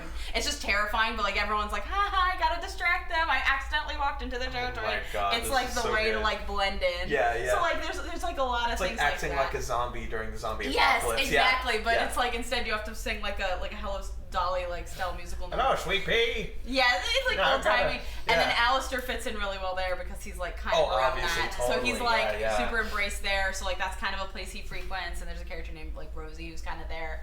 And I've shown drawings of this before, so it's not like super like spoilery. But you know, like that, there's also like Old West Town, and I like the idea that there's a lot of like clickiness, because it's like, oh, you know, the Old West, they remember the Old West days, and they don't want to modernize, so they're all just gonna make their own little Old West village, and same with like, so there's some like mixing of all kinds of like perspectives and stuff, but like there's a lot of like historical figure clash with modern, you know, stuff clash that could be like explored and be funny. A lot of the villains are from different eras, so like, you know, so, like Alistair doesn't like modern stuff at all. Like he thinks it's really annoying, and so like if he saw the internet, he'd be like, like there's I've shown pictures of him. He's in the pilot briefly, but there's a character named Vox, who's a TV-headed demon from the 50s, but he's also kind of got like a Wi-Fi theme. Like he's somebody who like has managed to kind of let the modern era, he's kind of invited it in and used it to harness like his ability. He like sees how it's beneficial to him, whereas Alistair is very like stubborn. He's like, nope, nothing above where I was. I was at the peak of entertainment. So he hates Vox. Like that's one character he does hate. He's like, I hate this guy. I love the idea of like one of the characters being on Hell's version of the internet, watching a cartoon, being like, they made it on the internet. It's so good. And he's like, it'll never catch on. What a fad. What a fad. Oh man. We've got lots of, I'm just going to quickly run through a couple more of these donations. Alrighty. Sienna Camacho, Artist Queen again, Crow Okatagi, Carson Pigeon, Spoopy Shark Boy, Uwu, Angels Game Player. I'm sorry, I know. Cease this, TW Uwu. Fritz Roll 732. Nanali Lasone. Yes, that's the one. I almost completely tripped over my words here. And Nanali says, I haven't picked up a pencil in years due to having been beaten down so much by my art teachers. After watching, I doodled happily for the first time in over 3 years, so thank you so much. That's awesome. Keep drawing. Yes. Don't let one person stop you. Don't let 10 people stop you. Don't let the world stop you. Don't let yourself stop you. Yes. And do lots of studies of things that you love, because that will help reinvigorate and inspire you, and you'll probably learn a thing. Draw your hands. Draw your hands. Oh, that would make me just want to kill myself. I hate drawing hands. Listen, we're trying to be encouraging. Okay, sorry. No, draw hands. You can do it. Here we go. I'm sorry. Garrett Crook, Dark Slayer, Super Shire Guy, Cthulhu Green, and Mikado Itao, Ethan Sanders, Deja Cat, Munchie Monster, Win Sylph, Sienna Camacho, Danny Crandall, Krista Krantz, Ethan Sanders. Thank you all so much. We've gotten so many donations. This is crazy. This has been huge. This is the first time doing like streams this big too, and I once again have to thank 3 Black Dot for allowing us to do this. And I thank you guys every time, but yeah, this is such a cool opportunity to get to do like the streams on like a bigger scale than like the way the past streams I've done have been, and you know, if I go back to doing streams like that, they're obviously gonna be much less impressive. But this is an amazing opportunity to get to like be here more in person with everybody and get to like engage with everyone like on this level is really cool. Yeah. So this is fantastic. So cool. Let's see here. Did you see any questions specifically that like jumped out at you? Oh, we went over. Okay. Yeah. Let's see. There's been. Oh, this is a good question. When are the plushies coming out? Ooh. Like, is everybody getting them? Because I remember you did like one sale. There was one pre-order sale because they are obviously like plushies are a bigger thing to make and a more expensive thing to make, and so the pre-order sale was just like to guarantee that all those sales would happen. I'm not sure. I am part of the merch, but like the actual distribution of like that kind of thing is obviously kind of Shark Robot's deal. For the person we sell through those plushies at least. I know that they said that they would come out like 3 months after the sale or so, like because they need production. So so if you're still waiting on them, I think that's just because we're still in that time frame. Sure. Because I think that was It's a long I don't. process. Time has lost on me. I was working on the pilot at that point, so I was like, yeah, let's do that. I'm super excited. Like I've held them. I was the one doing most of the puppeteering in the video we made of them, I really like them. I think they're adorable. Oh, and I've got to give a quick shout out to my wife's. Yeah, I was just about to say. Who helped design those they're adorable plushies. Yeah, so they look fantastic. And yeah. Good job, Sabrina. Good job to you, to the whole crew. They look great. Super cute. Because that's the thing. These character designs are so good. I had no idea that they would translate to like 3D. It's crazy, so well. yeah. But they do. They look awesome. It's definitely a challenge, especially for Angel, because Angel, like, a joke with Angel is his head shape is always the same. Like, I literally, that's like the one of the few rules I had on his model sheet was like, when you animate him, if you animate him turning his head, there can only be one frame, and I drew exactly how it can look. Because it always has to be his hair swoop going to this side and his other hair swoop going to that side, so it looks like a whoop. And it's one frame, and that's the only way to do it because his head is so paper. Like it can only really work in 2D or like through a lot of cheating in 3D. Like it's very cheaty. So that's why he has like the same head shape from the front and the back, and like no matter what angle, it's always like the same. So fun fact about Angel. So designing him in a 3D space was quite the challenge. It's like all the animators are like, oh yeah, can you get me the 3/4 on this? And you're like, nope. You got it. He has one. His 3/4 is literally the same It's just exact exact. shape. Fun fact. Yeah. He makes no sense, and it works somehow. Animaxter says they're from Mexico and love this and love the idea that there's a character who speaks Spanish. Yeah. I think that's very cool. Most of the characters I make end up being bilingual because That's very cool. I wish I was bilingual. Fun fact, a lot of people seem to not know this, but I am Latina. So like, I am half Salvadoran, and cool. I cannot speak Spanish. So it doesn't. Your family must be so disappointed. No, I mean my sisters. I think that my sisters are better than me. But none of us really can speak it fluently. My brothers can, and my mother can, and obviously my father can. But like, I wish I could. But it's something that obviously I've grown up with a very bilingual household, and I've grown up with knowing very bilingual people. And funny enough, a lot of the cast is bilingual. Very cool. Like obviously Monica spoke Spanish, and Mick can actually speak Mandarin. And I think he knows a little bit of other stuff. I know he's been learning Spanish for his project because his project takes place in Mexico, and then which is fantastic because Hus can actually canonly speak like 5 languages. Oh, cool. Something I want to implement with his character because it actually makes sense because he's kind of from like a casino game like world. So he learned like all the languages of He various, has to be able to converse with everyone. Yeah. Basically. Yeah. And then Nifty's voice actress can speak Japanese. Nice. Oh, that's so cute I would for love to her. implement that. And who else is? I could swear there's somebody else. Might come to me later. Alistair maybe can speak a little bit of French because he's from New Orleans. That would make I don't think he's like super fluent, but like he might be able to speak a little bit here and there. Speaking of Alistair, that guy in the store asks, what is Alistair's preferred type of underwear?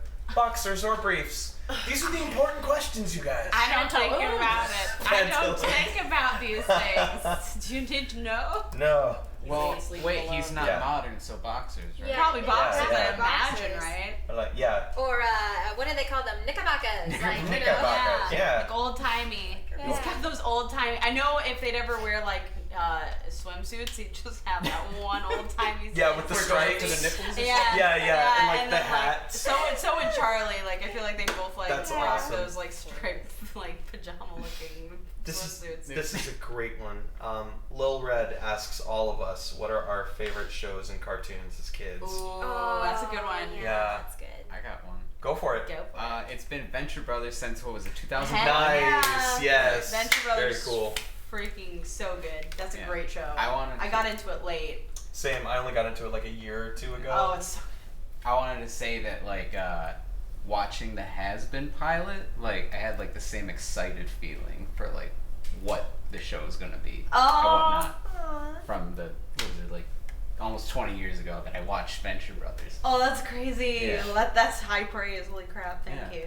I think a lot of potential in this world and whatnot. I'm super excited to get into it. Like I have a lot of like stuff sitting in my brain that I'm like I want to share it with at least the team, but like I want to also keep some surprises for everybody. But like I have a lot of the story figured out. I know how I know how I want it to end. So I'm like, it's exciting.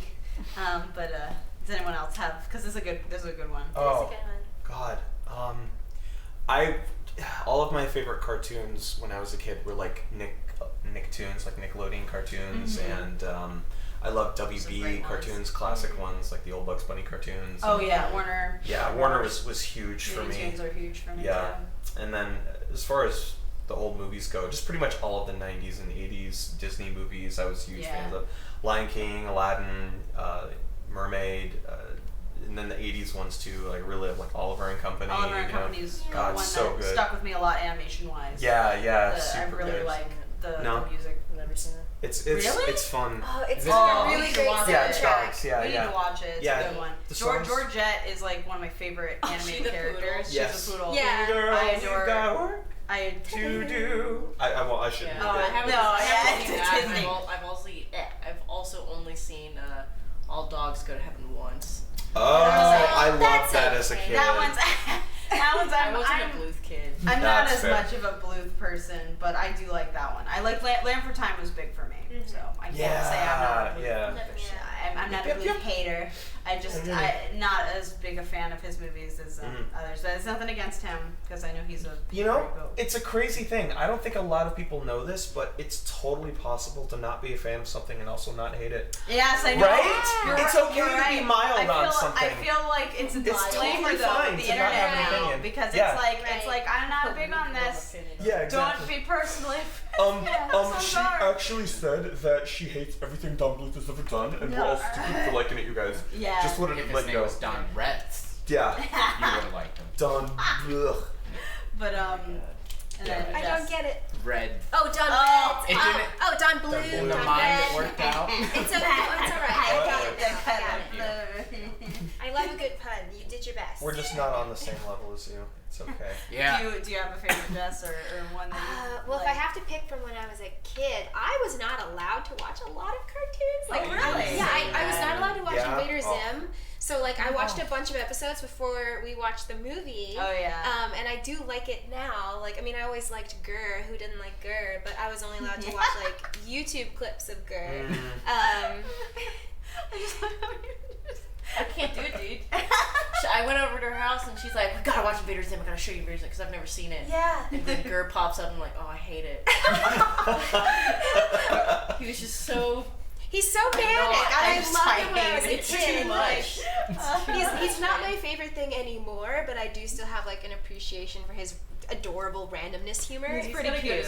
And like I think the way you describe the relationship between Zim and Gurr is really cute. Yeah, he's kind of like he's like a father almost. To Yeah, Gurr. It feels yeah, it's like like, that. oh, It feels like the dynamic they're there. is my troublesome child Yeah. can't do nothing right, but I'm gonna be very patient. He's very patient with Gurr. Yeah. Anyone who has seen the show, like rewatch the show, Zim is incredibly patient with Gurr as a character. it's really Like the sweet. whole time he's like Gurr will mess up and he'll like there's like one episode where he kind of sees like Gurr about to get like upset and he kind of like JKs on his anger or his frustration. It's really cute. I'm like, this is way too wholesome. Rewatching it as an adult, I noticed like a lot more of like these really cute little aspects to the character. Yeah. And it's just fun. But fun. The obvious for me is Invader Zim. I adore Invader Zim. I could talk about Invader Zim forever. And it's mostly just because like as a kid, that was the one that opened my imagination. In the way it did. Other big ones for me were obviously the Grim Adventures of Billy and Mandy was huge. It's just anything dark, anything weird, but also their senses of humor. Both shows have a sense of humor that stuck with me into adulthood, which was they both had a very dark sense of humor. People get hurt, people were mean, the characters were mean, but they were Lots of fun. Schadenfreude And lots of and kind of like a someone who goes through a lot of bullying and stuff as a kid. Like it's fun to kind of see a world that like they poke fun at characters that are kind of jerks and it was just fun.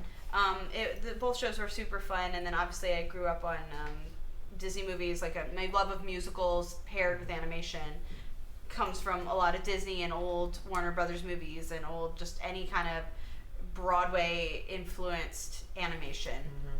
Huge for me. So and then Looney Tunes just are classic, and I adore the idea of still characters. make me laugh. Looney Tunes as a kid, I was like, okay, but now I watch it as an adult. Yeah. I can't. I'll just cry laughing. The entire It's like bust a gut laughter. Some shows are better when you're older. Like some shows genuinely do hold up better. Yes. Like even in Zim, when I was a kid, I liked it on a certain level. I really liked the the randomness. I really liked the weird. Yeah, I liked the grr. I liked the screaming. I loved all that. But now as an adult, like I like how snarky these characters. I love how like mean they're written. Like they're so they're really like it's so fun and they've got a wit and there's a lot of jokes that I didn't like that went over my head as a kid. Like even some of their animation mistakes that I didn't even like that aren't even really mistakes anymore. But there's like a big one where Zim and Dib are like screaming at each other across the street, and there's no cars on the street, but there's just car sounds, and they're just going like what, and it's the funniest thing. And as a kid, I just thought, oh, that's random. But now as an adult, I'm like, oh, they just made the best out of like the cars not being put on the street. Like somebody said, oh, we already used the budget. We don't have budget for cars. Just add the sounds. Like, yeah, at least I assume that's what happened because obviously I have the also what's nice about what's kind of magical about Zim for me is that it never became something that like I went through the veil because obviously everyone who grows up and works in animation at a certain point you get a job in the industry and you learn how it works and kind of the magic is gone. Zim was never like that for me because even though like now I know people who and I've met people who've like worked on Zim and produced Zim and voiced in Zim, it's still like I have absolutely no priviness to like that production and it still stays like I'm still a fan of it and that's kind of what's magical because some people like are like, oh, I want to grow up and work on my favorite thing and no, you don't. I almost don't because then you go just love through it. the veil. Just keep loving it. Yeah. For some people, it really does kill the magic. So for maybe I can tie back into Hazbin. It's like everyone who's like, oh, I really want to work on Hazbin because like I want to see the magic. It becomes a job after that, and the magic kind of goes away. And you can keep that feeling though. There's always something you can bring to it in a sense of pride. But like I feel like for certain things, like if you are like for me, like I'm such a big fan of them, I don't even know if I could do it justice. I feel like I'd rather just the people. You'd be too freaked out I trust the working on people who work on this show and know this show and like I don't think I could bring. I don't know. I don't know.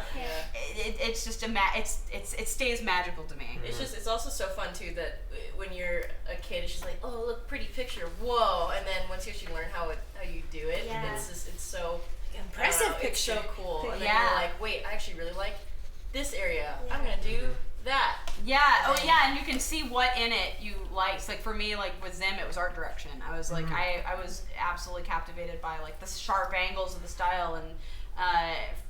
It was a very like formative, like when I was young, I was developing as an artist. I was like, I love the sharpness of these character designs and all this stuff. So like you can take like influence from like all these aspects, and for me, I loved like the greater lore. So that became a world that I was like, oh yeah, all these aliens like in all this world, like it's just very captivating to the imagination. So real quick, I do want to get to hearing about your favorite cartoons as well. Oh, okay. Did you answer? No. Did we get you now? Yeah, okay, we I want to get that. Yeah, yours. But real quick, Jeff Delgado just Jeff, hi, just said, hey Vivian, I sent you a sketch of that thing for that thing that you needed. Wink, wink. Yeah. And nothing else shall be said. Oh, nice. Thank you so much, Jeff. And thank you for the $6.66 donation. Oh, that's awesome. Oh my thank you, God. Jeff. I'll So check that after the stream's over. Yeah. I'll get back You're to you. too busy being Super all excited. famous and stuff on TV right now. TV, actually. On TV. Wait, who watches TV anymore? Jesus. Then after Sarah answers, we've got a few people joining us. And let me check what time it is. We're at 5:30. All right, because we're going to try to wrap it around 7 or 6:37. I'll try and keep my answer short because I was going to try and tie it into the lighting thing of Oh, yeah, no, tie it in. Tie it in now? Okay. Yeah. Go for it. So some of my favorite shows when I was a kid was stuff that had like really dynamic lighting in it, and one of my favorite ones was Ben 10, and it was just it was so sharp and crisp, and I've kind of like always subconsciously had it in the back of my mind, even when working on Hazbin. But being able to see how that show is seeing how that show was made now that I'm an adult and I know how to Google search things has been pretty neat. Since I tied it in with a lot of my work on Hazbin, and so I wanted to kind of do a little quick lesson, so to speak. Yeah. Over here, because a lot of people don't know what. While you're doing that, is. I'm gonna run to the bathroom. Have fun. I have to journey. Go. Goodbye. Have a Enjoy good your journey. art Yeah. lesson. She will be right back. Let's check out this art. So a lot of people don't know what compositing is. I don't know where I'm supposed to look. I'm just gonna look this way. I think this is our main cam. No. Oh yeah. Let me actually pull it up here.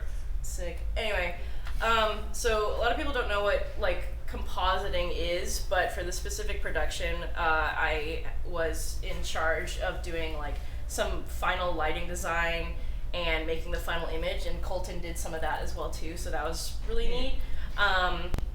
And it was really cool being able to be at the end of the pipeline, and even though there's lots of twists and turns, being able to see the final result and being like, wow, so many people worked on this, and I helped to put it all together and made everything look like just cohesive. It's really rewarding to me, and I love doing that, and I do it a lot in my personal artwork. So, little art lesson. I drew this really fast. It's a tiny I love him. I love it. So to explain what compositing is, so I would get an animation file, and this is Angel screaming, he's saying, and so I would get that, and then I would also get a background, background layer, put it in the right aspect ratio to make sure that it was all framed correctly, since one of the big parts in final image is, even though things could be staged really well in animation and it looked great, when you put everything together, there might be like a background element that blocks a character's movement, or an emotion or something that distracts from the character, because that's always the main focus. So I would get something that's completely flat colored, and then I would add some shading to it in After Effects. I also have some screenshots of before and afters for Hazbin Hotel as well too, and that'll be good. Oh, wait, do it like that. I see myself now. There we go. Yeah. Okay, and I would do like first shading pass, and then I would add rim lighting, which was really, really helpful and really fun to do, since sans like 2 or 3 shots. I did the entire neon scene at the end, and it was really great. So I would add a lot of neon lighting to it, and then some final touches so he could be a nice sparkly boy. But just for some comparison's sake, for Hazbin, let's see, like I would get some animation files, and it would just be all flat color like this, and then I would add like a bunch of lighting to it to make it look all glowy and like something is actually happening. Some of the scenes, or some of the shots that I did have some camera movements in it as well, and I was really grateful that Viv was able to let me kind of just like haul ass on it and just do whatever I thought looked good, which was really cool. Just trusting that you've got this under control, and you're gonna make it look awesome. Yeah, and it definitely was a lot of like, oh, I don't know if I can do it, and then I did it, so it was fine. Nice. And then I really like doing silhouette work, so I got these little like demon boys. Oh, so good. And then I put, I would notice like if a character was being lost in the background of it being too dark, I would make sure that there would be rim light around it to make them stand out, and then that's what like the final thing was. That's great. Thank you.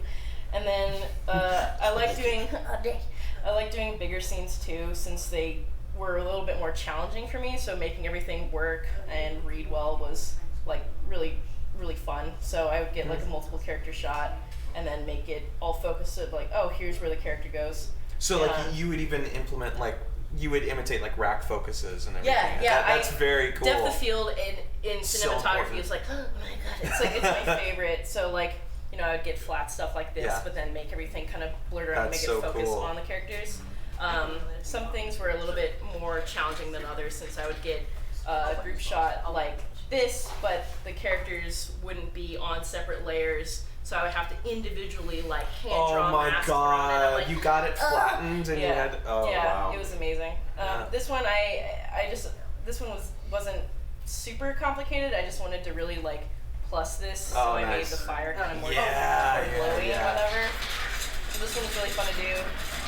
Then I really like doing simple shots too to help with character focuses as well. So I did a lot of the newsroom scenes, and it would have multiple characters like Katie and Tom, and then I would just do rack focus and also make it just like focus more on here's where the characters are, here's where you need to be looking. So this one was like Tom was peeking out, so Katie like got blurred a little bit and just Tom was more a tiny focused. bit of that implied. It was great. And then even simpler ones like Alistair walking through the door and Charlie is there and then blurring her out in rim lighting. Then my all-time favorite one was the big spinny pink scene at the end where I just got the normal animation file and a blur pan, whatever that's called, zip pan. Shot in the background, and this is all I had to work with, but then I made it look like this. Oh, so good. I made it look like this, and this one was really fun too because I got to fiddle around with After Effects' amazing effects tools and particle systems, which is something that I want to explore eventually into like CG. So that was really neat. So this shot alone had, I think, like 20 to 30 different layers in it for a 3-second shot, and it's just pretty neato. So cool. So, I just love how it's like you take everything that everyone has done and you just punch it up. And I'm make like, it more hey guys, look, I effective. made it into an anime. Oh, it's so, I made it.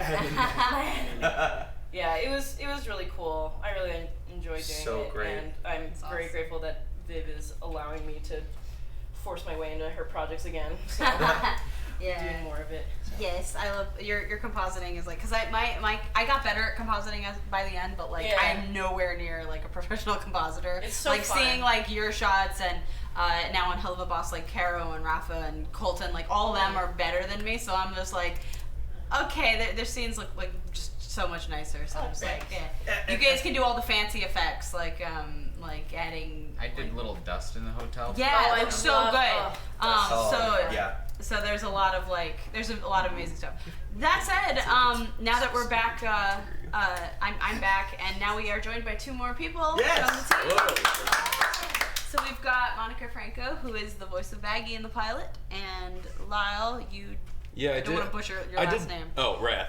I did guitars on the credits, but I'm more like, you know when someone brings a dog on a plane, they're like, it's an emotional support animal. And you're like, that dog really doesn't need to be there, but cool, it's a dog. I like that it's there. Well, That's more my relation my to this emotional project. support animal. You are my emotional You are support my animal. 4-leaf clover, Andy. You are my moon shield. Thank you. But yeah, Lyle and Andy did the amazing like guitar credit cover, I guess is the right word of the Rainbow song. That was it's so really much cool. fun. Yeah, dude. Did you do the merch ads too? Yeah, I did those too. Yeah, You Lyle can hear me. too. You can hear me promoting merch and telling people to buy That's how I things got and calling used to them like flesh meatballs or whatever. Yeah, that's right. Yeah. Oh man, can we talk about that process a little Yes, bit? Just by real all quick, means. because I don't know. That was someone. I'm actually gonna put this down just because this giant computer is Pretty good so computer. hot on my lap Oh, it's right an now. Alienware laptop. Yeah. It's overpriced and Gaming. overloaded, and I love it. It's alien hot. It is alien hot. So yeah, that final song. First off, the song itself was amazing. So, Yeah, like, It just, that was written. The song itself was written by Perry Grip, who's absolutely amazing. I love working with Perry. He's amazing. If he sees this, hi Perry, you're amazing. Hey, dude. Sure. Oh, am I blocking a shot or Are you? I don't know. But how did the first conversation like start when we were talking about like we knew that we wanted, or you knew that you wanted some sort of like a metal. I wanted, kick I version, really so. wanted like the end credits to be something that sounded really different from everything else, and I felt like originally it was kind of like a choice between that or like a techno thing. But not only do I think like a metal like really like amped up sound fits the project a little bit better than like a techno thing, but like it just I know Dave was also like really like that'd be really cool. And so like, so yeah, it just came about like, and it was kind of a last minute thing in a lot of ways. Like it was, how long were you guys working on that? Like 2 weeks, 3 weeks? Yeah, it came together really fast. Yeah. But I remember like watching you guys like do like the testing out, like just jamming out. Do you still have for a bit. footage? Yeah, I do. Some like phone I, videos of us like jamming on. Yeah, I have some videos. Like I have. That's the thing about me. I have so much footage. I literally have footage from 3 years ago. That is all great stuff. Like every like big event of my life, every trip, every con, every event, I have HD footage of from like in a little vlog style camera. Yeah. I haven't edited anything. So You're at some always point I'm filming gonna. stuff, and I'm always filming things. I'm like, that'll I never show up remember this. online. I don't need to be scared. Well, it might someday. Well, you were gonna do the 1 second a day thing. Did you? I think I gave up. I almost made it because we're so close to the end of the year, and I just. At a certain point, I felt really uncomfortable because there were some amazing things, like there was amazing people I'd meet, and there was amazing, things I would do, and I wasn't sure how weird it was for me to just go for like 2 seconds. By the way, I'm filming. Yeah, and I would try to like explain it to people, and it was just, I don't know. I feel like maybe I'll pick it up again, like if anything happens with like like the first year that like something happens with the show, maybe or whatever. But like, but no, like I gave up. But I've been filming. I try to film things all the time because I'm very much like a footage like memories are forever person. Like I'm one of those people that's like, oh, I want to remember this forever in the style of in the form of a video. But I just haven't edited them because you can't just post all your videos up like a just massive thing. Is that what TikTok stories? I guess that's what. That's what Facebook. That's what a lot of people do. That's what Snapchat. But I'm like I'm not about that. Yeah. I'm like I have to edit this into something nice, or I have to like. I'm so particular about my Instagram. Like I have to go and find like the best photos and only post like the photos that I'm like, this is a good angle, or what. I'm so weird about it. But most people are. Long story short, though, that footage will all like I really want to make like at some point like a big behind the scenes. We also the premiere, the screening that we did for the crew. That was all filmed. We actually had somebody come in and film the event. And I have all the footage, but I haven't had time to go through it because I also haven't had like a day of rest since the pilot release, so it's been kind of crazy. So one, I haven't had time, and two, like I really want to go and watch it, but it's the same thing with the video of my road trip that I took with my mom to move out here, which was now 2 years ago. I have that whole footage, the whole 2 weeks that we took to drive out, and I haven't watched any of it because I was like, oh, I'm gonna cry. But now I won't cry because it's been 2 years. But I just haven't had the time. So the premiere now is that. I'm like, oh no, I'm gonna cry. Sorry, Mom. I want to edit that. Like I know there's like a video where we saw an elk, and I was like, oh, there's an elk there, and I got it on video, and that's all I can remember. I'm just like, I know I've got footage of an elk. Good. But long story short, there will be videos coming to the channel eventually. Like, I want to try to do, like, all that footage, all those years, and just take the best bits and just be like, this is my past 3 years.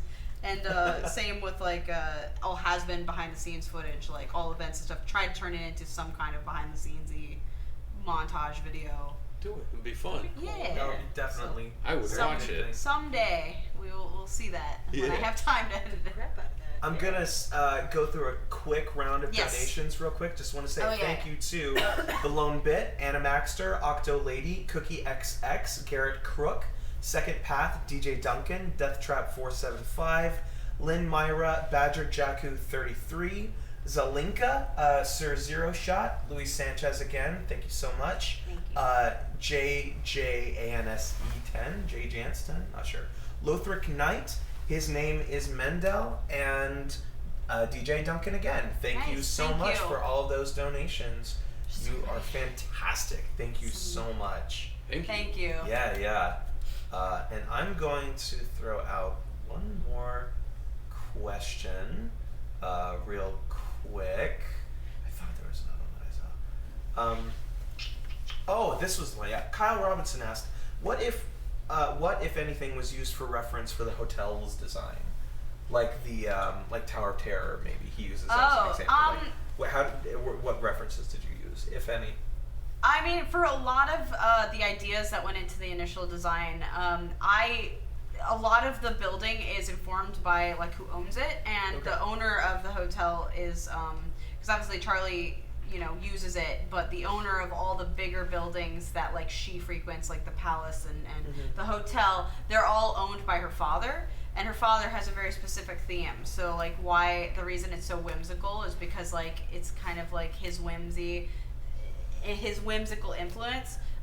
The original base of like the actual design of the hotel I can't really talk about, and I don't have the right to talk about it because I didn't particularly design it, but I did inform a lot of like the details that went into it, like the ideas of it being like super carnival-y and super circusy. But I will say that like a new design of the hotel is something that we're working on right now to like reflect Alistair's influence, and like kind of reflect a little bit more about like how the storytelling moving forward will be. And I'm really excited to like reveal what like the hotel like design might change into.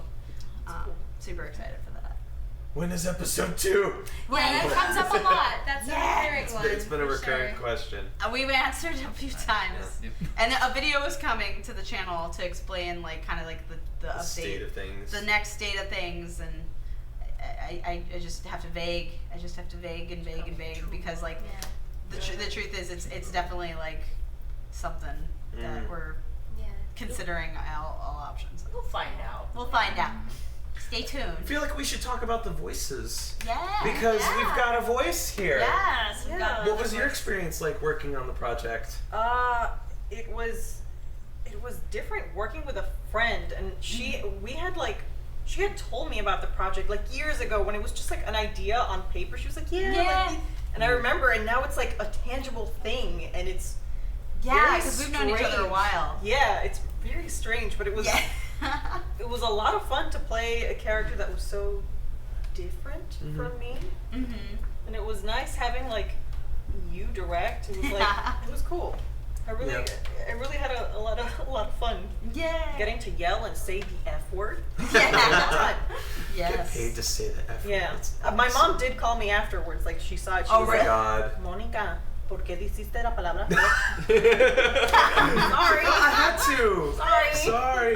You know, it's so funny. I'm actually the same. I don't know. My parents may be watching this. I don't know. If they are, hi. And secondly, I can never curse around them. I can't. Like, it's not that they don't care. Like, it feels weird. Yeah, I can't say like anything like that around them. I don't know. My mom would be able to answer. It bothers me. My mom would be able to answer better, but I don't think I really cursed that much before going to New York for school. And then I came back and I was cursing like a sailor. And I remember there was some backlash at first, like what? Like there was a lot of from my parents, but now like they curse just as much and they don't care anymore. That's cool. I think like there's been more of an effort from my sisters and to be a little bit more like withholding, but I'm just really bad about it. I sometimes I forget. Like I'm pretty good at like in professional instances of being like, okay, this is probably not a time to like be cursing like a sailor. Loose, but and even with this, it's a little like a mix because there's like a casualness to this stream, but I also don't want to be like like flying off either. So you control yourself. You're a good person, much better than I. I'm like constantly effing and jeffing, and my mom will call me. She's like, "I saw your Twitter today." She's very disappointed. Yeah, it's like, why? I raised you better than this. You're supposed to be a lady. I'm like, Mom. Sorry. That's so endearing, though. That is really cute. I looked at my Twitter. Yeah, I've gotten actual like concerned phone calls like, are you really planning a double suicide today? I'm like, oh my God. Yeah, of course. Why not? Oh my God. If that was my plan, you would be the first person I would tell. So don't worry. I'd kill you first. Oh my God. Let's see here. What do we got? Ooh, interesting. Sir Zero Shot has an interesting question. I have to know, is the reasoning for people being in hell self-perceived sin or what we would all generally consider a sin? That is such an interesting question. I like that That's super perspective. deep. That's really deep. Like, did you sin? Did it bother you? Like, were you ridden with guilt, and is that why you're? It's hard to say because I feel like that could be something fun to explore and just in just a psychological, like, you know, philosophical way. Is it But self-punishment? I think there are definitely like things that you can do. Like there are certain rules that I gave like basic like things that I don't think anyone would disagree would be like a qualifier for going to hell. But there's always like nuance, like murder, for example. Like one that I can give away because I feel like it's relatively like unnuanced, but a little bit, is that obviously murder is a sin, but everyone would probably agree that in some instances murder is a I don't want to say that. Right, you don't even want to say. Confirmed. Vivian says murder is okay. So like, We've seen the Dexter. We know there are understandable circumstances. What if you kill a guy that you think is killing a guy, but he's really not killing? That's what I mean. It's yeah, a role like, play like situation. what, or like in self-defense. I more so meant that. I just realized that I was starting to say. What if you slip on a banana peel and like murder a guy? Exactly. Like, but then what if that guy was also about to murder a guy? And you saved the guy slipping on Well, that's not murder. But what if he never out loud said it, so nobody knew? Yeah. Right? Like, what are the rules around that one? Yeah, check so many like check that one around. What I basically was saying though is like for example in self-defense that's less of a murder. Yeah. So like but murder to me though is like premeditated or like something that you know you're doing kind of deal. Yeah. So that's like an instant. What if a guy's like in a even video if game, you but he are- thinks it's real life, and he's killing a bunch Then of yes, people that that would- aren't real? But that would still But qualify. he thinks they're real. That would An qualify. episode of Black Mirror? Maybe. That would qualify. But So yeah. or even like a character that is kill somebody out of revenge, like specifically. I think that like that's like for example like you might sympathize with the Montoya, reasons. you killed my father, prepared to die. Yeah. Like Yes. in that situation, it's not murder. It's in the vengeance business. Well, but that qualifies. But he still goes to qualifies. because you have the choice to do that or not. That's and that's where there could be a lot. Could have forgiven. But that is one of the nuances of like that. That's one of the rules though. Is that like the reasons behind a murder can be a little bit more like. I'm saying this like in reality. What if you drop- this isn't a fictional What realm, if I you drop should a remind banana you. peel on the floor? Enough with the bananas! I'm not Why the justifying. bananas? Are you hungry? There's no justification for actual real world violence, but I think in the show and in fiction, there's a lot of stories that are like revenge plots and Yes. stuff. Yeah. And there's a lot of that in That's the show. the motivation of the character. Motivations behind the characters doing certain things are a little bit more like, well, can this fictional character feel more redeemable because of their reasoning, or can they not? That is the question. So that's like what the show would go into. But murder by default, like premeditated or anything, revenge or not, is a instant hell sentence. Same thing because it is something that you know. But there's always like in the show there is nuance to that. Yeah. I guess. It's just one of the worst sins that you could do. So it's like kind of like merging onto the 5, not at full speed. Yeah. There are and definitely then some saying, like small. "Sigh, I miss seasons." Yeah. It's like it just never rains anymore. I'm guilty of that one. I miss the seasons, man. I miss fall. If I had it my way, you wouldn't be able to use the freeways. That's my LA traffic plan. If you say I miss seasons, you don't get to use the 405 anymore. It's done. It's done. Oh man. Let's see here. Does Alistair like musicals? His name is Mendel asks. Oh, he would, yeah. Oh, yeah. Probably not. Like, there's certain musicals, like especially more modern ones, that he probably like. What? But I think he'd probably appreciate musicals more than like the average like demon. Like he's probably like.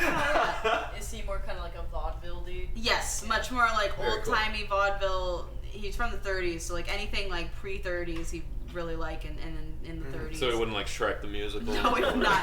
I feel like he would watch Shrek the musical. It always comes back to Shrek. By the We way. were watching Queen Latifah be Ursula, and yeah. there's Oh, this the- weird like Little Mermaid thing. Queen Latifah's live- Ursula. I'm sorry, that was just a dumb synapse firing.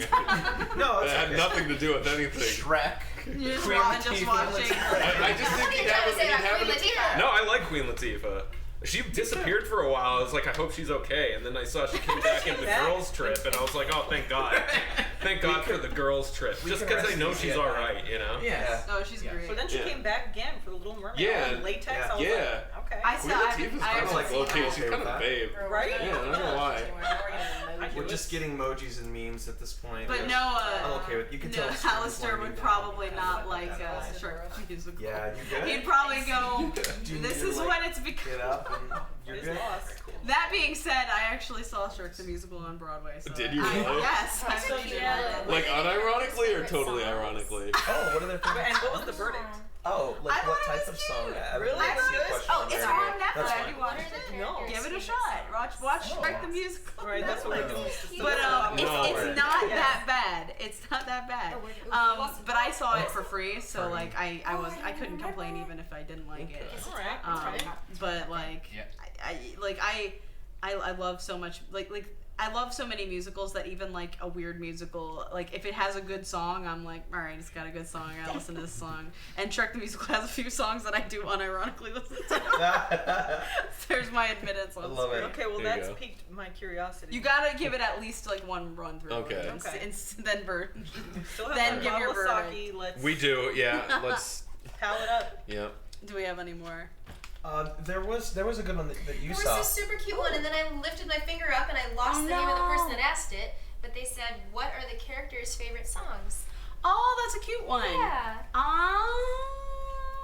I mean, in a realistic sense, I probably wouldn't know because a lot of them have to do with like eras of time that I don't have a multitude of knowledge about the songs in them. But to go off like kind of boring, like I've made character playlists for fun. I don't think any of them are. I think the only one that's public is Alistair. Alistair's maybe. I think Alistair's playlist that I made, which is just like 10 songs that just remind me of him, is made. They're not official at all. They're just me going, these are the songs, these are my playlists for fun. Huh? Yeah. What? Non-sponsored. Non-sponsored. Yeah. Completely non-sponsored. That's why like I don't know if I should even like say it on a stream. But like but I've made like little ones. I don't think most of them are public.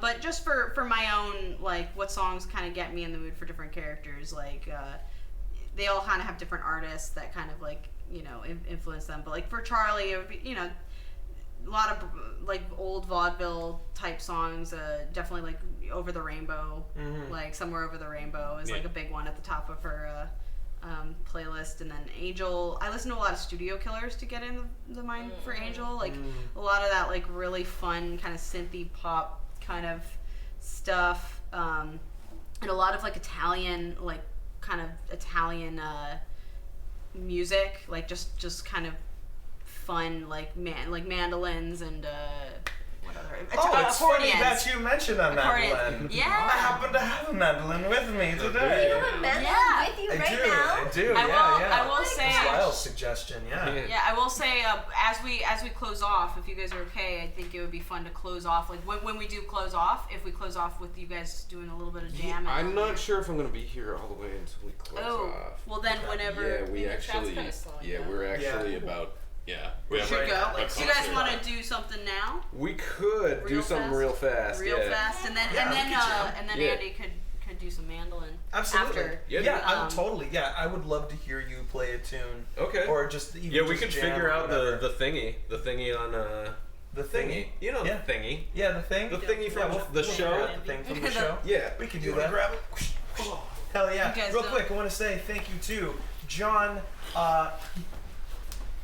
You're a bay. You're a bay. You're a bay. I think I prefer that. You're a bay. Sure, that's better. Thank you. Thank you, Q E. Let's see. Oh, this is a good question, Q E. Thank you for asking it again. Does the static die in Alistair's voice when he's being more honest or genuine?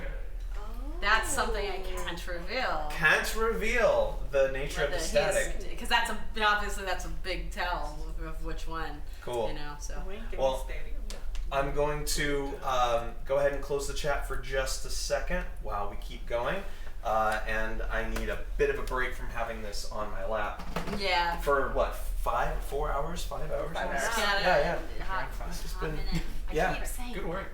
Yeah. I keep saying hot minute for everything. And a hot couple hours for that one. Yes. But I tried. Anyways, yeah, thank you guys so much for joining. We're not done yet. We're not done yet at all. Not done quite yet. Not quite done yet. I shouldn't be the We're one on the final saying hour, this. though. Yeah, we're We're on on the the final. We're winding down. We're winding down. We're gonna wind down with some jams here soon. Viv, is there anything that you kind of want to talk about to sort of like encapsulate this experience and like what you're feeling right now, and now that it's actually out and your baby is breathing and living with, like, what's it like? It's in the hands of the public. Yeah, I mean, it's overwhelming to say the least. It's absolutely humbling to say the it's insane. It's been insane. I haven't really had a moment to properly digest. Like, I've slowly been easing into like posting my photos from the premiere, having my little cries about like missing everybody. Like, I want to have like a night where I think that's all I do, but even then, like, it's been hard. But just overall, it's been absolutely overwhelming. I'm thrilled. People are enjoying it. Again, this project was never supposed to be the big one.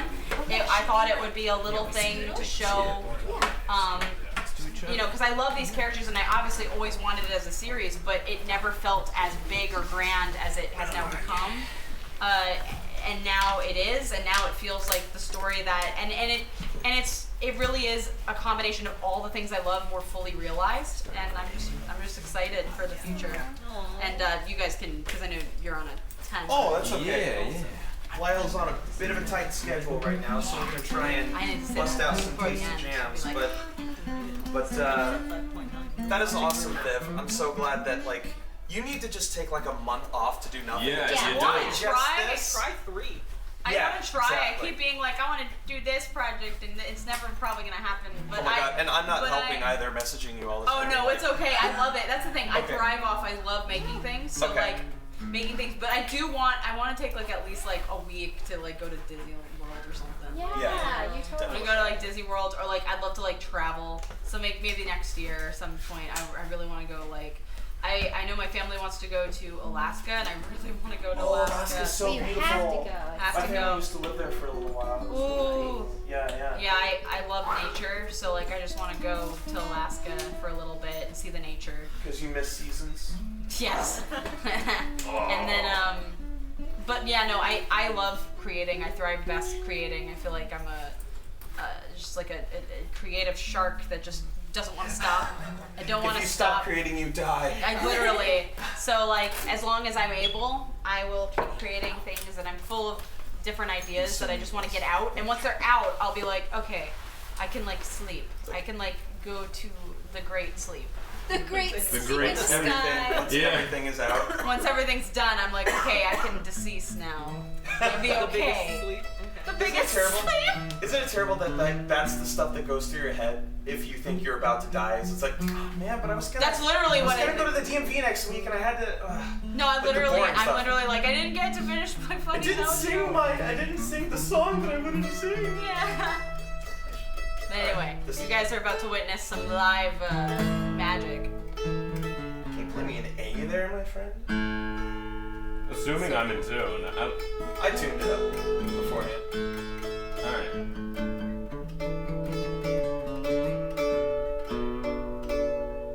This is the most fun part of the stream. Watch as the numbers just drop. Tuning.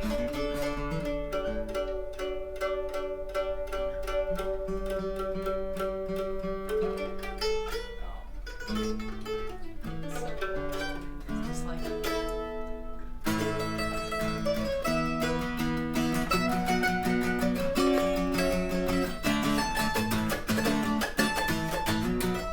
We did not rehearse this. No. No, this is off the cuff.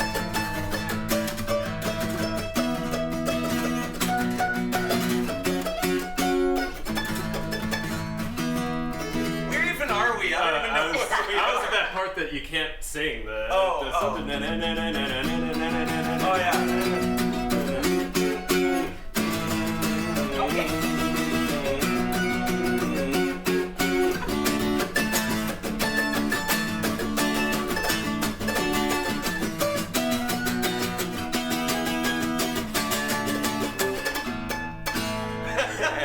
Something. That was kind of a thing, almost. So cool. Good job.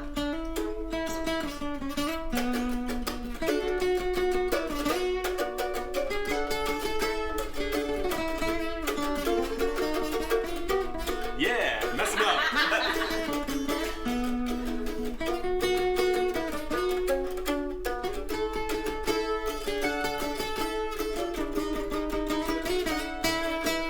Did you mess that one up or did I? I don't know. At this Live music I is think fun. we both messed up. Yeah. Yeah, that's all that matters, dude. Just the fact though that you guys can like find it together, because like that's like watching them like do it with like the electric guitars too was like so cool.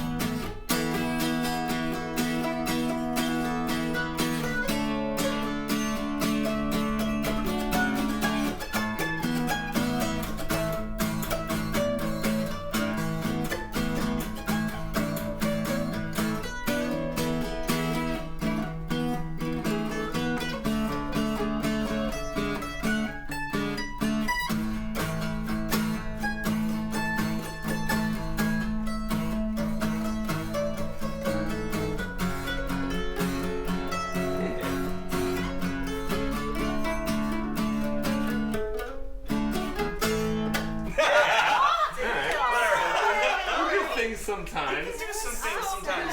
We need to have more jam sessions, my boyo.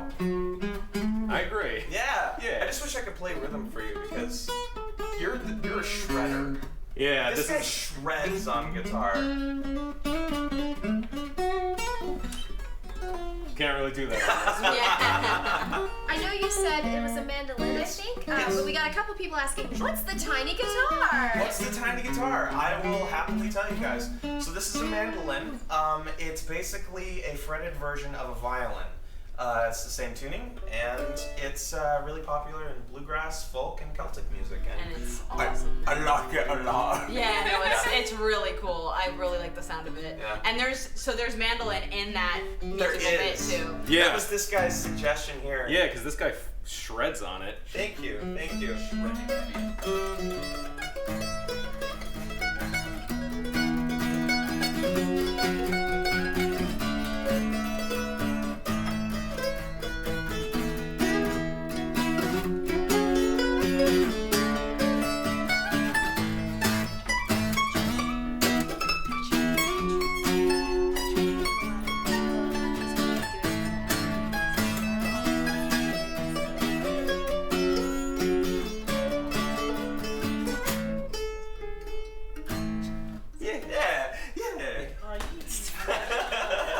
That's great. Thank you.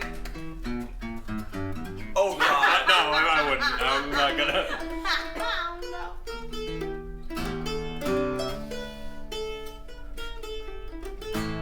No, let's not even. This is a bad. This is a long. This is a bad place. So. Alright, well, I guess we should probably go ahead and start winding down now. We can What do start you guys winding think? down. Yeah. Do a few final questions as you guys have to head out. Yeah. But that was awesome. We've got Thank you. 2 more donos Yeah. while you guys were jamming. Sure. So we've got one from John Urobe. Did we already read that one? I don't think I've read that. All right. before. Well, thank you, So John. Thank you. And then we've got a $10 dono and a really interesting question, but I don't know if you want to reveal. Let me see. But Michael Walsh asks, "Hey Vivsy, since Lilith is a canonical character, does that mean that the Eden family, Adam, Eve, Cain, Abel, have some connection to the Magni family as well?" To the main family. Main family. Can't say. Can't say. You're gonna have Part of the story. But I was what did you just Oh, I do? did it. I did that It's called It Would Be Spoilers. Yeah. It would be spoilers. Yeah. Yeah, if there were questions that I didn't get to on stream, it's probably because you guys were basically asking, what happens next? Yeah, what happens next? You don't want to know. You No. want to experience. You want to know, but you don't want to know this way. Yeah. You don't want to know on a stream of us go, oh, this is what happened next. Yeah. It's not gonna be as satisfying. Yeah. But there is fun stuff next. Like the next step is obviously to like see what the arc of the season is and like what the villains are and like get into that. So Very cool. Cool, very Just- I did say epic. You did. You did say epic. Oh my I'm okay God. with that. Anyway. So you're ahead now? Yeah. Sure. Well, thank you guys so much for coming Absolutely. by. Yeah, thanks for. Thank you. Of course. No problem. Okay. Still gotta watch Scary Movie 3. Yes, we do. We Same. We gotta hang out It was and good jam seeing again. you. Oh, it was so nice to see you. Great Guys, job. thank you so much for joining in on the stream. Thank you so much. Yes, and yes. thank you very Thank much you. last Bye-bye. minute to Winsilf, who asked, how Bye, does the everybody. geography work Bye-bye. in hell? Wish. How does the geography work in hell? I know you talked about a cannibal village, but are there country-like places, or do you explore the idea of the 9 circles? Kind of both. Like it really depends on how much of the show gets to be told. Because I have an idea for the story to go to a certain point, but a lot of places might not be as important to the main narrative as they would be elsewhere. So it really depends. But I have kind of figured out like I was mentioning earlier in the stream, way earlier in the stream for people who have not seen, I'm trying to make more of my projects kind of subtly connected, whether they're completely different projects, but like in a world that could be connected, and there are a lot of other shows that do similar things. So like it's just it's like a set of rules for myself. And for the world. So in the Hazbin Hell universe, it's shared with another project that I'm working on right now, and that one might involve more of like the sin canonology that Hazbin doesn't get into. Whatever Hazbin doesn't explore, the other project will explore, kind of deal. So yeah, that's to be seen. But I definitely want to explore all kinds of fun takes on different kind of theology that's kind of recognized, like the 7 deadly sins and the 9 circles of hell and stuff like that. So, yeah. It's a lot of good stuff to look forward to. Mm-hmm. Yeah. Lots of potential. Yeah, absolutely. I feel like, if you had, of course, the answer is always you would love to tell more, and I would you would love to do tell more. If you had unlimited ability and budget. And yeah, everything. like right now, the series to tell the full narrative that I want to tell, being really, really conservative with how many episodes and how to pace it. It could be told in 3 arcs of a story, but it could be way more than that. Mm-hmm. It's just me trying to be how many realistically would it need for the main payoff of the main characters to, and all the events to unfold. Yeah. So that's why it's tricky, because obviously that's a lot of episodes and that's a lot of show, but that's obviously people are hungry for the content though as well. Yeah. So that's really cool to see. Each season would have a satisfying ending, but each one would build on the next, because I personally am a big fan of this more current more current crop of binge watch shows that have continuity and you watch from one episode to the next to the next. So so that's kind of where Hazbin lies. Hazbin lies in much more continuity-based storytelling. But something like Hell of a Boss, the other cartoon, is much more, there's continuity, and I think it would be really fun to explore story there, but it's much more episodic in nature, which is the biggest thing that differentiates the two projects once Hell of a Boss is revealed. I do feel like with the current sort of direction I want to say that media is going, where it sort of encourages binge watching, for lack of a better word, and I don't mean that in a negative way. No, it's fun. Yeah, it is fun, and it encourages people to create stories that are connected. So it's oh, I want to see the next thing. I want to see the next thing. I want to see the next thing. I think a nice kind of way to segue out and finish this, wrap this up, is to talk about the amazingness of the internet as a platform for projects and storytelling, because it used to be that your show had to fall into a certain category and it had to have a certain, and there's still some of that even to this day, of age ranges and everything, and that's fine. It's very valid to know where your audience is meant to be, but the internet kind of breaks that wall down and goes, well, this can be for anybody who wants to watch it or wants to. And obviously Hazbin is catered toward an older audience, but it doesn't just have to be an adult audience. It can be young adults or older teen audience as well. old adults. Or it could be old adults. Yes. Like I know Adults. my grandfather watched it. I don't know if he understood any of it. Sure, he's like, but he you watched did a it. very nice job. You did a good job. And that's so cool. So That's like awesome. so the internet can reach people from all over, and the audience for the the audience for the show will find it. Like you don't have to worry about, oh well, my at this time slot or this whatever, and kind of be at the mercy of the the audience that has cable or TV or whatever, which that's some shows thrive there. And then some projects like mine really are like an internet founded thing. Totally.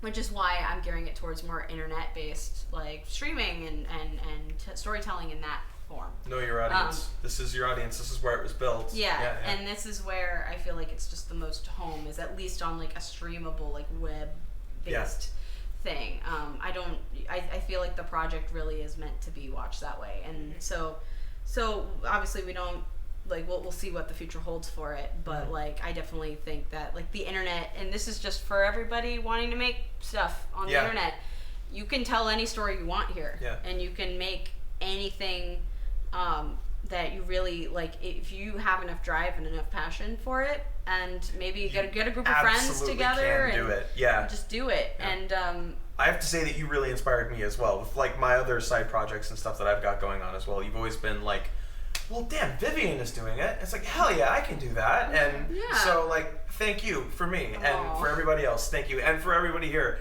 thank you for making this cartoon, and thank you for doing this. Thank you. Yeah.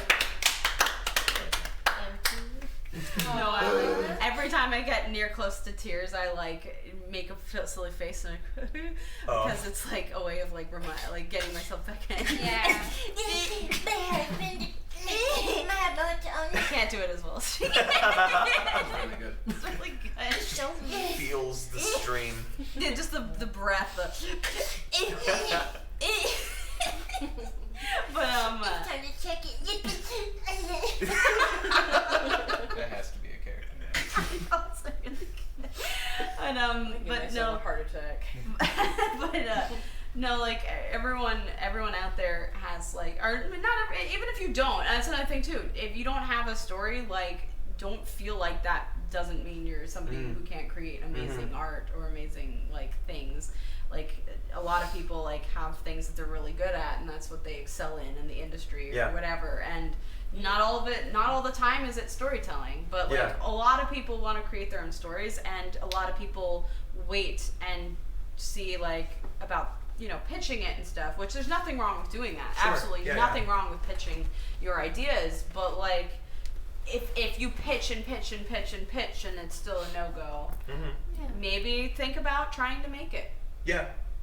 Because like I didn't even consider pitching Hazbin first, because not only the character is really meaningful to me, and there's obviously like a lot of legal stuff that goes into pitching a show and ownership and all that stuff, but just also in general, I knew it would be a really tricky thing to like say, hey, I want to make an adult comedy that looks like a cartoon but like has like characters of all sexualities and identities, and it's a little bit edgy, and it's got sharper style, and it's complicated, it's musical, and it's adult, and it's all these everything things that would make a cartoon expensive to produce and probably not profitable. That's what I want to do. Yeah, exactly. But on the internet, it totally can on the succeed. internet it does, and in execution, you see how this can work, and how it's not even that like there are ways to do it, there are avenues to do it in a way that is doable, and like.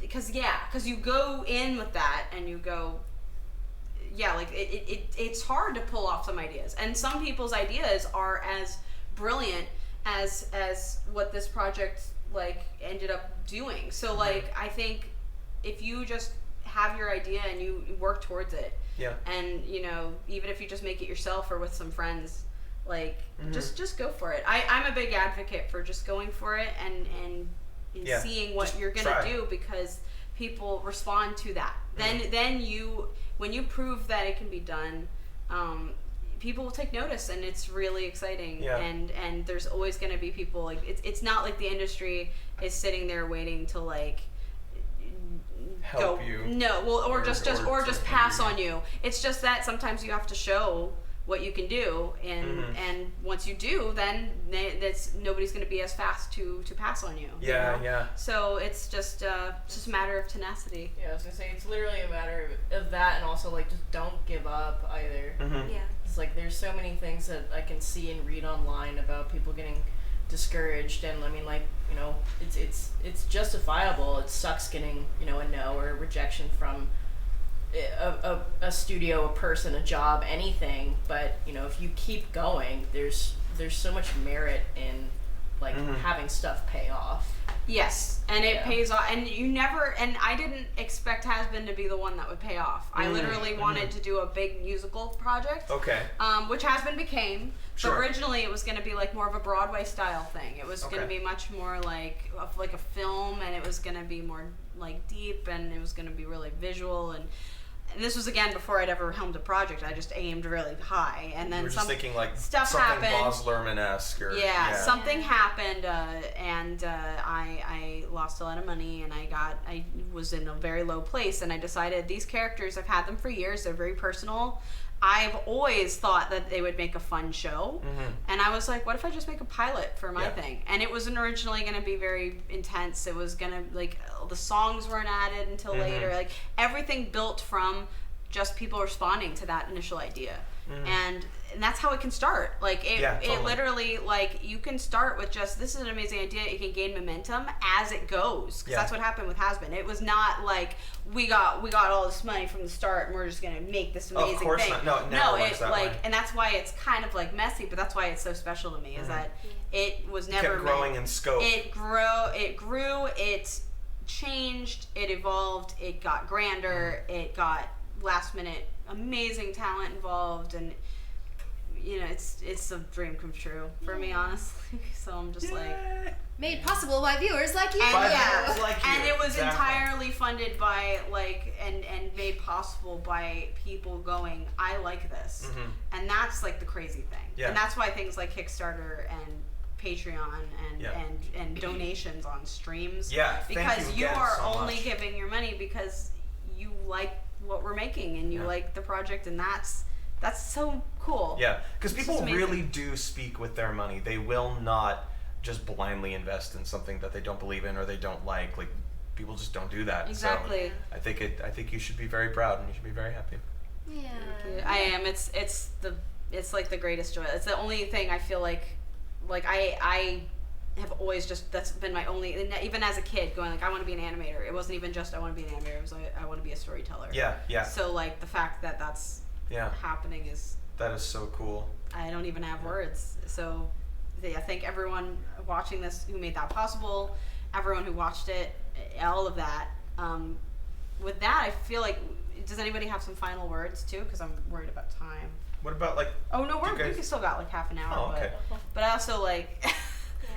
Are you ready? I'm fine. She's like, I'm fine. I'm well, not I tired. just like, I had such an emotional. I just was like, oh no, I don't want to go over, but.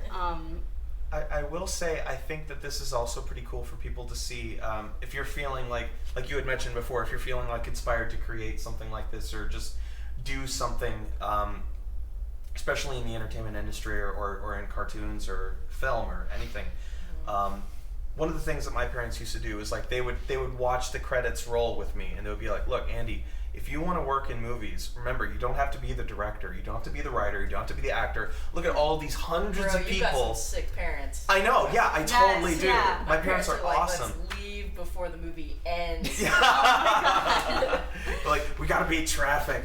But it's like, oh, that's so good. Yeah, you can do anything. You don't have to draw, you don't have to write. If you feel like you're not like talented or you don't have the right skill set yet to do what you need to do in order to be making cartoons, like, you're wrong. You can totally get involved. There's so many jobs for so many different people. I was just gonna say too, like, there's a reason why those credit lists are so long. It's because every single one of those people, studio, even animals get credits. They all have a purpose. Yeah, and the movie they all earned it. The movie came out, movie show, whatever, came out to the grandeur that it is because of every single person that's involved. Yeah. Yes. And like, it's so important to, you know, piggyback off your comment of like, everyone is important, and there's so many different avenues for you to explore. Yeah. And also going back to the art school thing too, is if you have the ability to find a place where you can find your place in the industry or whatever, then like neat. If not, also neat, because you're also discovering more about yourself. Yeah. And it's so important to find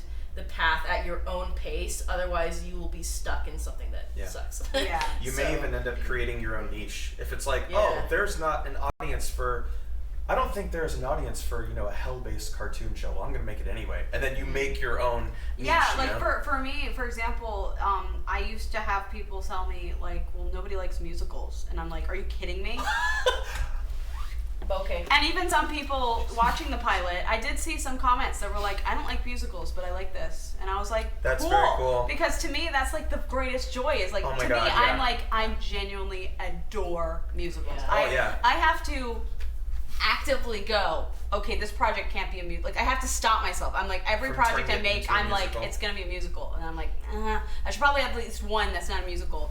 Musicals are like my thing. I mean, yeah. Why? That's true. But like, to me, like musical theater is like, it's just captivating. That's such an important thing too, is like butt comments are the best. But when it's the whole like, I don't like these normally, but it's just it's so important because it's like you're actively changing shit. Exactly. And That's it's good. That's why like I know a lot of people. You know, I have my own opinions about the show, but like even like shows like Family Guy, like one thing I absolutely love about that show is that it's introducing an audience that probably never would have heard the song Shapoopy, and they're doing a recreation of like one of the silliest, one of the most fun musical numbers. Totally. In a like a football state. I'm just like, that's awesome. So like the introduction through media of like, this is presented in a way that can be funny to an audience member that probably would never have heard that song. SpongeBob, dude. Or like, Like Sponge Under the Ocean. Yeah. That's a cook. I mean, and isn't that kind of, I feel like that's kind of the greatest thing that art can do, is bring people together and make you realize we're actually more connected than we thought we were. It's like, oh, I thought, normally I don't like musicals. Normally I close myself off to this type of content or this kind of person or this kind of whatever. But I like this. I'm connected. I'm interested in it. And That's the point of art. Yeah, animation is a language too. Yeah. One of the biggest things that I've learned in school. It's like, I am bilingual. Exactly. I speak in a drawing. Music was my first language. I still struggle with English. Oh. You know what I mean? Like that's Your totally alphabet how I only feel. goes up to G. It's iffy at that. Yeah. But no. Oh, I see what you did. But like, exactly like art and animation has the ability to cross like you can cross genres and you can really like expose people to genres that they might not have liked or whatever, and you still might not like musicals, but like my thing is like I love them so much that I just want to present them in a way that captivates my imagination, and like, you know, and if I can change some people's minds about musicals, like for example, I think a lot of people think musicals are just like the Hello Dolly style, like whatever. Yeah, they it's haven't like- seen stuff like Book of Mormon or Be More Chill or like all or these even things just that are listen to like Sondheim or something. yeah, where or it's- all these shows that like are a little bit more modern, a little bit more funny. They combine adult humor and there's musicals and it's so I many. didn't know I could tell a story while singing. Oh, I didn't know that cartoons could also be for adults. Oh, I didn't know. Exactly. Yeah, all these things are totally possible. Exactly. It also, so, sorry, go ahead. No, I'm done. I was just gonna say it kinda also ramble. breaks down that weird. I wouldn't say if it's a taboo, but that weird kind of like thing that people think that animation is a genre. Right. Yeah. So Yeah. not. No, it's a medium. It's a at best. medium. Yes. A lot of people, I feel like that was one thing that was kind of an interesting takeaway from Hazbin too, is that like Hazbin obviously does not look like most adult things, but I don't even want to say that because there's a lot of adult shows that look very visually beautiful. Yeah. Like I haven't seen the rest of it, but like Primal, Gendy's Primal, there's Sausage Party, there's Venture Brothers, like there's lots of things like in the adult space that look beautiful. Yeah. And don't look like that's a the really- traditional adult humor, but Hazbin is kind of like an extra step of just like really sharp cartoony. That's a really, really good point. It's like just because something is dialogue driven and story driven and modern doesn't mean that it has to look like Family Guy or Big Mouth or anything that doesn't have that like huge effort put into the aesthetics as well. Yes. It's like it's not like, oh, I'm gonna write funny jokes and it doesn't matter what it looks like. Yeah. It's like it also matters what it looks like. It also matters how it sounds. And that helps inform because Hazbin, like I think the humor of it, it's so cartoony. Yeah. That like it only really needs to look like that, and also the character designs are really outlandish, so they have to be designed with like a lot in mind, and just a lot of things go into something like that. So I think a lot of people, and I also personally want to break down that wall of like things that look cartoony aren't automatically for kids. Yes. Like a lot of people want to conflate, especially in the West, that we want to conflate animation with kids, and that's why I love adult animation. I don't watch a lot of kids cartoons anymore because I'm an adult now, and it's not to You're say allowed. a lot of people I know work in animation and work on kid shows, and But they're who great makes shows. the kid shows? Adults. Adults do. making kid shows. And like, but I am also, for me personally, like the shows I want to make are primarily adult ones, at least for now. I have like a lot of people are familiar with my old thesis film. Timber is like definitely much more of a kid-friendly thing, and I love and adore those characters in that world. So like, that's definitely a world I'd love to explore as well. But like right now, my passions lie in adult animation, and it's just fun to explore that, and it's rarer to see stuff that looks a little bit more like outside the box, and I just want to be somebody who contributes to that. That's it. Like, well, it's I'm not risky, going to be, you know, so it's hard to get funding for it. But I think it paid off in spades. Oh yeah. You know, another interesting thing is what's happening over here. Yeah, what's I like happening over here? This is our new language. Oh, it looks like a snack. All right. I think something that's really cool about the premise of Hazbin Hotel as well is that I feel like Charlie a lot of times, where I feel like she's such a relatable character for me, because it's really easy to feel like you're in a world full of people that don't give a crap about anything around you or the things that you care about.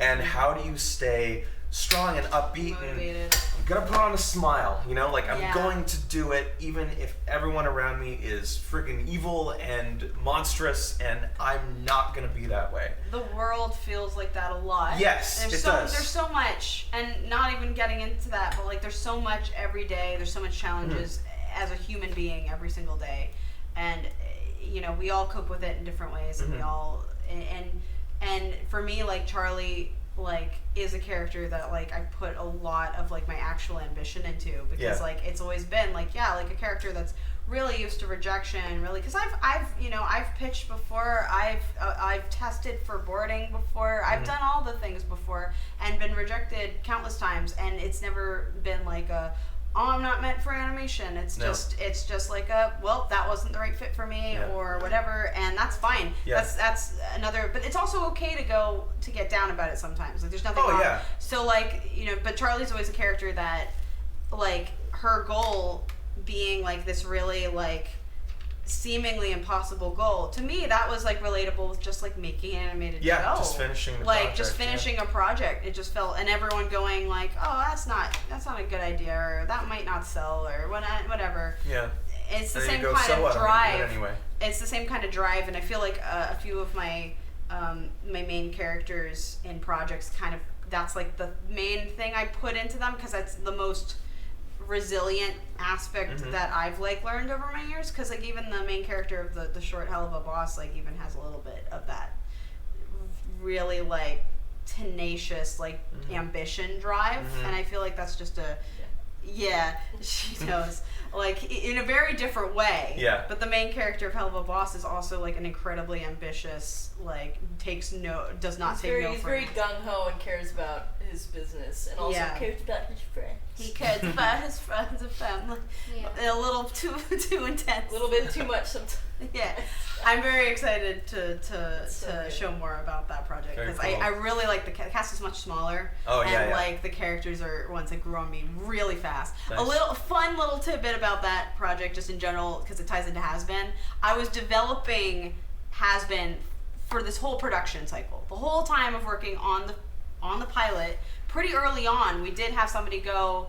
We did a pitch to a small studio, and they and obviously nothing happened from that, because it was early on. So it wasn't even like, but they asked, where does the show go? Where does it go? And then I started to think about that. really early on. So that's why I'm so thankful for that because without that really big push into leaping into like the broader side of things, I might be only a fraction of where I am now with figuring out the story. Yeah. So like it forced me to get into that headspace, and now I know the whole thing. Now I know where I want it to end and everything. Perfect. So this 2 years was development for me. And obviously a lot can change, but like I know a much better idea of where the show goes, and I know a better idea going into a season 1. That's awesome. But while developing that, obviously I'm coming up with what character arcs are going to be, what characters join, what characters join the show, you know, which characters do we, and I had to think about what fun they would bring, and through that I came up with, and you will see this character, I will say the main character of Hell of a Boss, you will see in Hazbin, because I put a lot of the characters I'm developing into the background shots. So he is in a few crowd shots, but it's his old, it's like his original design before I like gave him like the main character coat of paint. Yeah. But hero paint. The hero paint. Yeah. But so the characters were, obviously I was developing the story. These were characters that obviously they have to do with the world of like the canon world. But I realized that their narrative really didn't have much to do with any of the main characters and their arcs. And I went, if they're going to be in the show, they're definitely going to be recurring characters that are really fun, but like only show up here and there and don't get their own arcs. It's smart of you to trim it though, like because it's really hard. Speaking as a writer, it's really hard to kill your babies. And like if you have an idea that seems fun, that seems fun, but then you ask yourself like, does it needed in this story? Are these characters just going to be characters that come in, people fall in love with, but they have like 3 things to do? Yeah. And that's why I just decided to yank them out, which is so ironic because that's how Hazbin came to be. Hazbin was actually characters that were in my webcomic, and then I yanked them out. I've been doing this since the dawn of time, but so it was yet again I yanked them out, and I went and I developed them as a separate thing. That's awesome. So that's why, like, while the chronologies are the same in terms of the world, the shows are totally different because, like, the tone and this little cast is completely separate from the events of Hazbin. Like, they don't even. It's not even related, but it comes from the same cloth because they were literally being developed at one point to be part of the Hazbin universe. So that's really cool to know as well because fun tidbit about it. Like other projects that will tie into Hazbin, let's say somebody watches it and they like the world building, but this cartoon itself wasn't totally for them.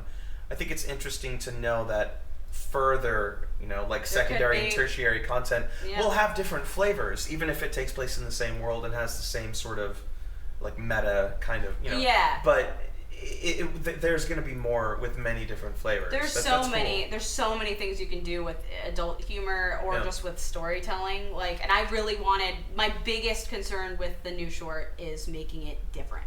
Yeah, because a lot of people have already been like, oh, it's a spin-off. It's not a spin-off. Yeah. It's literally its own thing that was birthed from the world of Hazbin, but it's completely like the tone.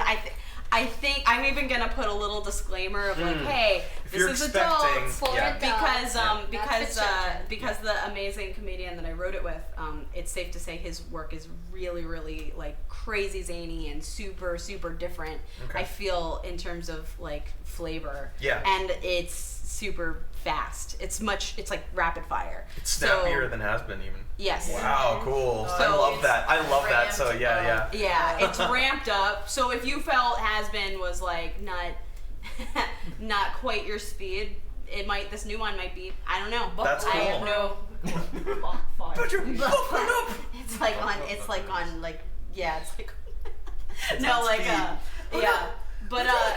But like no matter what, like all of my projects are a huge part of me and a huge part of just wanting to share different kinds of characters and push the boundaries of myself and everything. So yeah, that's a fun little thing to end on. Is that later this month you will I'll talk more about it in the update video as well. But like there's more to come in the future. Yeah. Excited. Yay. But let me check the time. Sorry, I'm like super conscious about time. It's fine. I definitely think we should end off with a few new words, or for a few last words about anything to do with the production. I don't know if we have like maybe a final question to answer. We did have a few super chats. But one of them, she asked, how does Alistair kill people? And I don't know if you want to reveal that. Probably can't reveal that yet. Okay. Yeah. Safe, quick answer. Yeah. What about a question for like we all answer it? Yeah. Sure.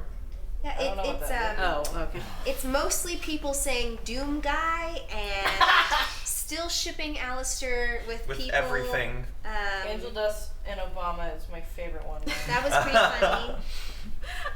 I don't understand where that I don't know either. You don't know your characters. Somebody did say, this is like a very sweet question, and maybe since we have a lot of people from different like areas of the production, somebody said, who does most of the artwork? Which, God. I mean, right, which is no a fun, one person, loaded yeah. question. Yeah, for animation, it's such a collaborative effort. It's such a collaborative effort. That's like the end of it. Like I feel like I'm sure at the end of the day there might have been a percentage, but like it's hard to even say. Yeah. Because animation is so different from like concept art, and everything takes different hours and every different It's times. like the most collaborative process It's the most that collaborative exists. thing ever. Yeah. No one person did everything. No.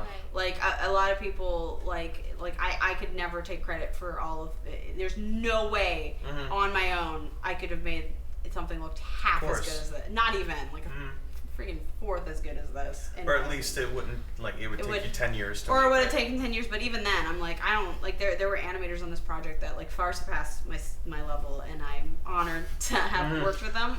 That is like the coolest thing about doing projects is, and I don't even mean this in a like trying to sound humble way, but like it is awesome to meet people who are like more talented than you and surround yourself by all the talent. It's so inspirational. There's animators on this project pushed me to do better. That is so good. I was like, because my animation on, for example, my animation on Hazbin, like I felt like, especially since I was in a very rushed position, I did have to like hand stuff off a lot more, and some of my shots, like looking at them, I'm just, those are the ones that I'm like, but like it pushed me harder, because then by the time like I got to, I only did a couple shots in each project, but like by the time I got to like my hell of a shots, like I took more time, and I was like, I'm gonna try to match up to, or at least try to match up to everybody else's amazing work in this. So it pushes, we all push each other, living and up the to team, those standards of the rest of the team. and the it's very team cool. and the energy of the team was amazing. Like everyone was making jokes, and we all,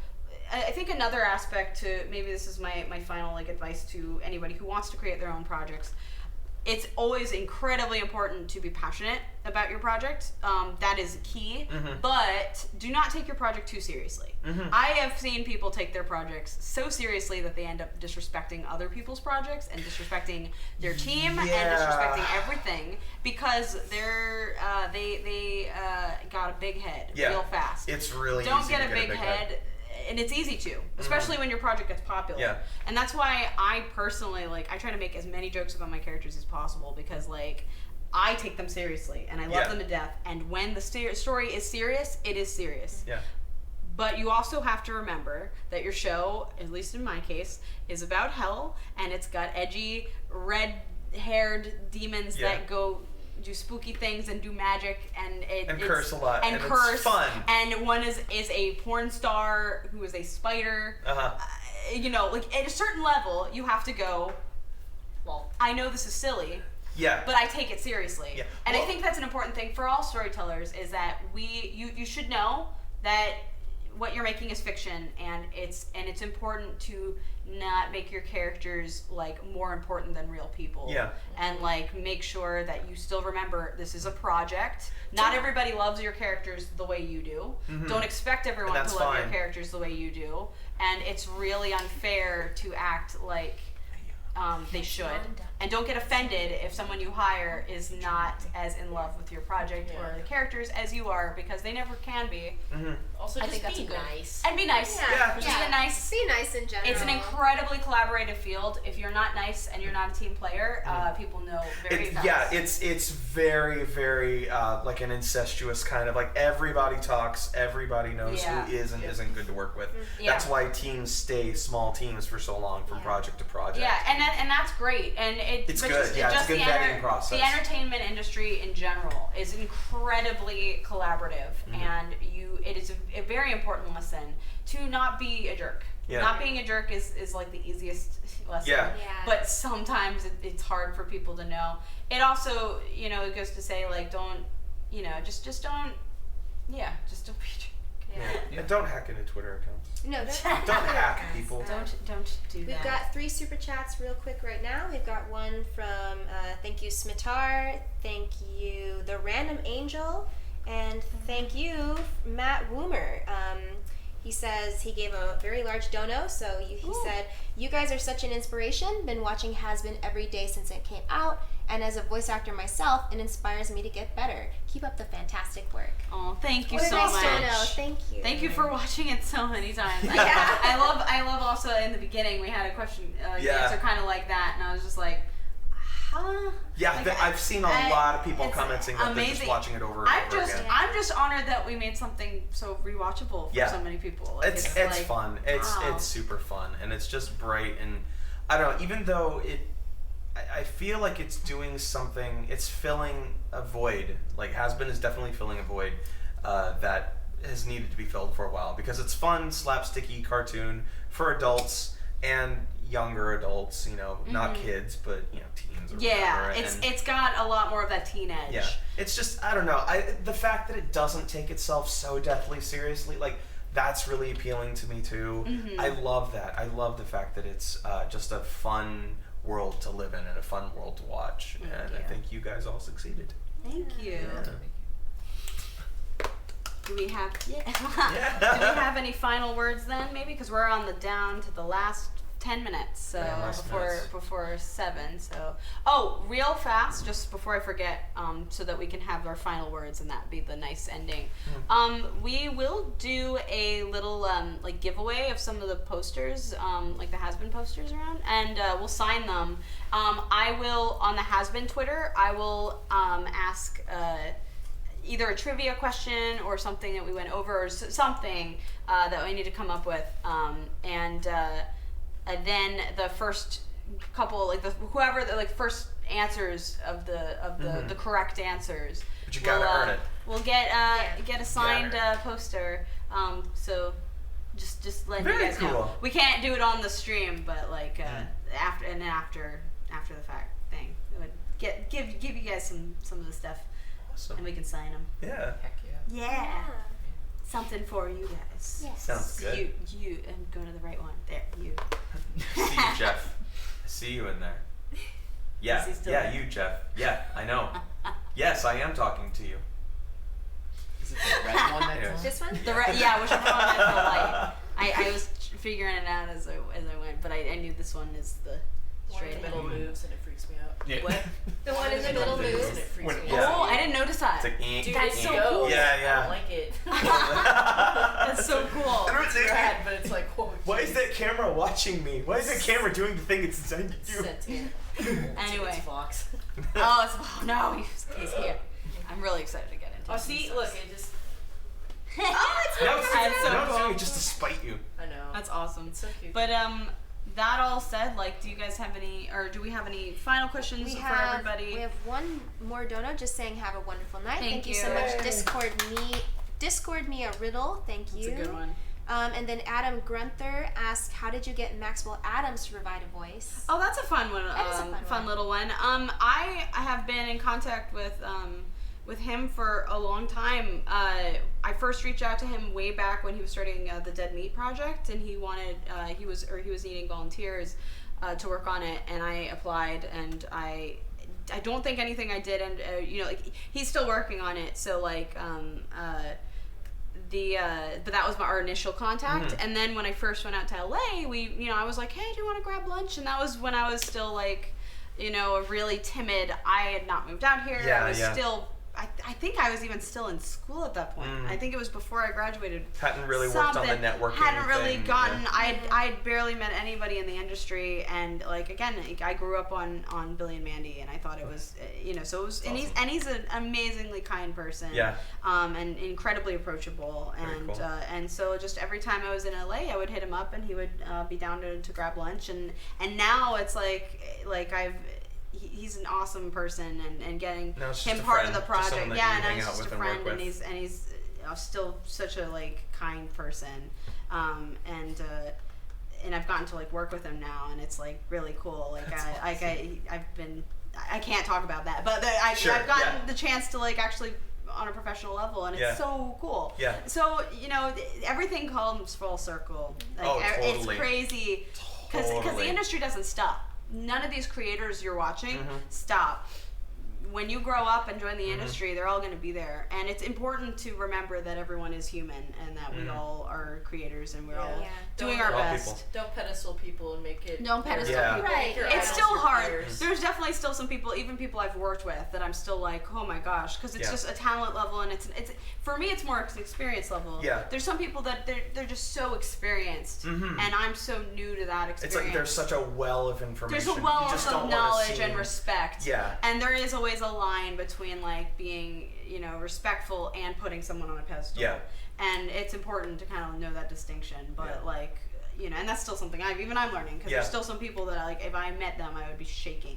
I have met people that I've been shaking. I've had that happen like in the last, especially like 5 or 6 years. I've had a chance to work with and meet people that I never thought I would have the opportunity to, and it always just, it's good to remember that, I don't know, let it affect you in a positive way, right? Like it's important good. to have a respect level. Yeah. But like don't fan out. Not to the point where you stop seeing them as a person as well. Yes, yeah, There's yeah. always like a line. So Yeah. it's just that. But that all said, it was just we'd already been in contact, and I'd already asked him to do the voice in the original short that I was going to make, the Broadway one, or not Broadway. It wasn't Broadway, but like the musical one. And he had agreed to that. So I felt like when Hazbin rolled around, I was like, well, maybe he's still down to do a voice. And so I asked him, and he was. And very cool. All we needed to do was have like an actual place to record him. Yeah. But no, great person, and an honor to have involved in the project. Yeah. And then any final for everybody questions? Let's see. Frusian Crisis says, "Love you guys. What determines a demon's look? Is it their sin or how they view themselves?" I think we've kind of touched on that a little bit just earlier. Yeah. Huh? Yeah.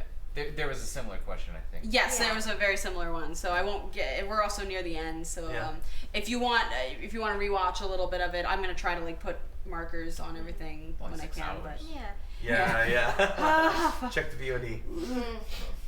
And then Kay just says, "Thank you for creating such a wonderful world in your animations and art. It's so inspiring." So thank you. And that's definitely for everybody, because it was not a one-person job. Thank you so much. Let's see.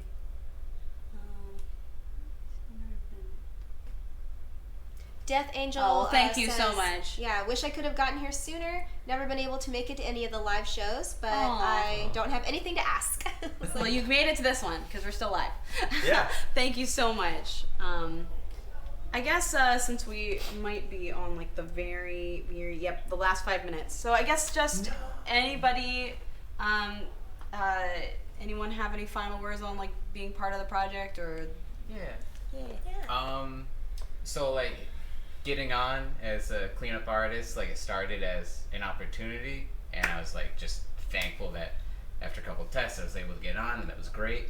But it did evolve into like I just saw all the passion that was in the project, and I like became a part of that and was just like super excited for it.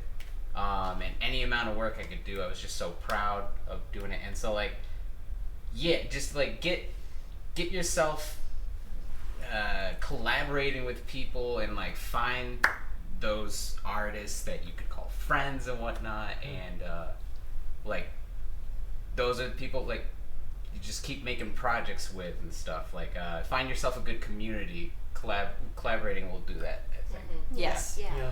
Always make friends. There's no such thing as networking that's too small. Just reply to people on Twitter. That is such a good point. Yeah. Even if and you're don't not, overlook somebody. Don't look down on people. or whatever. If follower count doesn't matter. No. Like, just message people. If you care, they'll care. Hopefully. You never know.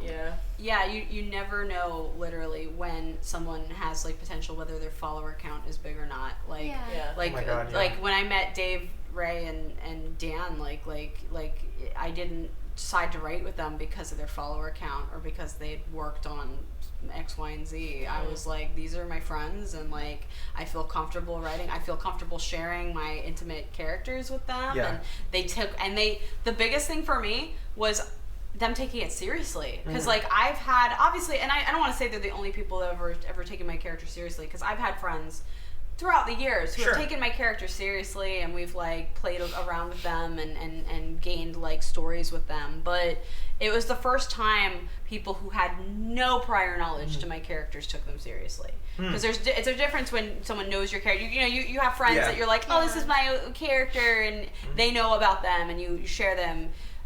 But Hazbin was characters in the setting of a show, and it was the first time that a group of people who were outside of my realm of story took these characters as seriously as I did, and that was all the difference for me. That was all I needed, and that faith in someone else having faith in me is what elevated it to what it was. Yeah. So it's also another thing too, where it's just like, if there's a creator that is doing a project and they say that they need help, or even if you have a friend that needs help on something, like, being helpful is so important, and you can make such valuable connections from that. Like, I literally got the job on Hazbin because we had a mutual friend, and I kept bugging you like literally every week, being like, "Do you need help with anything?" Yeah, and that's kind of how I got into. Yeah, it really works. Like, because it's not me going like, I didn't see it as bugging. I was just like, oh, nothing. Like either nothing is open, but then once it is, it's like, oh, I know which person immediately to go to because they reminded me enough that they were free to do something. Yeah. And that works on an industry level too. Like, you know, you could call it pleasantly persistent. You know, like probably not more than once a week, but you know, it's important to remind people that you're passionate and that you want to work. You're driven. Like, there's nothing wrong with being a driven person, and I mean, people keep it will take professional, notice it. you know, Yes, but like, definitely. Yeah. There's a difference between bugging and being persistent and reminding. And I never get annoyed by the emails that are just the same person over and over again if their email is professional. Yes. What does get annoying is when people ask for a job, a specific job or a specific voice over and over. Then it does become like, after a while, like It's that weird. will earn a block from you if I don't know you. So you have to like go, I have to be professional about this, but I'm not going to let them forget me. Yeah. So that ties into. It also gets kind of like weirdly disrespectful of your time. It gets exactly.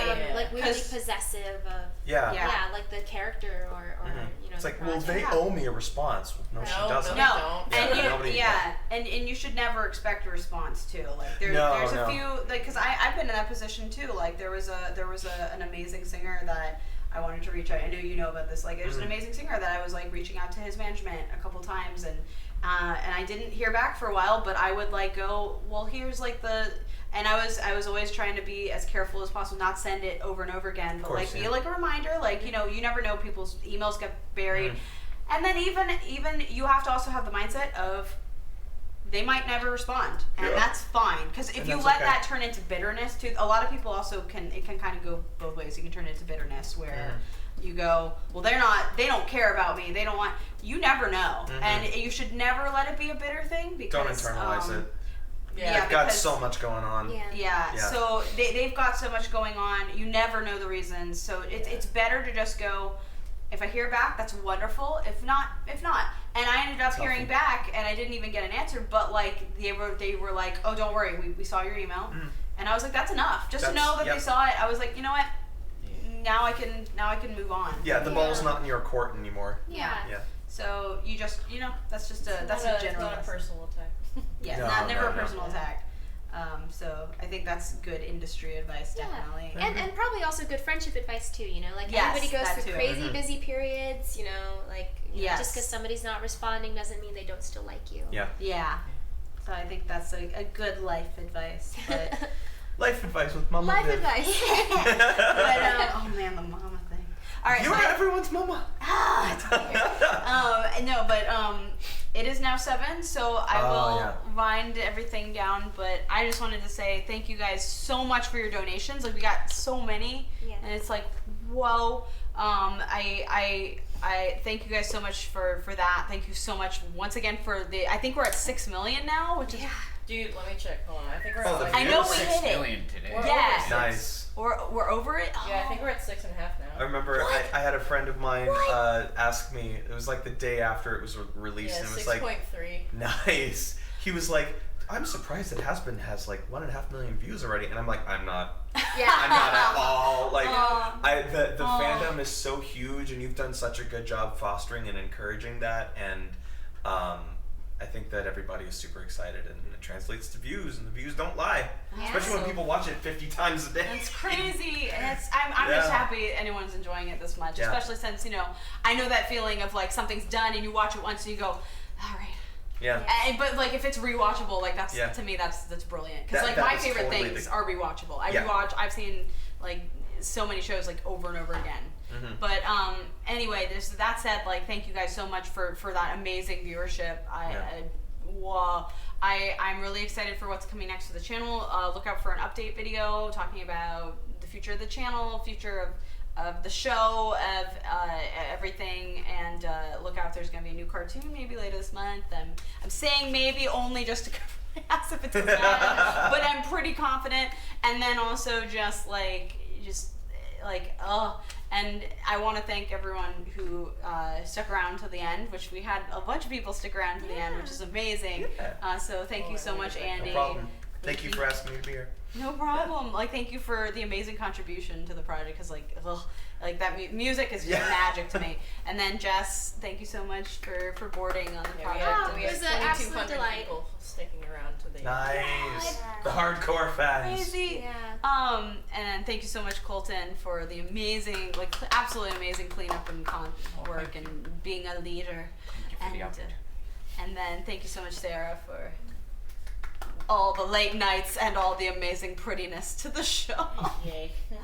Like we were at the end of that tail end of production, and it was those some manic nights, and that it was so definitely fun. Hell Week. I remember we did lunch at like it still happens. It was a tradition that did not die, but it's locked and released, and yet still somehow there's more work to be done. There's also still more work to be done on more. But thank you guys so much for this. Thank you so much for tuning in for this long, and wow. So I hope you guys enjoyed this long live stream and everything. And I just thank you so much for everything. Where's Hazbin too? Where's Hazbin too? I can't stop thanking. The squeakle. The squeakle. The squeakle is coming. Sicko mode. I'm getting out of here. I'm so hungry. Yeah, let's go. Thank you guys so much. Yeah. Have a great Thank night. you. Thank you.